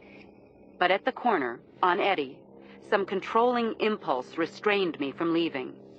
He knows he's being watched, and he wants to show up the SFPD. I drove down Polk, back toward the William Simon. I passed pawn shops, an all-night liquor store, a storefront Chinese takeout. A parked patrol car sat at the end of the block. I drove past the rear of the hotel, several garbage cans outside, not much else. The street was deserted. I turned off my lights and sat there. I don't know what I was expecting to happen. I finally climbed out of the Explorer and went inside the back door of the hotel. I was thinking about going back upstairs to talk to Coombs again. There was a narrow, dingy bar just off the lobby. I took a peek inside. Saw a couple of real skulls, but not Frank Coombs. A movement near the back stairs caught my eye. I ducked back inside the shadowy bar. I watched a person coming down the stairs, casting glances around like the fugitive. I recognized the camouflage jacket, the floppy hat pulled over his face. I stared hard to be sure. It was Frank Coombs. Chimera was on the move. Coombs ducked into the kitchen of a greasy spoon attached to the hotel. I waited a few seconds, then I followed him. Now I was the one keeping my head down, casting furtive looks. I saw Coombs, but he'd changed. He'd put on a white kitchen jacket and a greasy chef's hat. I remembered my cell phone, and then that it was dead. Coombs walked right out the back door of the hotel. Before I had a chance to signal the patrol car discreetly, he ducked into an alleyway. I looked down the alley and saw that it angled toward the street where I was parked. I ran for my car. Thank God I could still see him. Coombs hurried across the street, not 20 feet in front of my car. I hoped I'd have a chance to signal the patrol car, but I didn't. Coombs ducked into an empty lot, heading toward Van Ness. I was angry at our people. They had let him out. They had blown it. I waited until he disappeared into the lot. Then I spun the Explorer around and headed toward the intersection. At the light, I made a right. I watched where I thought the empty lot might come out. I sat there, scanning up and down the block. Suddenly, up ahead, I spotted the camouflage jacket slinking out of an alley between the Kinko's and a Favor shoe store. He had dumped the cook's jacket and hat. I was pretty sure he hadn't seen me. He looked around in both directions, then, hands in pockets, started south toward Market. At the next intersection, I spun the Explorer around and headed back on the other side of the street, about 20 yards behind Coombs. He was pretty good at this. He moved well. Obviously, he was in shape. At Market Street, Coombs jogged into the middle of the street at a BART station. He hopped an electric bus heading south. I followed as the bus continued south on Mission. Each time it stopped, I slowed on the brakes, craning to see if Coombs had jumped off. He never did. He was taking it out of the city center. Out near Bernal Heights at the Glen Park station, the bus hung at the stop for a few seconds. Just as it was starting up again, Coombs hopped off. It was too late for me to stop. I had no choice but to pass right by. I hunched low, every nerve of my body on edge. Coombs hung on the platform, scanning in both directions. I had no choice but to continue on. In the rearview mirror, I watched him. He seemed to be following my car as it faded out of sight. Damn! All I could do was drive. When I was sure I was out of sight, I accelerated, climbing a residential hill, cutting a three-point U-turn out of a driveway, and prayed Coombs would still be there. I sped across the street and spun around to the Glen Park station from the other side. The son of a bitch was gone. I frantically scanned every direction, but there was no sign of him. Then, about 30 yards ahead, I spotted a mustard-colored Pontiac Bonneville pulling out of a side street, then stopping at the side of the road. The only reason I fixed on it was that it was the only thing moving. Suddenly, there was Coombs. He ducked out of a storefront and jumped into the Bonneville's passenger side door. Then the Bonneville sped away. So did I. I followed, 10 car lengths or so behind. The Bonneville spun onto the entrance ramp for 280 and headed south. I hung at a distance, my pulse racing. After a few miles, the Bonneville signaled and veered onto the exit for South San Francisco. It wound through the working-class part of town, then up a steep street that I knew to be South Hill. The streets grew dark, and I shut off my lights. The Bonneville turned down a dark, isolated street, middle-class row houses badly in need of repair. At the end of the street, it pulled into a driveway of a white, clapboard house perched on a hill overlooking the valley. Coombs and his partner got out of their car, talking. They went into the house. I turned into a dark driveway 3 houses down. I pulled the Glock out of my glove compartment and checked the clip. Full load. I crept along the shadowy sidewalk toward the white house, the automatic at my side. Several beat-up cars and pickups were parked in a random pattern at the top of the driveway. The downstairs lights were on. I could hear voices. I made my way up the narrow driveway toward the garage. It was a 2-car standalone, separated from the main house by a blacktop walkway. The voices grew louder. I tried to listen, but they were too far away. I took a breath and moved closer. Hugging the house, I looked inside a window. If Coombs looked as if he were going to stay for a while, then I could get back up here. 6 outlaw types, beer bottles, smokes, huddled around a table. Coombs was one of them. On the arm of one man, I spotted a tattoo that made it all so clear. The head of a lion, the head of a goat, the tail of a reptile. This was a meeting of chimera. I inched closer, trying to hear. Suddenly came the rumble of another car climbing South Hill. I froze. I clung to the house, hugging the space between the main house and the garage. I heard the car door slam, then voices and footsteps coming my way. I saw two men coming, one with a blonde beard and long ponytail, the other in a sleeveless denim vest with massive tattooed arms.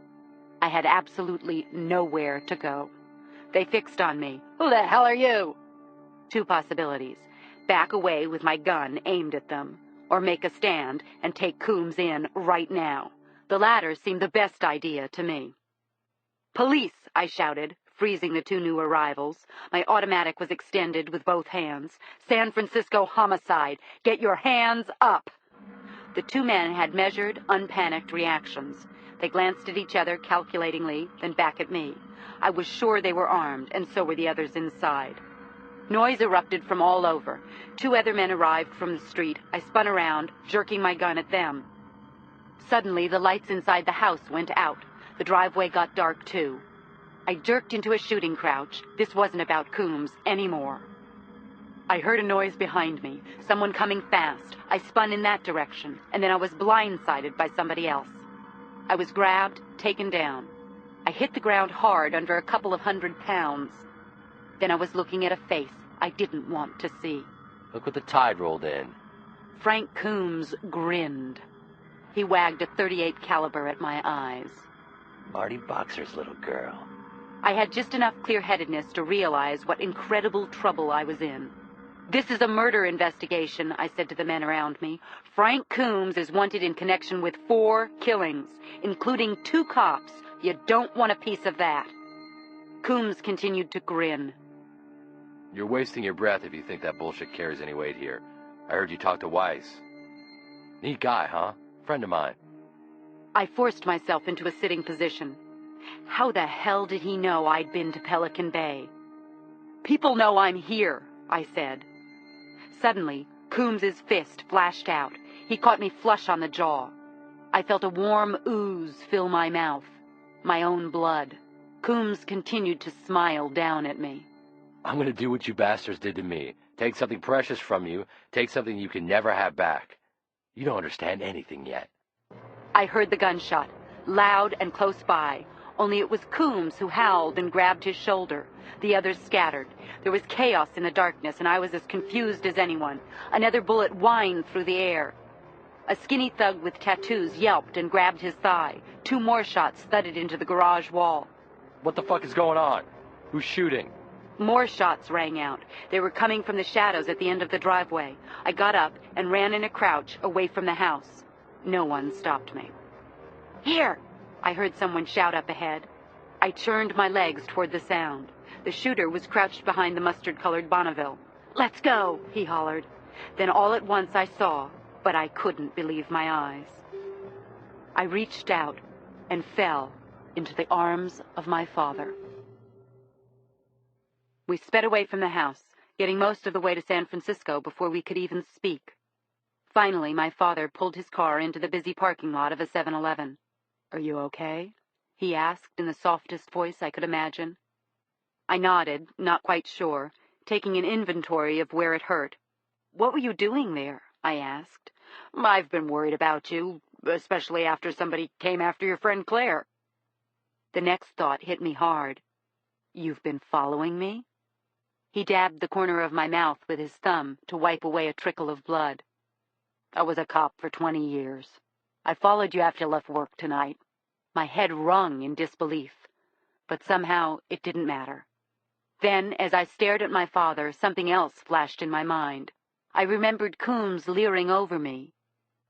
He knew who I was. "Of course he knew. You met him face to face. You're in charge of his case." "I don't mean from the case," I said. "He knew about you." My father's eyes looked confused. "What do you mean?" "That I was your daughter. He knew. He called me Marty Boxer's little girl." "I already told you," he said. "Coombs and I were familiar. Everybody knew me back then." "That wasn't what he meant," I shook my head. "He called me Marty Boxer's little girl. It was about you." I had a flash of my face-to-face with Coombs that morning at the hotel. I'd had the same fleeting sensation then, that he knew me, that there was something between him and me. "Why were you following me?" "To protect you, I swear." "You're holding something back. You're involved in this somehow." My father leaned his head back, eyes fixed straight ahead. Coombs called me when he got out of jail. He managed to trace me down south. Coombs called you? I said, wide-eyed, completely in shock. Why would he call you? He asked how I'd enjoyed the last 20 years of my life while he was away. If I'd made something of myself. He said it was time to pay me back. Pay you back for what? As soon as I asked the question, the answer shot through me. You were there that night, weren't you? You were in this 20 years ago. My father averted his eyes. I'd seen the shame and guilty look before, too many times, when I was just a little girl. 6 of us got to the crime scene, Lindsay. Well, I was only there by chance. I was subbing for this guy, Ed Dooley. We were last on the scene. I didn't see shit. We got there after everything had been played out. But he's been badgering us, all of us, ever since. I never knew he was Chimera, Lindsay. That you have to believe. I never heard of this cop, Chipman, until you told me the other day. I thought he was just threatening me. Threatening you, Dad? Threatening you with what? He said he was gonna make me feel the way he did all these years, watching himself lose everything. He said he was going after you. That's why you came back, wasn't it? All that stuff about wanting to set things right, make amends with me. That wasn't it at all. No, he shook his head. I'd already pissed away so much. I couldn't let him take the rest, the part that was good. That's why I'm here, Lindsay. I swear it. He asked, his eyes hooded with shame. What are you going to do? I glared at him. About what? About Coombs or us? Or about this whole mess? What happened tonight? I don't know. I swallowed. But I do know one thing. If I can, I'm bringing Coombs in. By 10 the next morning, I had a search warrant in my hands. It granted access to Coombs's room at the William Simon. 6 of us rushed over there in 2 cars. Coombs was not there. There were things we could nail him for, like attempted murder of a police officer and resisting arrest. I had put out an APB on him and sent a team to go over the meat house where everyone had scattered the night before. I asked Jill to meet Jacoby and me at the William Simon. I was hoping against hope that we'd find something in Coombs's room that would tie him to one of the murders. If we did, I wanted a warrant in motion immediately. The same Indian desk clerk let us in the room. The only furniture was a metal frame bed with a thin mattress and a chest of drawers with his toiletries on top. Several newspapers were littered about, Chronicles and Examiners. Nothing out of the ordinary. On a ledge to the side of the bed, my eyes fell on a small marksmanship trophy. A prone sharpshooter aiming a rifle with the inscription Regional 50-meter Straight Target Champion. And Frank Coombs's name. I went over to the desk. Stuck under the phone were crumpled receipts and a few numbers I didn't recognize. I found a map of San Francisco and the surrounding areas. I yanked out the drawers of the desk, an old Yellow Pages, an out-of-date city guide. Nothing. I kept searching the room. Something had to be here. I kicked a desk drawer in, sending a lamp toppling to the floor. In the same frustrated fit, I grabbed hold of the mattress and angrily ripped it off the bed. To my surprise, a manila envelope that had been between the mattress and the box spring fell to the floor. I picked it up and spilled the contents onto Coombs's bed. It was a virtual history of the Chimera case. Newspaper articles, some of them going back 20 years to the trial, detailing the history of the Coombs case. One, headlined Police Lobby Demands Coombs Arrest, had a picture of an Officers for Justice rally at City Hall Square. Scanning through it, my eye was drawn by a slashing red circle Coombs had made, highlighting a quote ascribed to a group spokesman, Patrol Sergeant Edward Chipman. Bingo! Jacoby whistled. Continuing on, we came upon articles on the trial and copies of letters from Coombs to the POA demanding a new trial, a faded copy of the original Police Commission's report on the incident in Bayview.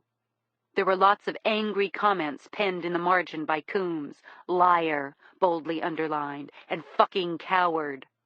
A bold red bracket highlighted the testimony of Field Lieutenant Earl Mercer. Then a series of current articles tracing the most recent murders: Tasha Catchings, Davidson, Mercer. A blurb in the Oakland Times about Estelle Chipman, with a scrawled-in comment, "A man without honor dishonors everything." I looked at Jill. It wasn't perfect. It wasn't something we could tie directly to a murder case. But it was enough to remove all doubt that we had found our man. "It's all here," I said. "At least we can make this stick for Chipman and Mercer." She thought a while, then finally bunched her lips together and gave me a satisfied nod. As I rebundled the file, perfunctorily leafing through the last few items, something hit my eye. It was a newspaper clipping from the first press conference after the Tasha Catchings murder. The photo showed Chief Mercer standing behind several microphones. In the photo's background, behind Mercer, were several people connected to the investigation: the mayor, Chief of Detectives Ryan, Gabe Carr. Coombs had drawn a bold red circle around one face. My face. By the end of the day, Frank Coombs's description was in the hands of every cop in the city. Coombs had no belongings, no real money, no network that we knew of. By all reckoning, we should have him soon. I asked the girls to get together in Jill's office after everyone else had left. When I arrived, they were cheerful and smiling, probably thinking about congratulating me. The newspapers had Coombs's picture on the front page. I sank down on the leather couch next to Claire. "Something's wrong," she said. "I don't think we want to hear this." I nodded. "I need to talk about something." As they listened, I described my experience of the night before, the real version, how tailing Coombs had been risky and impulsive, though I hadn't had any real choice. How I had gotten trapped, how, when I was sure there was no hope, my father had rescued me. "Jesus, Lindsay," Jill's jaw hung incredulously. "Will you please try to be more careful?" "I know," I said. Claire shook her head. "Please, stop trying to be a hero." "A couple of seconds either way," I smiled, "and you guys would be out on a membership drive about now." They sat staring at me, somber and serious. Then a ripple of laughter snaked its way around the room. "Thank God for Marty," Jill exclaimed. "Yeah, good old Marty," I sighed. "My dad." Sensing my ambivalence, Jill leaned forward. "He didn't hit anyone, did he?" I took a breath. "Coombs. Maybe someone else." "Was there blood at the scene?" asked Claire. "We've been over the house. It was rented to this small-time punk who's disappeared. There was evidence of blood in the driveway." Then Jill said, "So how'd you leave it, Lindsay? With department?" I shook my head. "I didn't. I kept my father out of it." "Jesus, Lindsay," Jill shot back. "Your dad may have shot someone. He stuck his nose into a police situation and fired his gun." "Jill, he saved my life. I can't just turn him in." "But you're taking a huge risk. For what?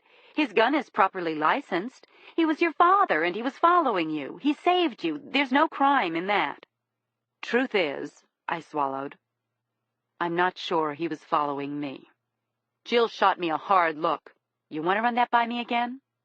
"I'm not sure he was following me," I said. "Then why the hell was he there?" Cindy shook her head. All their eyes fell on me. Piece by piece, I laid out the exchange with my father in the car after the shooting. How after I confronted him, my father had admitted to being a material witness 20 years ago in Bayview. He was there with Coombs. "That's why he came back," I said. "Coombs was threatening him. He came back to face him down."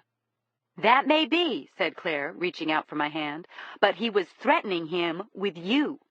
He came back to protect you, too." Jill leaned forward, her eyes narrowed. "Lindsay, this may not be about protecting your dad from getting involved. He may have known Coombs was killing people and not come forward." I met her eyes. "These past weeks, having him back in my life, it was like all of a sudden I could put aside the things he had done, the hurt he had caused, and he was just a person who made some mistakes but who was funny and needing, who seemed to be happy to be with me. Cindy asked, "So, if you don't think your father came back for you, Lindsay, what is he protecting?" "I don't know. That's the big question." Jill got up, went over to the credenza behind her desk, and hoisted up a large cardboard box file. On the front was marked, "Case File 237654A, State of California versus Frank C. Coombs." "I don't know either," she said, patting it, "but I'll bet the answer's somewhere in here." As soon as she got to work the next morning, Jill opened the case file and waded in. With a mug of coffee on her desk and her DKNY suit jacket slung over her chair, Jill lifted out the first heavy folder. The massive trial record, pages and pages of testimony, motions, and judicial rulings. She groaned and started reading the file. The trial had taken 9 days. It took the rest of the morning for her to go through it. Coombs's previous record was brought out. Numerous citations for mishandling situations on the street where blacks were involved. Coombs was known for off-color jokes and pejorative remarks. Then came a painstaking recreation of the night in question. Coombs and his partner, Stan Dragula, on patrol in Bayview. They encounter a schoolyard basketball game. Coombs spots Gerald Sykes. Sykes is basically a good kid, the prosecution conveys. Stays in school, is in the band. One blemish when he had been rounded up 2 months before in a sweep of the projects looking for pushers. As Coombs busts up the game, he starts taunting Sykes. The scene gets ugly. 2 more patrol cars arrive. Sykes shouts something at Coombs, then he takes off. Coombs follows. Jill studied several hand-drawn diagrams illustrating the scene. After the crowd is subdued, 2 other cops give chase. Patrol Officer Tom Falone is the first to arrive. Gerald Sykes is already dead. The trial and notes ran over 300 pages, 37 witnesses, a real mess. But nowhere was there anything implicating Marty Boxer. If he was there that night, he was never called. By noon, Jill had made her way through the depositions of witnesses. The murder of Sykes had taken place in a service alley between buildings A and B in the projects. Residents claimed to have heard the scuffle and the boys' cries for help. Just reading the depositions turned Jill's stomach. She had spent half a day plowing through the file. She had almost gotten to the end when she found something odd. A man who claimed he'd witnessed the murders from a 4th-story window. Kenneth Charles. Charles was a teenager himself. He had a juvie record. He had every reason, the police said, to create trouble. And no one else backed up what Charles said he saw. As she read through the deposition, a throbbing built in Jill's head. She buzzed her secretary. "April, I need you to get me a police personnel file, an old one, from 20 years ago." "Give me the name. I'm on it." "Marty Boxer," Jill replied. A chilly bay breeze sliced through the night as Jill huddled on the wharf outside the BART terminal station. It was after 6. Men in blue uniforms still wearing their short-billed caps came out of the yard, their shift over. Jill searched the exiting group for a face. He may have been a juvie with a police record 20 years before, but he had straightened his life out. He had been decorated in the service, married, and for the past 12 years worked as a motorman with BART. It had taken April only a few hours to track him down. A short, stocky black man in a black leather cap and a 49ers windbreaker waved goodbye to a few co-workers and made his way over to her. He eyed her warily. "Office manager said that you were waiting for me? Why's that?" "Kenneth Charles?" Jill asked. The man nodded. Jill introduced herself and handed him her card. Charles's eyes widened. "I don't mind saying it's been a long time since anyone at the Hall of So-Called Justice took an interest in me." "Not you, Mr. Charles. This is about something you might have witnessed a long time ago. You mind if we talk?" Charles shrugged. "You mind walking? My car's over here." He motioned her through a chain-link gate to a parking lot on the wharf. "We've been digging through some old cases," Jill explained. "I came across a deposition you had given. The case against Frank Coombs? I read your deposition. What you said you saw, I'd like to hear about it. Kenneth Charles shook his head in dismay. No one believed anything I said back then. They wouldn't let me come to trial. Why are you interested now? You were a kid with a rap sheet who'd been in the system twice, Jill answered honestly. All that's true, but I saw what I saw. Anyway, there's a lot of water under the bridge since then. If I read right, a man served 20 years for what he did that night. Jill met his eyes. I guess I want to make sure the right man did spend 20 years for that night. Look, this case hasn't been reopened. I'm not making any arrests, but I'd like the truth. Please, Mr. Charles. Charles took her through it. How he was watching TV and smoking weed, how he'd heard scuffling outside his window, shouting, then a few muffled cries, how, when he looked out, there was this kid being choked. Then, as Jill listened, everything changed. There were 2 men in uniform, 2 cops, holding Gerald Sykes down, Charles told her. Why didn't you do something? Jill asked. You have to see it like it was back then. Then, you wore blue, you were God. I was just this punk, right? Jill looked deeply into his eyes. You remember this second cop? I thought you said you weren't making any arrests. I'm not. This is something personal. If I showed you a picture, you think you could pick him out? They resumed walking and arrived at a shiny new Toyota. Jill opened her briefcase, took out the picture. She held it out for him. Is this the policeman you saw, Mr. Charles? He stared at the photo for a long moment. Then he said, That's the man I saw. I spent that whole day at the hall, on the phone with the field, or at a grid map of the city, overseeing the manhunt for Frank Coombs. We placed a watch on several of his known acquaintances and places where we thought he might run, including Tom Keating's. I did a trace on the yellow Bonneville that had picked Coombs up and ran the phone numbers found on his desk. No help there. By 4, the guy who had rented the house in South San Francisco had turned himself in, insisting it was the first time he had met Coombs. Coombs had no money, no belongings, no known manner of transport. So where the hell was he? I was still at my desk at 7:30 when Jill walked in. She had on a brown wrap raincoat with a Coach briefcase slung over her shoulder. What are you still doing here? I shook my head. Go home and rest. You got a minute? She asked. Sure, pull up a chair. Afraid I don't have a beer to offer. Don't worry, she smiled, opening her bag and removing 2 Sam Adamses. I brought my own. She tilted one toward me. What the hell? I sighed. We had no trace on Coombs, and it was clear in Jill's face that something was bothering her. I figured it was Steve, already humping some new deal, leaving her alone again. But as soon as she unzipped her case, I saw the blue personnel folder, and then a name.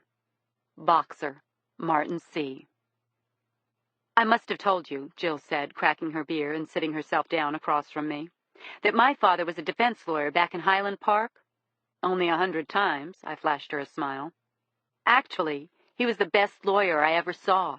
Once, I watched him work a case at night, at home, for 6 months to overturn the conviction of an itinerant lettuce farmer who was falsely convicted on a rape charge. A lot of people back then were pushing my dad to run for Congress. I loved my dad. Still do. I sat there silently, watching her eyes grow moist. She took a swig of beer. Took me until I was a senior in college to realize the bastard had cheated on my mother for 20 years. The big, upstanding man. My hero. I broke into a faint smile. Marty's been lying to me all along, hasn't he? Jill nodded, pushing my father's dog-eared personnel file along with a deposition across my desk. The deposition had been folded open to a page highlighted in yellow. You might as well read it, Lindsay. I braced myself and, as dispassionately as I could, read through Kenneth Charles's testimony. My first reaction was not to believe it. Anger filled me. But at the same time, I knew it had to be true. My father had lied and covered up his whole life. He had conned and bullshitted and disappointed anyone who ever loved him. I'm so sorry, Lindsay. Believe me, I hated to show you this. Jill reached out a hand, and I took it, squeezed hard. I shrugged, draining the last of my beer. I smiled at Jill. So whatever happened to your father? Is he still with your mom? Fuck no, she said. She threw him out when I was in law school. He's been living in a 2-bedroom condo in Las Colinas ever since. I started to laugh, a painful laugh that mixed with the disappointment and the tears. Thanks, I said. I squeezed Jill's hand again. I owe you, sweetie. What are you going to do, Lindsay? What I should have done a long time ago. I'm going to find out the truth. My father was in the middle of a game of solitaire when I got home. I trudged into the kitchen, pulling a black and tan out of the fridge. I came over and sank into the chair across from him. My father looked up. Hey, Lindsay. I was thinking, Dad, about when you left. I kept my gaze on him. You took me down to the wharf for some ices, remember? We watched the ferries coming in from Sausalito. You said something like, I'm going to get on one of those in the next few days, Buttercup, and I won't be back for a while. You said it was something between you and Mom, and for a while I waited. But for years I always wondered, why did you have to leave? My father's lips moved as if he were trying to frame a response. Then he stopped. You were dirty, weren't you? It was never about you and Mom. You helped Coombs murder that boy. That's what it was all along. My father blinked, trying to spit out a reply. No. Did Mom even know? If she did, she always gave us the party line, that it was your gambling and the alcohol. He put down the deck of cards. You may not believe it, Lindsay, but I always loved your mother. I shook my head. You couldn't have. No one could hurt someone they love that much. Yes, they can. I've hurt you. We sat there, frozen in silence, for a few moments. How did you find out? He asked. What does it matter? I was going to find out eventually. He looked stunned. You used me to get to Coombs. You and Coombs killed that boy. I didn't kill him, my father said, and shook his head. I just didn't do anything to stop it. He told me how he had run after Coombs and found him in the alley. Coombs's hands were wrapped around Gerald Sykes's throat. I told you, things were different then. Coombs wanted to teach him a little respect for the uniform, but he kept squeezing. He's got something, he told me. I shouted at him, let go. When I realized it had gone too far, I went for him. Coombs laughed at me. This is my territory, Marty boy. If you're scared, get the fuck out of here. I didn't know the kid was going to die. When Falone came on the scene, Coombs let the kid drop and said, little bastard was trying to pull a knife on me. Tom was a vet. He sized it up fast. Told me to get lost. Coombs laughed and said, go. No one ever disclosed my name. My eyes stung with tears. How could you? At least Coombs stood up. But you ran. I know I ran, he said. But I didn't run the other night. I was there for you. You weren't there for me. You were following him. That's why you're back here. Not to protect me, to protect yourself. You came back to kill Frank Coombs. My father's face turned ashen. Maybe at first, but not now. It changed, Lindsay. I shook my head. Tears were running down my cheeks, and I angrily wiped them away. The other night, helping you escape, that was the proudest moment in my life. You're my daughter. I love you. I always have. My eyes were still wet. I want you to go. I want you to pack up and go back to wherever you were for the past 20 years. 4 people have been killed so far. You're involved somehow. And I have no idea how much you know or what you're hiding. My father's face went slack. I want you out, I said again, right now. I sat there, My arms folded around Martha while he went into the guest room. A few moments later, he came out with his things packed. "Lindsay, I know how much reason I've given you to hate me, but don't do this now. You've got to watch out for Coombs. He's going to come after you. Please, let me help." My heart was breaking. I knew that the minute he walked out the door, I would never see him again. "I don't need your help," I said. "Goodbye, Daddy." Frank Coombs leaned stiffly against the payphone on the corner of 9th and Bryant. His eyes were riveted on the Hall of Justice. The pain in his shoulder cut through his body. For 2 days he had kept undercover, slipping down to San Bruno, hiding out, but his picture was on the front page of every paper. He had no money.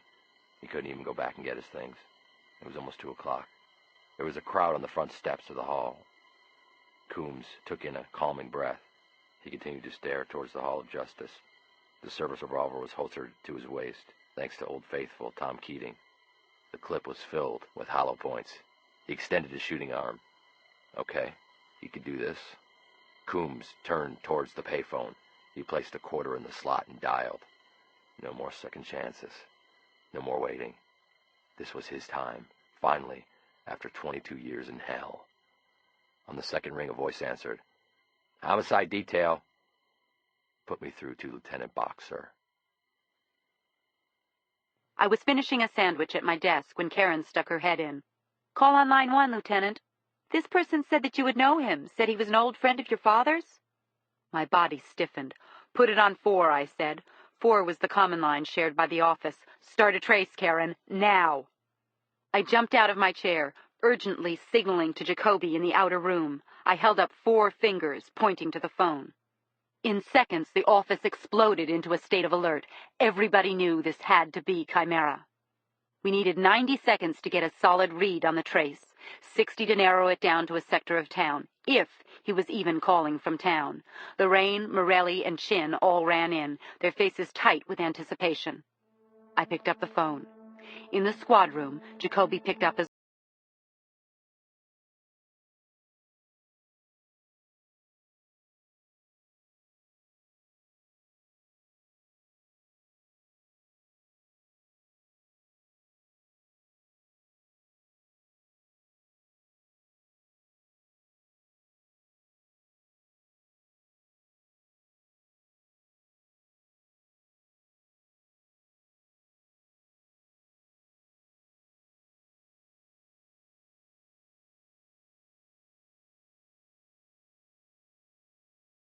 still. I had to keep him on the line. He probably thought the old man was jerking off some barmaid, or that he left some bad markers out on the street. God, it must have been tough when he took off and your mom died. I'm going to enjoy nailing you, Coombs. I'll be there when they start the drip at San Quentin.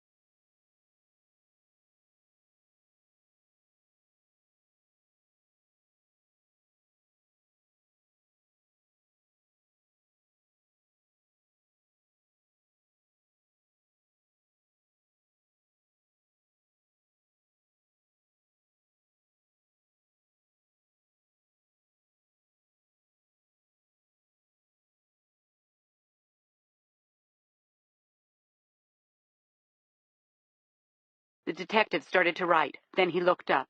His face was screwed in disbelief. "He's in a booth at the corner of 9th and Bryant."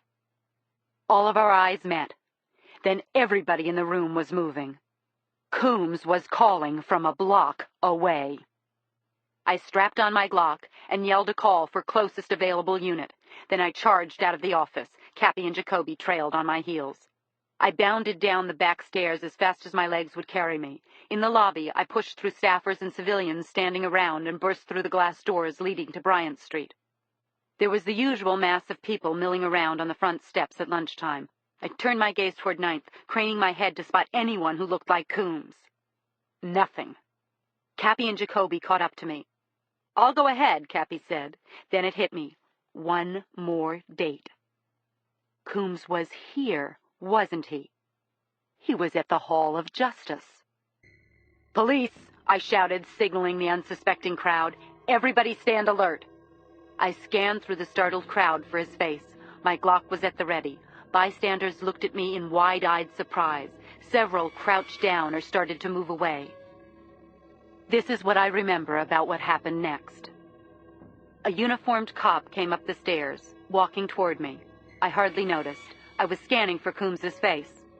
The uniform came out of the crowd, the face obscured behind sunglasses and the visor of his hat. He was holding out his hand. I focused right past him, scanning down the street, searching for Coombs. Then I heard someone shout my name. "Hey, Boxer!" Everything exploded on the steps of the hall. Jacoby, Cappy, yelling, "Gun!" My eyes flashed toward the cop. He was wearing a patrolman's uniform that I hadn't seen in a while. I fixed on the face. And to my shock, it was Coombs. It was Chimera. Someone spun me from behind as I raised my Glock. "Hey!" I yelled. I saw Coombs's gun spurt orange. Twice. Then everything got incredibly crazy and confused. I know that I got off a shot before my body went numb with pain. I saw Coombs lurch forward, his glasses flying off, his gun pointed my way. He staggered, but he was still coming for me.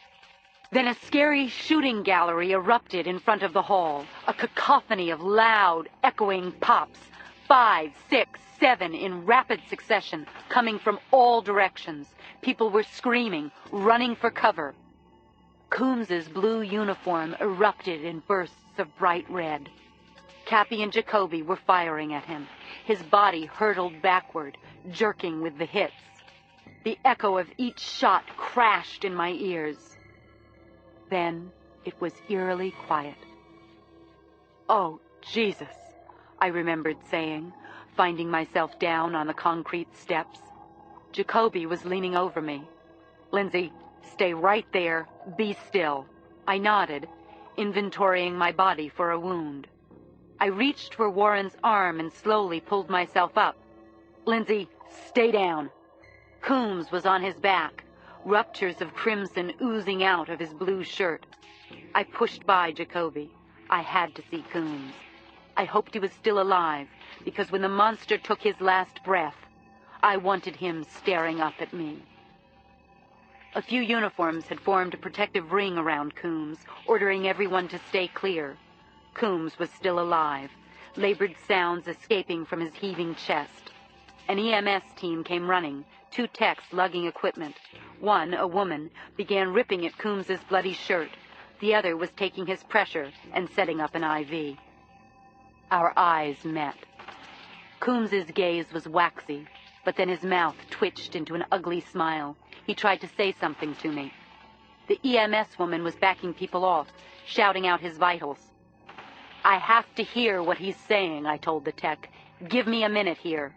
"He can't talk," she said. "Give him room to breathe, Lieutenant. He's dying on us." "I have to hear," I said again. Then I knelt down close. One last. Every breath was a fight for him now. One last target, one last victim, one last what, Coombs? I asked. Blood bubbled out of his mouth. One last surprise. He smiled. Chimera was dead. It was over, thank God. I had no idea what Coombs had meant, but I wanted to spit his words back in his face. One last surprise. I hoped it didn't mean he had left one last victim before he died. "Come on, Lieutenant," Jacoby muttered. He gently pulled me up. Suddenly my legs buckled. I felt as if I had no control over the lower part of my body. I saw the look of alarm on Warren's face. "You're hit," he uttered, wide-eyed. I looked down at my side. Jacoby peeled back my jacket, and a wet, red gash appeared on my right abdomen. "We need help here," Jacoby shouted to the EMS tech. He and Cappy eased me back to the ground. I found myself staring over at Coombs as the female tech who had peeled away the dead man's shirt rushed over to me. They took off my jacket, slapped a blood pressure monitor on my arm. My gaze stayed fixed on the killer. Something a little strange, something not tracking. What was it? I pulled myself out of Jacoby's grip. I have to see something. I got up and went over to the body. Coombs's police uniform had been peeled back off his chest and arms. Raw wounds spotted his chest. But something was missing. Something was all wrong. "Oh, my God, Warren," I whispered. "Look." "Look at what?" Jacoby frowned. "Warren, there's no tattoo." My mind flashed back. Claire had discovered pigment from the killer's tattoo under Estelle Chipman's fingernails. I put my hands underneath Coombs's shoulders and rolled him slightly. No tattoos anywhere. This was unthinkable. But Coombs couldn't be Chimera. Then I passed out. I opened my eyes in a hospital room, feeling the constraining pull of the IV line stuck in my arm. Claire was standing over me. "You are a lucky girl," she said. "Bullet grazed your right abdomen, but didn't lodge. What you've basically got is one of the nastiest floor burns you'll ever see." I blinked a confused look around the hospital room, then I pulled myself up into a sitting position. "You did good, girl." Claire squeezed my arm. "Coombs is dead? There's a mob of people outside who want to talk with you. You're going to have to get used to the accolades." I closed my eyes, thinking of the misplaced attention about to come my way. Frank Coombs didn't have a tattoo. She shook her head and blinked back. "So?" "The first murder, Claire. Estelle Chipman. She was killed by a man with a tattoo." "You said it. I could have been wrong." "You're never wrong." She eased back on her stool, her brow creased. "I'm doing the autopsy on Frankie Boy Monday morning. There could be a highly pigmented section of skin, or a discoloration somewhere." I managed to smile. "Autopsy? My professional opinion is that he was shot." "Thanks, but someone's got to take the bullets out of him and match them up. There'll be an inquiry." "Yeah." I blew out a gust of air and dropped my head back on the pillow. The whole incident, seeing the cop coming up to me, realizing it was Coombs, the flash of his gun, all came back to me as broken fragments. Claire stood up. "You ought to get some rest. Doctor said they might release you tomorrow. I'll check back in the AM." She leaned down and gave me a kiss. Then she made her way to the door. "Hey, Claire." She turned back. "Keep your eyes peeled for that tattoo." I spent the remainder of the day trying to rest. Unfortunately, a steady stream of brass and press paraded through my room. The mayor stopped by, accompanied by his press liaison and Chief Tracchio. They held an impromptu press conference at the hospital, praising me, citing the great work done by the city's homicide detail. After the commotion finally died down, Cindy and Jill dropped in. "You did it, Lindsay," Cindy said. "You may be fucking crazy, but no one can say you're not a hell of a cop." "Thanks. Don't think this getting shot thing lets you out of my exclusive. I'll give you some time to recover. How's 6? "Right," I chuckled. "Bring me back a chicken enchilada from Susie's." "Doctor said we could only come in for a minute," said Jill. "We'll call you later." They both smiled and backed toward the door. Around 5, Jacoby and Cappy stuck their heads in. "We were wondering where you were," Jacoby muttered, deadpan. "You didn't show up for the afternoon meeting." I grinned. "You guys are the heroes. All I did was dive out of the way to save my butt." "Shit," Cappy shrugged. "We just wanted to say that despite the fact the mayor's recommending you for the Medal of Honor, we still love you." I smiled. "You guys got a bead on what happened?" "Chimera came at you is what happened," Jacoby said. "He shot, we took him out. End of story." "Who got off the shots?" I got 4, Jacoby said. Tom Perez from robbery was next to me. He got off 2. I looked at Cappy. 2, he added, but shots were coming from all around. IAB's taking statements. Thanks. I smiled gratefully. Then my expression changed. How do you figure this? The same guy who takes out Tasha Catchings and Davidson from 100 yards, like it's a layup, only grazes me from point-blank range. Jacoby looked at me, a little confused. Is there something you're trying to tell us, Lindsay? I sighed. All along, we were looking for a guy with a tattoo, right? The same man who killed Estelle Chipman, linchpin of the case. There was none on Coombs, not a mark. Jacoby shot a glance at Cappy, then back at me. What are you trying to say? That Coombs isn't our man? That we tied him into each of the murders, found those clippings in his room, that he tried to pop you not once but twice, but that it wasn't him? I guess what I mean is, you ever know Claire Washburn to be wrong? No, Jacoby shook his head, but I don't know you to be wrong too often either. They told me to get a good night's sleep.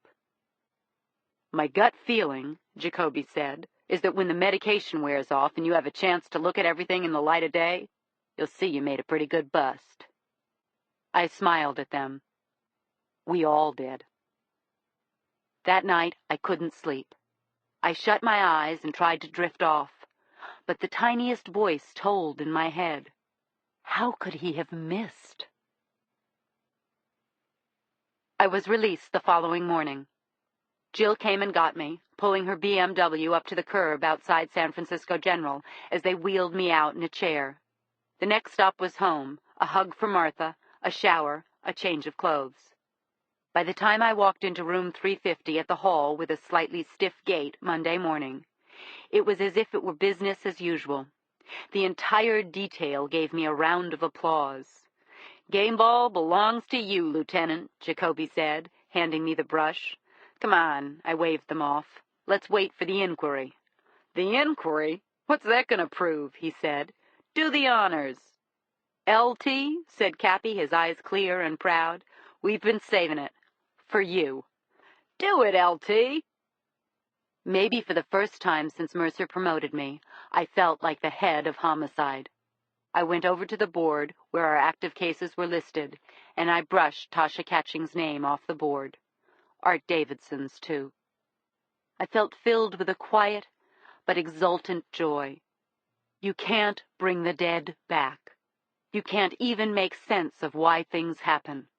All you can do is the best you can to let the living believe their souls are at peace. The detectives circled around me and watched. I wiped Earl Mercer's name off the slate.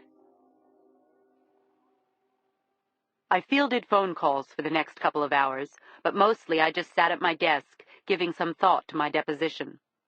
There was an inquiry pending on the Coombs shooting, standard practice whenever a police officer fired a gun. The whole incident was still a blur to me. I had a flash of that out-of-date uniform and Coombs's eyes burning into me, his arm extended, the orange spurt of his gun. I was sure that someone had shouted my name, probably Cappy or Jacoby. Then someone else said, gun. And my own Glock, flopping up in slow motion, knowing I was a beat too late, seeing the spurt of his gun. Then the gunfire, from all directions, pop, pop, pop, pop, pop, pop. Finally, I put it out of my mind and went back to work. About an hour later, I was leafing through the file on one of our new outstanding cases when Claire appeared at my door. Hey! Hey back at you, Lindsay. I knew Claire. I knew her look when she'd found what she'd expected and had put her doubt to rest. And I knew the look when it was not so kosher. You didn't find any tattoo, did you? I said. She shook her head. I motioned her in and shut the door. Okay, so what did you find? She shrugged somberly. I guess I found out why Coombs missed. Claire sat down and started to explain. I was doing a routine histology in the substantia nigra. In English, Claire, I cut in. She smiled. I scooped some cells mid-brain. Coombs was hit 9 times. 6 were 9mm, 2 20s, 1 38 from the rear. That one smacked into his cervical spine. It's the only reason I would have been in there in the first place. I was looking for a specific cause of death. So, what did you find? A marked absence of neurons, live nerve cells? I sat upright. Meaning what, Claire? Meaning Coombs had Parkinson's, Lindsay, and not an unadvanced case. Someone with Coombs's stage of Parkinson's could never have pulled off those shots. I fixed on Claire's eyes. You're sure about this? She nodded slowly. I'm absolutely positive. His state of Parkinson's could never have allowed the necessary interaction between hand and brain for those shots. With an almost nauseating chill, I flashed through all the things that we knew about our killer. We had been certain that Chimera had a tattoo, but Coombs didn't have one. Then he barely grazed me on the steps of the hall from point-blank range. And now this. Whoever Chimera was, he was certifiable as a marksman. We looked at each other, and I uttered the unutterable. Jesus, Claire. Coombs isn't our man. Right, she said. So who is, Lieutenant? For a long time, we just sat there, letting the stunning realization and panic sink in. Coombs was trying to tell me something, I said to Claire, recalling his dying moments. One last, he whispered, and when I asked him, one last what, he seemed to smile. One last surprise. He knew Chimera was still out there, Claire. He knew we would find out. The bastard was laughing at me as he drew his last breath. It has to be somebody else in his group. There's another madman. I didn't know exactly what to do with this new information. The last thing I wanted to do was go upstairs and shatter the celebration of all the bureaucrats and brass. But at the same moment, Claire and I were gaping at each other in disbelief. The real killer was out there, possibly scoping another hit. Come with me, I said, sucking in the sharp pain in my side. I ambled down the hall to Charlie Clapper's office. The returning hero, the rotund CSU man, stood up and smiled. Charlie, I said, how long until we have a match on the gun? Gun? He screwed his brow. Coombs's gun? How long until we can match it up against the piece that killed Mercer? It's a little late, gorgeous, if you're trying to narrow down your suspects. I'd start with a dude on Claire's slab. When, Charlie? I shot back. Maybe Wednesday? He shrugged. We've got to scan the inside of the gun, get a reading on the... Tomorrow, Charlie, I said.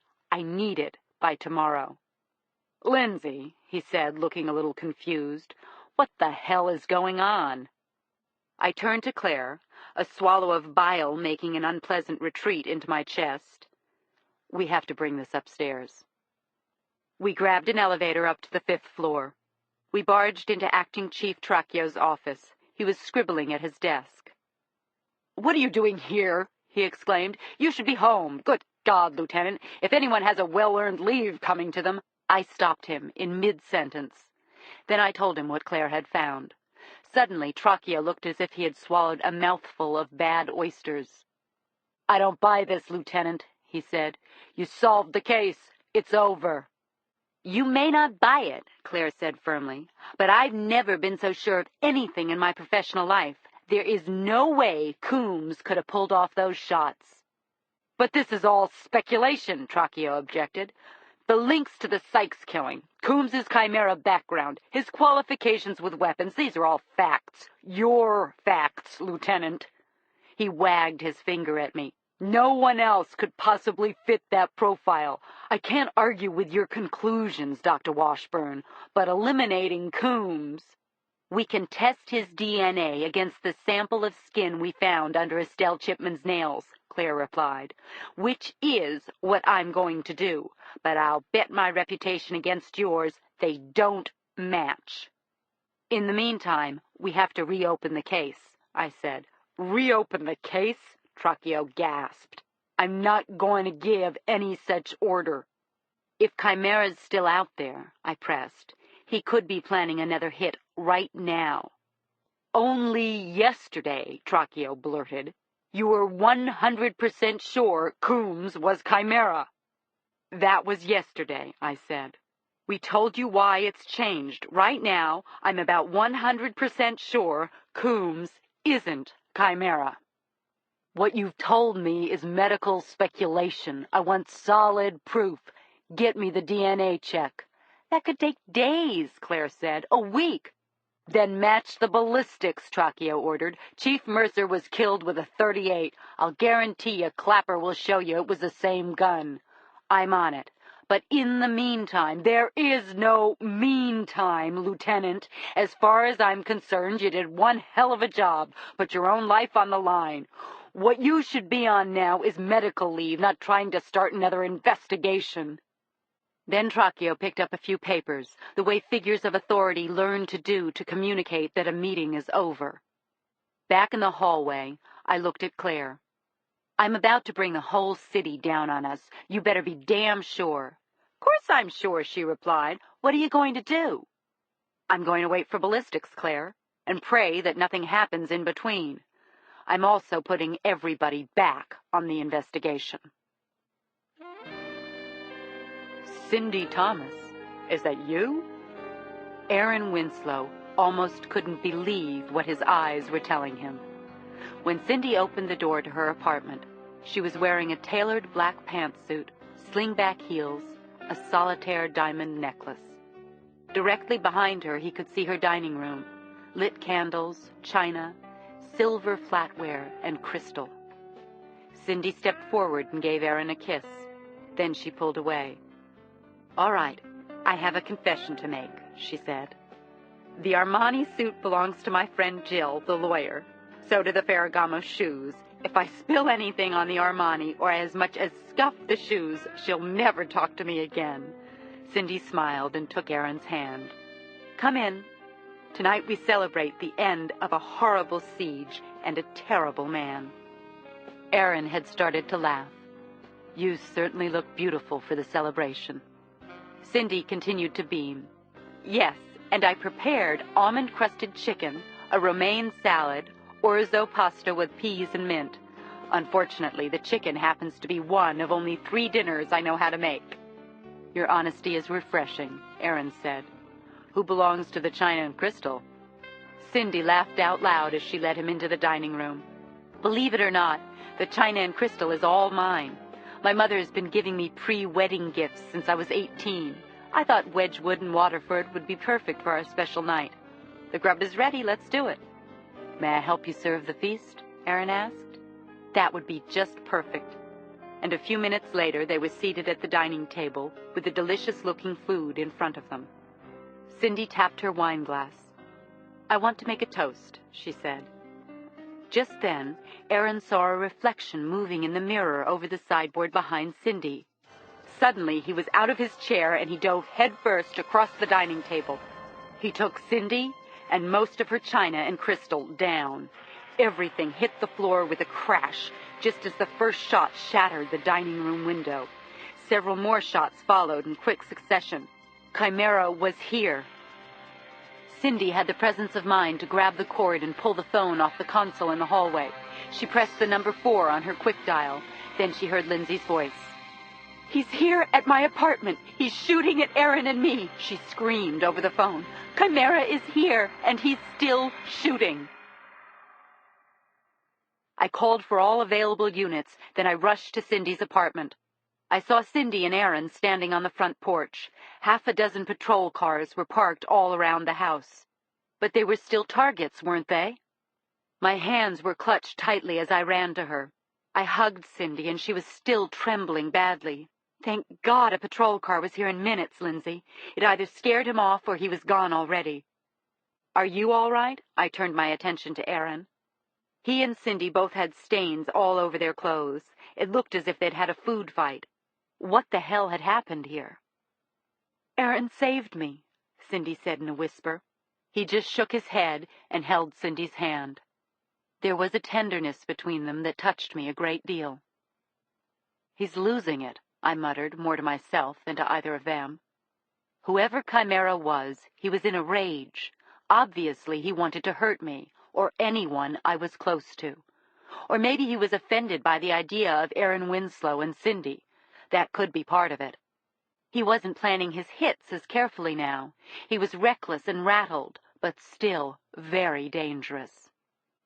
And he was out there somewhere, maybe even watching us right now. "Come on, let's go back inside," I said. "Why, Lindsay?" asked Cindy. "That's where he shot at us. Who the hell is this guy? What does he want?" "I don't know, Cindy. Please, go inside, sweetie." Inspectors were already checking where the shots had come from. CSU was after the caliber of the weapon. But I knew, and I knew that it was him. Chimera. Warren Jacoby's blue Ford pulled up, and I watched him get out and hurry over to me. "The two of them okay?" "Yeah, they're inside now. Jesus, Warren, this has something to do with me. It has to." I rested my head on his shoulder for a second. Tears welled in my eyes, and I felt them come. "I'm going to kill this guy," I whispered. Jacoby held me even tighter. Good old Warren. A black Lincoln town car wound its way along the barricaded street and swooshed up to the curb. The door opened, and a grim-faced Chief Tracchio stepped out, surveying the shooting scene.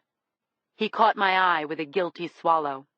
The flashing lights of the crime scene reflected on his glasses. I glared at him. Proof enough? The next morning, half of Homicide banged our heads together in the conference room, re-examining every piece of evidence, every assumption we had made. As the meeting was ending, I took Jacoby aside. "One other thing, Warren. I want you to look at something for me. Make certain that Tom Keating really is in a wheelchair." By 1 o'clock, I had to take a break. I had to talk to the girls, so I called them together for a quick lunch at the Rialto across the street from the hall. Even Cindy said she was coming. When she arrived at the Rialto, everybody hugged her, and tears came into our eyes. "This is crazy," I said as we huddled around a table, nibbling at salads and calzones. Everything matched. Coombs's past, Chimera, the incident in Bayview. Everything pointed there. We can't be wrong. Jill shuffled in her seat. "Listen, Coombs has to be at the center of this. Too many things check out. He may not have pulled the trigger, but what if he got someone else to? What about those asshole buddies of his in South San Francisco?" "2 are still missing," I said, "but my gut tells me no. Oh, hell, I don't know anymore. Coombs was one madman. Who the hell is the other one?" "You checked everything you found in his hotel room?" Cindy asked. "Checked, double-checked," I replied. For what seemed like the 10th time, my mind went to the tiny, disheveled hotel room, the suitcase full of Coombs's prison things, the clippings stashed under his mattress, the numbers on the desk, his letters. Except this time, something hit.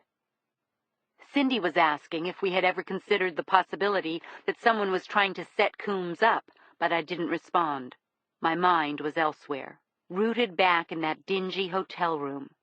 The line of beer cans and cigarette butts on the sill above the bed. Something else there.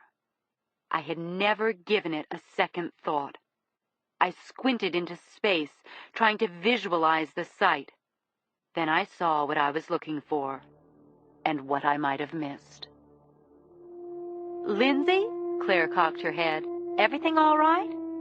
I grabbed my bag and stood up. "We've got to get back to the hall. I think I just figured something out." Evidence taken into custody is kept under lock and key in a storage room in the basement of the hall. Fred Carl, the day duty officer, looked a little annoyed at the 4 of us. "This isn't a social room," he grumbled, pushing a clipboard in my direction and pressing a button that opened the chain-link gate. "You and Miss Bernhard can sign and go in. These other 2, they'll have to wait out here." "Arrest us, Fred," I said, waving everyone through. The contents of Coombs's hotel room had been placed in large storage bins near the back. I led the girls to the spot and hung my jacket on a ledge as I pulled a couple of bins down from the shelf coated with Coombs's case number. I started rummaging through the contents. "Would you mind telling me just what the hell we're looking for?" Jill asked, seeming annoyed. "What the hell didn't I see?" "You saw it perfectly," I said as I pawed through Frank Coombs's effects. "So did I, but neither of us put it together at the time. Look at this." As if it were a silver chalice, I picked up the polished brass trophy of a prone sharpshooter aiming a rifle. 50-meter straight target champion, the inscription plate read. That was what I remembered from the first time I saw the trophy. But the name above it changed everything. Frank L. Coombs, not Frank C. Francis Lawrence, not Francis Charles. Rusty Coombs. The trophy had been awarded to Coombs's son. All of a sudden, every assumption and insight changed for me. Maybe because of all the paperwork I had looked at recently. Coombs Sr.'s full name had sunk into my consciousness. Frank C. was the father. Frank L. the son. Jill sat back on the floor, stunned. "You're telling me, Lindsay, that these horrifying murders were committed by Coombs's son, the boy at Stanford?" Cindy blurted. "I thought he hated his father. I thought they hadn't been in touch." "So did I said. "He fooled everyone, didn't he?" We stood there, seeking one another's eyes in the dim basement room. My mind flashed again. The white van. The getaway car from Tasha Catching's murder. It had been stolen from Mountain View. Palo Alto and Mountain View were only a few minutes apart. "The owner of the white van," I said, "taught anthropology at a community college down there. He said he took on students from other schools. Sometimes some of the jocks." All of a sudden, things were fitting into place. Maybe one of them was Rusty Coombs? I hurried back upstairs. The first thing I did was place a call to Professor Stasek at Mountain View Junior College. I was only able to get his voicemail. I left an urgent message for him to call me. I punched the name Frank Coombs, Jr. into the CCI databank computer. The father's old conviction came up, but nothing on the son. No criminal record. I felt that if the kid was cold enough to do these terrible crimes, he had to be in the system somewhere. I typed his name into the juvie databank. These records were sealed, unable to be used in a court, but we had access. After a few seconds, a file shot back. A long one. I blinked at the screen. Rusty Coombs had had run-ins with the law at least 7 times from the time he was 13. In 1992, he'd been brought before a juvie court for shooting a neighbor's dog with a pellet gun. A year later, he'd been indicted for criminal mischief for killing a goose in a corporate park. At age 15, he and a friend had been charged with desecrating a public place for spray painting a synagogue with anti-Semitic slogans. He had been charged, but not convicted, with throwing beer bottles through a neighbor's window. The complainant was black. He was alleged to be part of a high school gang, the Cott Street Boys, known for race-based attacks on blacks, Latinos, and Asians. One after another, I read on, stunned. Finally, I called Jacoby into my office. I laid the whole thing out for him. Rusty Coombs's violent past, his name on the marksmanship trophy, the stolen van in Mountain View not that far from Palo Alto. "Obviously, they've seriously relaxed the admission requirements at Stanford since I applied," Jacoby snorted. "No jokes, Warren, please. So what do you think? I'm losing it, right? Am I crazy?" "Not so crazy we shouldn't pay the kid another visit," he said. There were other things we could do, to be sure. We could wait and see if Coombs Sr.'s DNA matched what was found under Estelle Chipman's nails, but that took time. The more I thought about it, the more Rusty Coombs made sense. My brain was buzzing now. A tremor of recognition reverberated through me. Oh, my God, Warren! The white chalk. Jacoby leaned forward and narrowed his eyes. What about it? The white powder Clapper found at 2 of the scenes? I recalled an image of Rusty Coombs, his freckled face and wide lineman's shoulders in a sweaty Cardinals t-shirt, the epitome of a superior kid who'd turned his life around, right? Remember when we met him? Sure, the gym at Stanford. He was lifting weights. What do weightlifters use, Warren? To hold onto the bar so it doesn't slip. I stood up. My mind settled on the vivid image of Rusty Coombs rubbing his thick white hands together. They use chalk, Jacoby muttered. Jogging back from afternoon practice, Rusty Coombs took the 4-mile loop from the field house around South Campus. He decided to make the last 200 meters an all-out sprint. A police car wailed past him, then another speeding cruiser. At first, the sight of the cruiser jolted him, but as he watched the cars trail away, he relaxed. His muscular legs churned on. Everything was fine, just fine. He was safe here at Stanford. One of the privileged few, right? He went back to what he had been thinking about before the cops rudely interrupted. If he could get his body fat down to 7.8 and slice his time in the 40 another tenth or two, he could maybe move up to the 3rd round of the NFL draft. 3rd round meant guaranteed bonus. Stick to the plan, he told himself. Fantasies had a way of becoming real. At least his did. Rusty chugged onto Santa Ynez, a block away from the frat house, where he and several other football players lived. As he turned down the street, his body slammed to a halt. What the fuck? They're here for me? The street was ablaze with flashing lights, police cars, 3 of them, and 2 maroon campus security vehicles in front of his house. A crowd milling in the street. Town cops weren't allowed on campus for anything trivial. No, this was bigger. Widescreen. He knew in a sickening flash that everything was over. He wouldn't even have the chance to cut the lights out of the little bitch who had killed his father. His legs still moved, jogging in place. What shot through his mind was, how the fuck could they have known? Who figured it out? Not Lindsay Boxer. A geeky student in baggy red shorts with a red knapsack thrown over his shoulder came up the street towards him. Rusty continued to jog in place.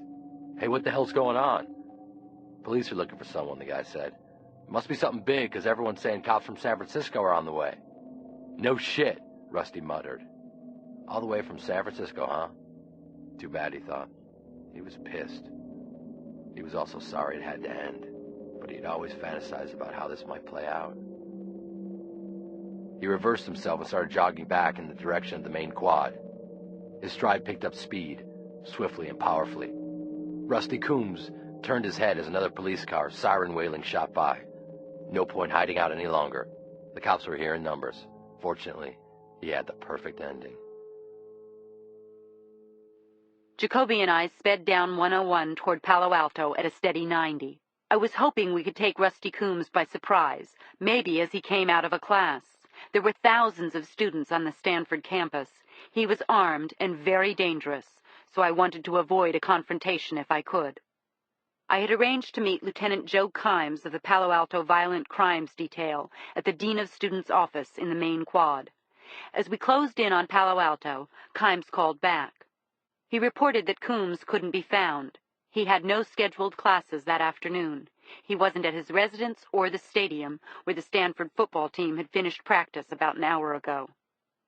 Does he know there's an APB out on him? I asked. What's happening down there, Joe? It's hard to keep a low profile here, Kimes said. He could have seen our cars. I was starting to worry. I'd hoped we could get to Coombs before he knew we were coming. He liked attention. He wanted to be a star. What do you want us to do? Kimes asked. I want you to put the local SWAT team on alert. Meanwhile, try to find the big creep, Joe. Don't let him out of our trap. And, Joe, this guy is extremely dangerous. You have no idea. The elevator ascended rapidly, and when it opened, Chimera looked out on the observation deck of the Hoover Tower, more than 250 feet over Stanford's main quad. There was no one up there on the deck, no one to bother him, no one to kill right away. Just a flat blue sky, The concrete WPA-style dome, the giant carillon bells that tolled thunder across the campus. Rusty Coombs flicked off the elevator power switch, freezing the doors open. Then he slung the black nylon duffel bag he was carrying onto the floor and leaned against the concrete wall, his back to one of the 8 barred windows. He opened the bag, removing his disassembled PSG-1, the sniper scope, and 2 additional pistols, along with clips of ammunition. This was something else. Breathtaking, actually. A bomb, right? He could see mountains to the south and west. The outline of San Francisco to the north. It was a clear day. Everything was calm, perfect. The Stanford campus stretched out before him. Students crept like ants down below him. The best and the brightest. He began to hook together the rifle, clicking the barrel seamlessly into the stock, fitting on the customized shoulder rest until the assembled piece rested in his arms like a prized instrument. A sparrow perched on the carillon bells. He aimed and squeezed the trigger in a dry run. Click. And then he screwed the sniper's sight onto the stock. He snapped in a 20-round clip. He crouched behind the cement wall. The wind rattled by, sounding like a gust, snapping a canvas sail. The sky was a gorgeous turquoise blue. I'm going to die. And you know what? I really don't care. Students were casually traversing crosswalks, lounging and reading on benches. Who knew? Who suspected any danger? He could have his pick. He could immortalize any of them. Rusty Coombs swung the barrel of his rifle through the metal bars in one of the dome's 6-foot-high windows. He squinted through the sight and searched out the first target. Students popped into view. A pretty Japanese girl with auburn hair and dark glasses nuzzling her Caucasian boyfriend on the green. A geek in a bright yellow sweatshirt riding a yellow bicycle. He shifted the sight. A black student with long corn braids walking towards the student bookstore. Coombs smiled. Sometimes it even amazed him how much hatred he had inside. He was smart enough to know that he didn't just despise them. He despised himself. Despised his buffed-up body, the imperfections only he knew about.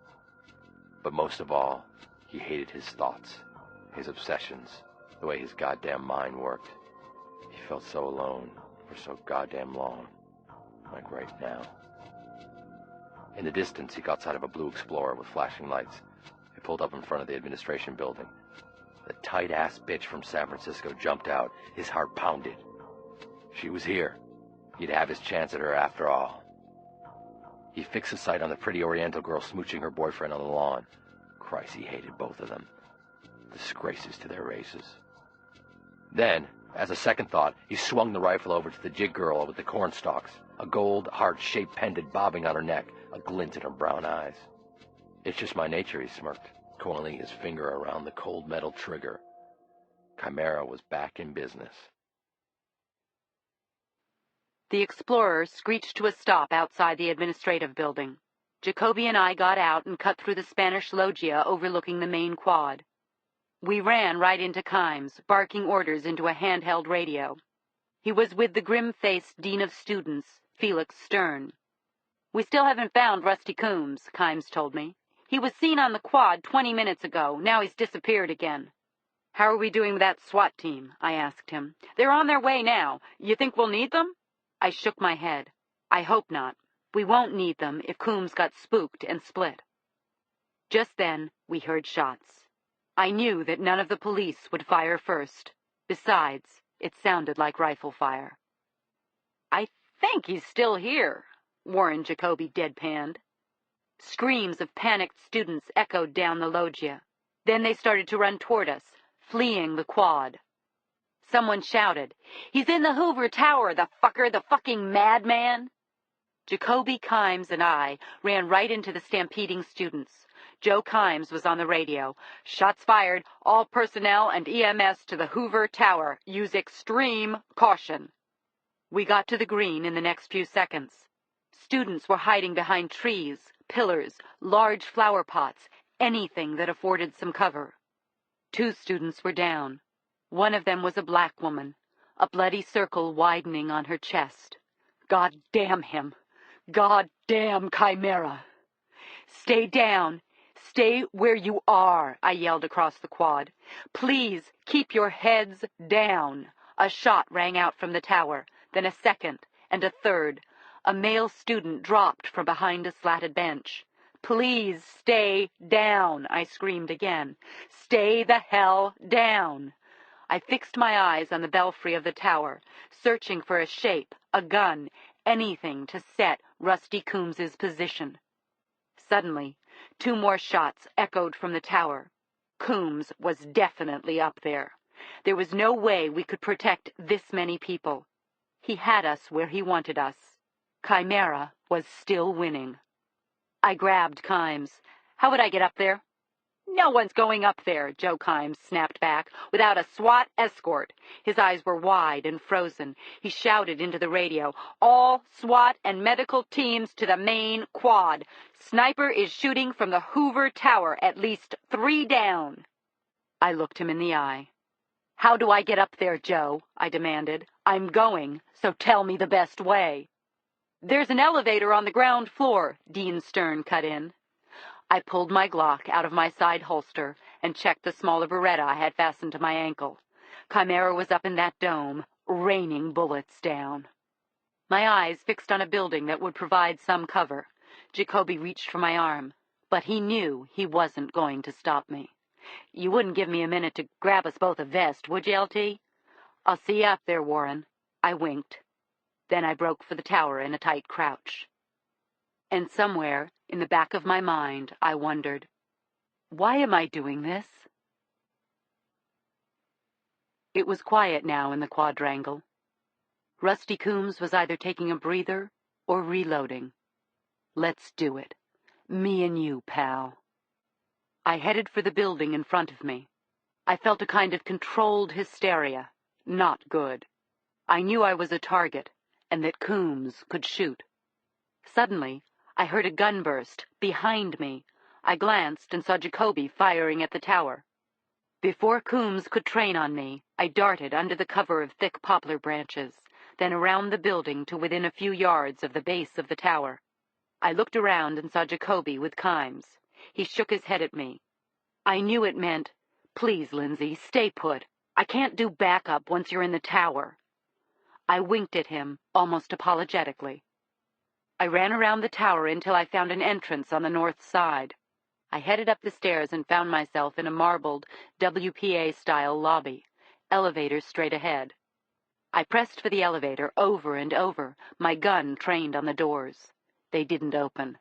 In futility, I slammed my fist against the polished chrome doors. I screamed, "Police!"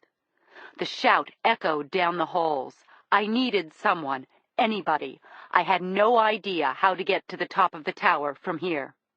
An older man in a maintenance uniform emerged from down a corridor. He recoiled at the sight of my gun. "Police!" I yelled. "How do I get up there?" "Man's blocked the elevator," he said. "Only way up is the auxiliary stairs." "Show me, please. It's a matter of life or death." The caretaker led me through a door and up to the 3rd floor, then down a corridor to a narrow set of stairs. "You got yourself 13 flights. Fire door at the top. Opens from both sides." "Wait in the lobby and tell anyone who comes that I'm up here," I said as I headed into the narrow stairwell. "That's a matter of life or death, too." "Yes, ma'am. Understood." I started up. 13 flights, and I didn't know what to expect at the top. My heart was racing and my blouse clung to my back with cold sweat. Lucky 13. With each story, my breaths grew tighter and sharper. My legs began to ache, top to bottom, and I run 4 times a week. I didn't know if I was crazy, going in there without backup. No, hell, I knew I was crazy. Finally, I pushed past 12 and reached the top. Jesus. Only a solid metal fire door separated me from Chimera. My heart was exploding. Through the door, I heard more shooting. Kapow, kapow, kapow. He was at it again. I was scared that someone else might be killed. I was angry, pissed. I wanted him so bad. I checked my Glock and sucked in a breath. Oh, God, Lindsay, whatever you do it fast. The fire door had one of those heavy emergency levers that had to be pushed down to release. I pressed it down and burst onto the observation deck. I was struck with a blast of blinding sunlight. Then the chilling sounds, ka-ping, ka-ping, ka-ping, the ejecting shells from the rifle jangling to the floor. Rushing onto the deck, I spotted Coombs. He was kneeling in front of an opening with his rifle extended through the bars. Suddenly, he pivoted toward me. His gun exploded in my direction, a deafening burst, orange flashes all around, loud metallic dings. I dove away from the door, peeling off a burst of 4 shots. I didn't know if I'd hit him. I sucked in a breath, waiting for a stab of pain to see if he'd hit me. He hadn't. "It's a lot harder when somebody's shooting back at you," I yelled. I was crouched behind a tall metal grating. It housed a collection of 7 massive bells. Each looked as if it could shatter my eardrums with a single ring. The rest of the observation deck was no more than an 8-foot-wide path. It circled the bells with viewing openings every 6 feet or so in the wall. Coombs was on the other side, the bells acting as a cover for both of us. His voice called out, an easy, arrogant twang. "Welcome to Camelot, Lieutenant. All these big-shot brains down there. And now you coming all the way up here just to talk to me?" "I brought along friends. They won't be talking, Rusty. They'll be looking for any shot to take you down. Why die like this?" "I don't know. Seems like a good plan to me. You want to die up here with me? Be my guest." I squinted through the grating, trying to get a fix on where Coombs was. Across the belfry, I heard him shove in a fresh clip. "I'm glad it's you. I mean, it's fitting, don't you think? You nailed my dad. Now I get to do the same to you." His voice seemed to shift, as if he was circling. I started to circle as well, my Glock aimed toward the corner of the bell housing. "I don't want you to die up here, Rusty." A little slow on the uptake, aren't you, Lieutenant? Just like always. I gave you everything I could think of. The Chimera symbols, the van, the 911. What did I have to do? Send you a fucking email and say, "Hey, fellas, I'm over here." Took you long enough to figure it out. Cost a few lives along the way. Suddenly, a burst of gunfire rattled the iron grating, bullets clanging loudly off the bells. I ducked down, holding my head between my hands. "Your father's gone," I shouted. "This doesn't bring him back." Where was he now? I peered through a gap in the grating. Brain freeze. There was Rusty Coombs. He was smiling at me, his father's smug, hateful grin. I saw the rifle extended through the bell housing. In that instant, I saw a sudden flash, felt a recoil of brute force. Then the powerful impact of the shot hurled me backward. I landed hard on my back, scurried for cover as Coombs rushed around for a clear shot. My fingers groped for my Glock. Jesus, my gun wasn't there. Coombs had shot it out of my hand. He walked forward until he stood over me. His rifle was pointed at my chest. "You have to admit, I sure can't shoot, huh?" Every lingering hope was gone. His eyes were green and held such a cold, impassive burn. I hated this bastard so much. "Don't add any more deaths," I said, my mouth completely dry. "SWAT teams are coming. Kill me. 5 minutes later, it'll be you." He shrugged. At this point, it's going to be a bitch to square myself with the coach. People like you. You don't have the slightest idea what it's like to lose your father. You bastards took my father. I watched his finger move to the trigger and realized I was going to die. I said a silent prayer and thought, I don't want to die. Then the deepest, ear-splitting sound interrupted. It had the force of a building crashing down. One resounding gong was followed by another, then another. I had to grab my ears to keep from going deaf. It was the bells. They were going off, and it was the loudest noise I'd ever heard, by a lot. The entire tower shook with the thunderous sound. Coombs's face twisted into a contortion of shock and pain. He staggered, reflexively crunching into a ball to protect himself. When I saw him coil up, I reached inside my pant leg, I pulled out the Beretta strapped to my ankle. Everything happened so quickly, like a film with the action running but the sound a high-pitched distortion. Coombs, seeing me, swung his rifle into firing position. I fired 3 times, spurts jerking back my hand. The bells continued to gong, over and over. 3 crimson bursts spattered across Coombs's broad chest. The force sent him tumbling backward. Then the bells again. Each ear-splitting clang felt like a sledgehammer slamming into my skull. Coombs came to rest in a sitting position. He gazed down, saw his torn flesh. He blinked with a glazed, mystified look. He raised his rifle toward me. You die too, bitch. I squeezed the trigger of the Beretta. The bells gonged as a final blast thudded into his throat. He grunted loudly and his eyeballs rolled back into his head. I realized that my hands were cupping my ears again. My head ached. I crawled to Coombs and kicked his rifle away. The bells continued to sound, a melody that was unidentifiable to me. Maybe an answer to my prayer. My eyes fixed on something as I knelt beside Coombs. There it is, I whispered. A curled, reptilian tail in red and blue, leading into the body of a goat, with the fierce and proud heads of a lion and a goat. Chimera. One of my shots had pierced the wicked beast's torso. It looked dead, too. I heard shouts coming from behind, but I continued to kneel over Coombs. I felt I had to answer what he'd said at the end. You don't have the slightest idea what it's like to lose your father. Oh, yes, I do, I told his still eyes. This time the newspapers had it right. Chimera was dead. The multiple homicide case was closed. There was no great joy in the final outcome, at least not for me. Homicide didn't get together and wipe the board clean. There were no toasts with the girls. Too many people had died. I was lucky not to have been among them. So were Claire and Cindy.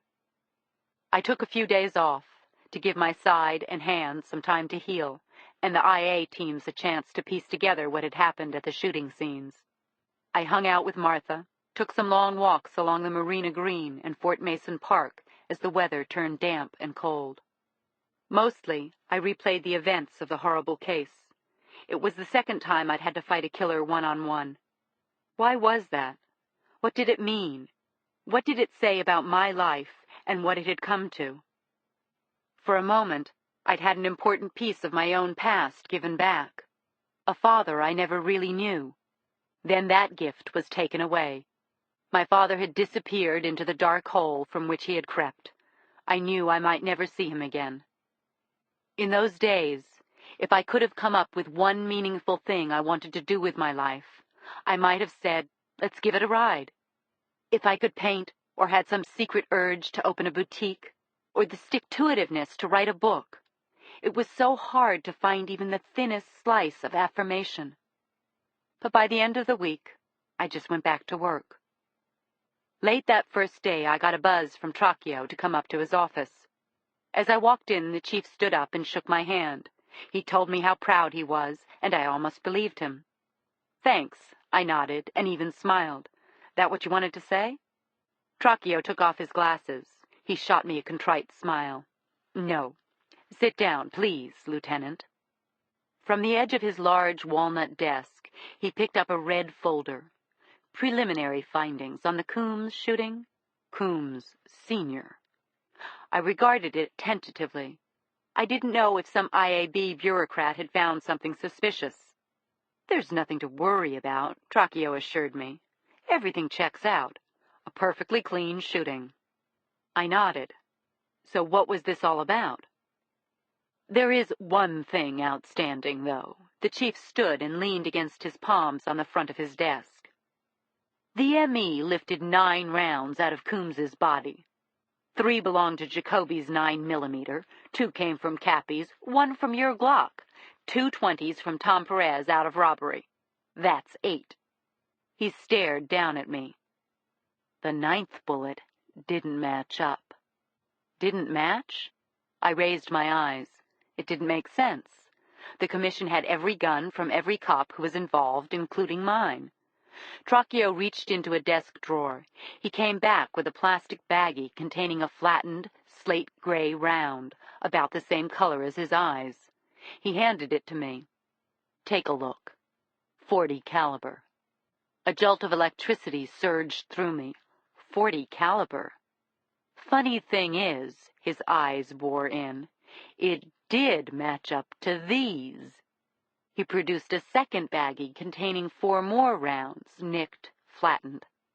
We took these out of the garage and trees outside that house in South San Francisco where you followed Coombs. Trocchio kept his eyes fixed on me. That make any sense to you? My jaw hung like a dead weight.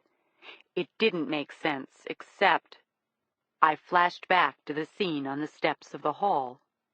Coombs rushing toward me, his arm extended, that frozen moment before I fixed on his face.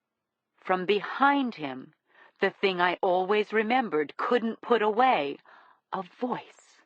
Someone shouting my name. In the melee, there was a pop. Then Coombs lurched. The bullets didn't match up. Coombs had been shot with a .40 caliber handgun, my father's gun. I thought of Marty, his promise as he stood in my doorway that last time. Lindsay, I'm not running any more. My father had shot Frank Coombs on those steps. He had been there for me. You didn't answer, Lieutenant. That make any sense to you? Trocchio asked again. My heart seemed to be bouncing side to side in my chest. I didn't know what Trocchio knew, but I was his hero cop. Catching Chimera would erase the acting in front of his title, and like he said, it was a clean shooting. No, Chief, I answered. It doesn't make any sense. Trocchio fixed on me, weighing the file in his hand, then nodded, placing it at the bottom of a heavy pile of other reports. You did a good job, Lieutenant. Nobody could have done better. 4 months later. It was a sparkling clear March afternoon when we all went back to the LaSalle Heights church. Almost 5 months after that first bloody attack, every chink in its exterior walls had been sanded and painted over with fresh white paint. The arched opening where the church's beautiful stained glass window had shone was draped with a white curtain erected for today's event. Inside, VIPs from the city government sat shoulder to shoulder with proud parishioners and families gathered for the occasion. News cameras rolled from the side aisles, recording the proceedings for the evening news. The choir, dressed in white gowns, belted out, "I'll Fly Away," and the chapel seemed to swell and resonate with the triumphant power of the raised voices. Some people clapped with the music, others tearfully wiped their eyes. I stood in the back with Claire and Jill and Cindy. My body tingled with awe. As the choir concluded, Aaron Winslow stepped up to the pulpit, proud and handsome as ever in a black suit and dress shirt. He and Cindy were still together, and we all liked him, really liked them. The crowd quieted down. He looked around the packed house, smiling peacefully, and in a composed voice began, "Only a few months ago, the play of our children was rocked by a madman's nightmare. I watched as bullets desecrated this neighborhood. This choir that sings for you today was gripped with terror. We all wondered, why? How was it possible that only the youngest and the most innocent of us was struck? Cries of amen echoed from the rafters. Cindy whispered against my ear, "He's good, isn't he? Best of all, he means it." "And the answer is," Winslow declared to the hushed room, "the only answer can be so that she could pave the way for the rest of us to follow." His eyes scanned the room. We are all linked. Everyone here, the families who have suffered loss and those who have simply come to remember. Black or white, we are all diminished by hate. Yet somehow we heal. We carry on. We do carry on. At that moment, he nodded toward the group of young children dressed in their Sunday best, flanking the large white curtain. A girl in braids, no more than 10, tugged on a cord, and the canvas fell to the floor with a loud whap. The church became awash in brilliant light. Heads turned, followed by a collective gasp. Where once shards of fallen glass had left a jagged hole, a stunning stained glass window shone intact. Cries of acclamation rang out. Then everyone began to clap. The choir started up softly in a hymn. It was so damn beautiful. As I listened to the moving voices, something stirred inside me. I glanced at Cindy, Claire, and Jill, thinking, reliving just how much had happened since I'd last stood in this place, since Tasha Catchings had been killed. Tears welled in my eyes, and I felt Claire's fingers at my side. She probed for my hand, squeezing me by the fingertips. Then Cindy cradled her arm through mine. From behind, I felt Jill bracing my shoulder. "I was wrong," she whispered in my ear. "What I said when they were wheeling me into the OR? The bastards don't win. We do. We just have to wait to the end of the game." The four of us stared at the beautiful stained glass window. A sweet and gentle-robed Jesus was motioning to disciples, a yellow nimbus around his head. 4 or 5 followers were trailing behind. One of them, a woman, had turned to wait for someone else, her arm extended. She was reaching toward the outstretched hand of a young black girl. The girl looked like Tasha Catchings. 2 weeks later, a Friday night, I'd invited the girls over for dinner. Jill said she had big news that she wanted to share. I was coming back from the market, grocery bags in hand. In the vestibule of my walk-up, I fumbled for the mail. The usual catalogs and bills. About to move on, I noticed a thin white envelope, the standard airmail variety with red and blue arrows, the kind they give you at the post office. My heart jumped as I recognized the script. It was postmarked Cabo San Lucas, Mexico. I put the grocery bags down. Then I sat on the steps and split the envelope open. I lifted out a folded piece of lined paper, inside a small Polaroid photo. "My beautiful daughter," the letter began in an edgy scrawl. "By now, you must know everything. I've come a long way down here, but I have stopped running. You, no doubt, have some idea of what happened that day at the hall. You modern cops have it all over old slugs like me. What I wanted you to know was that I wasn't afraid to have it come out. I hung around for a few days to see if the story broke. I knew you didn't want to hear from me, but I wanted to hear that you were all right. And of course, you were just fine. These words are not enough to let you know how sorry I am for having disappointed you again. I was wrong about a lot of things. One of them was, you can't leave everything behind. I knew that the moment I saw you again. Why has it taken me my whole life to let such a simple lesson sink in? But I was right about one thing, and it's more important than anything else. No one is ever so big not to need help every once in a while, even from their father." The letter was signed, "Your stupid dad." Then below it, "Who truly loves you."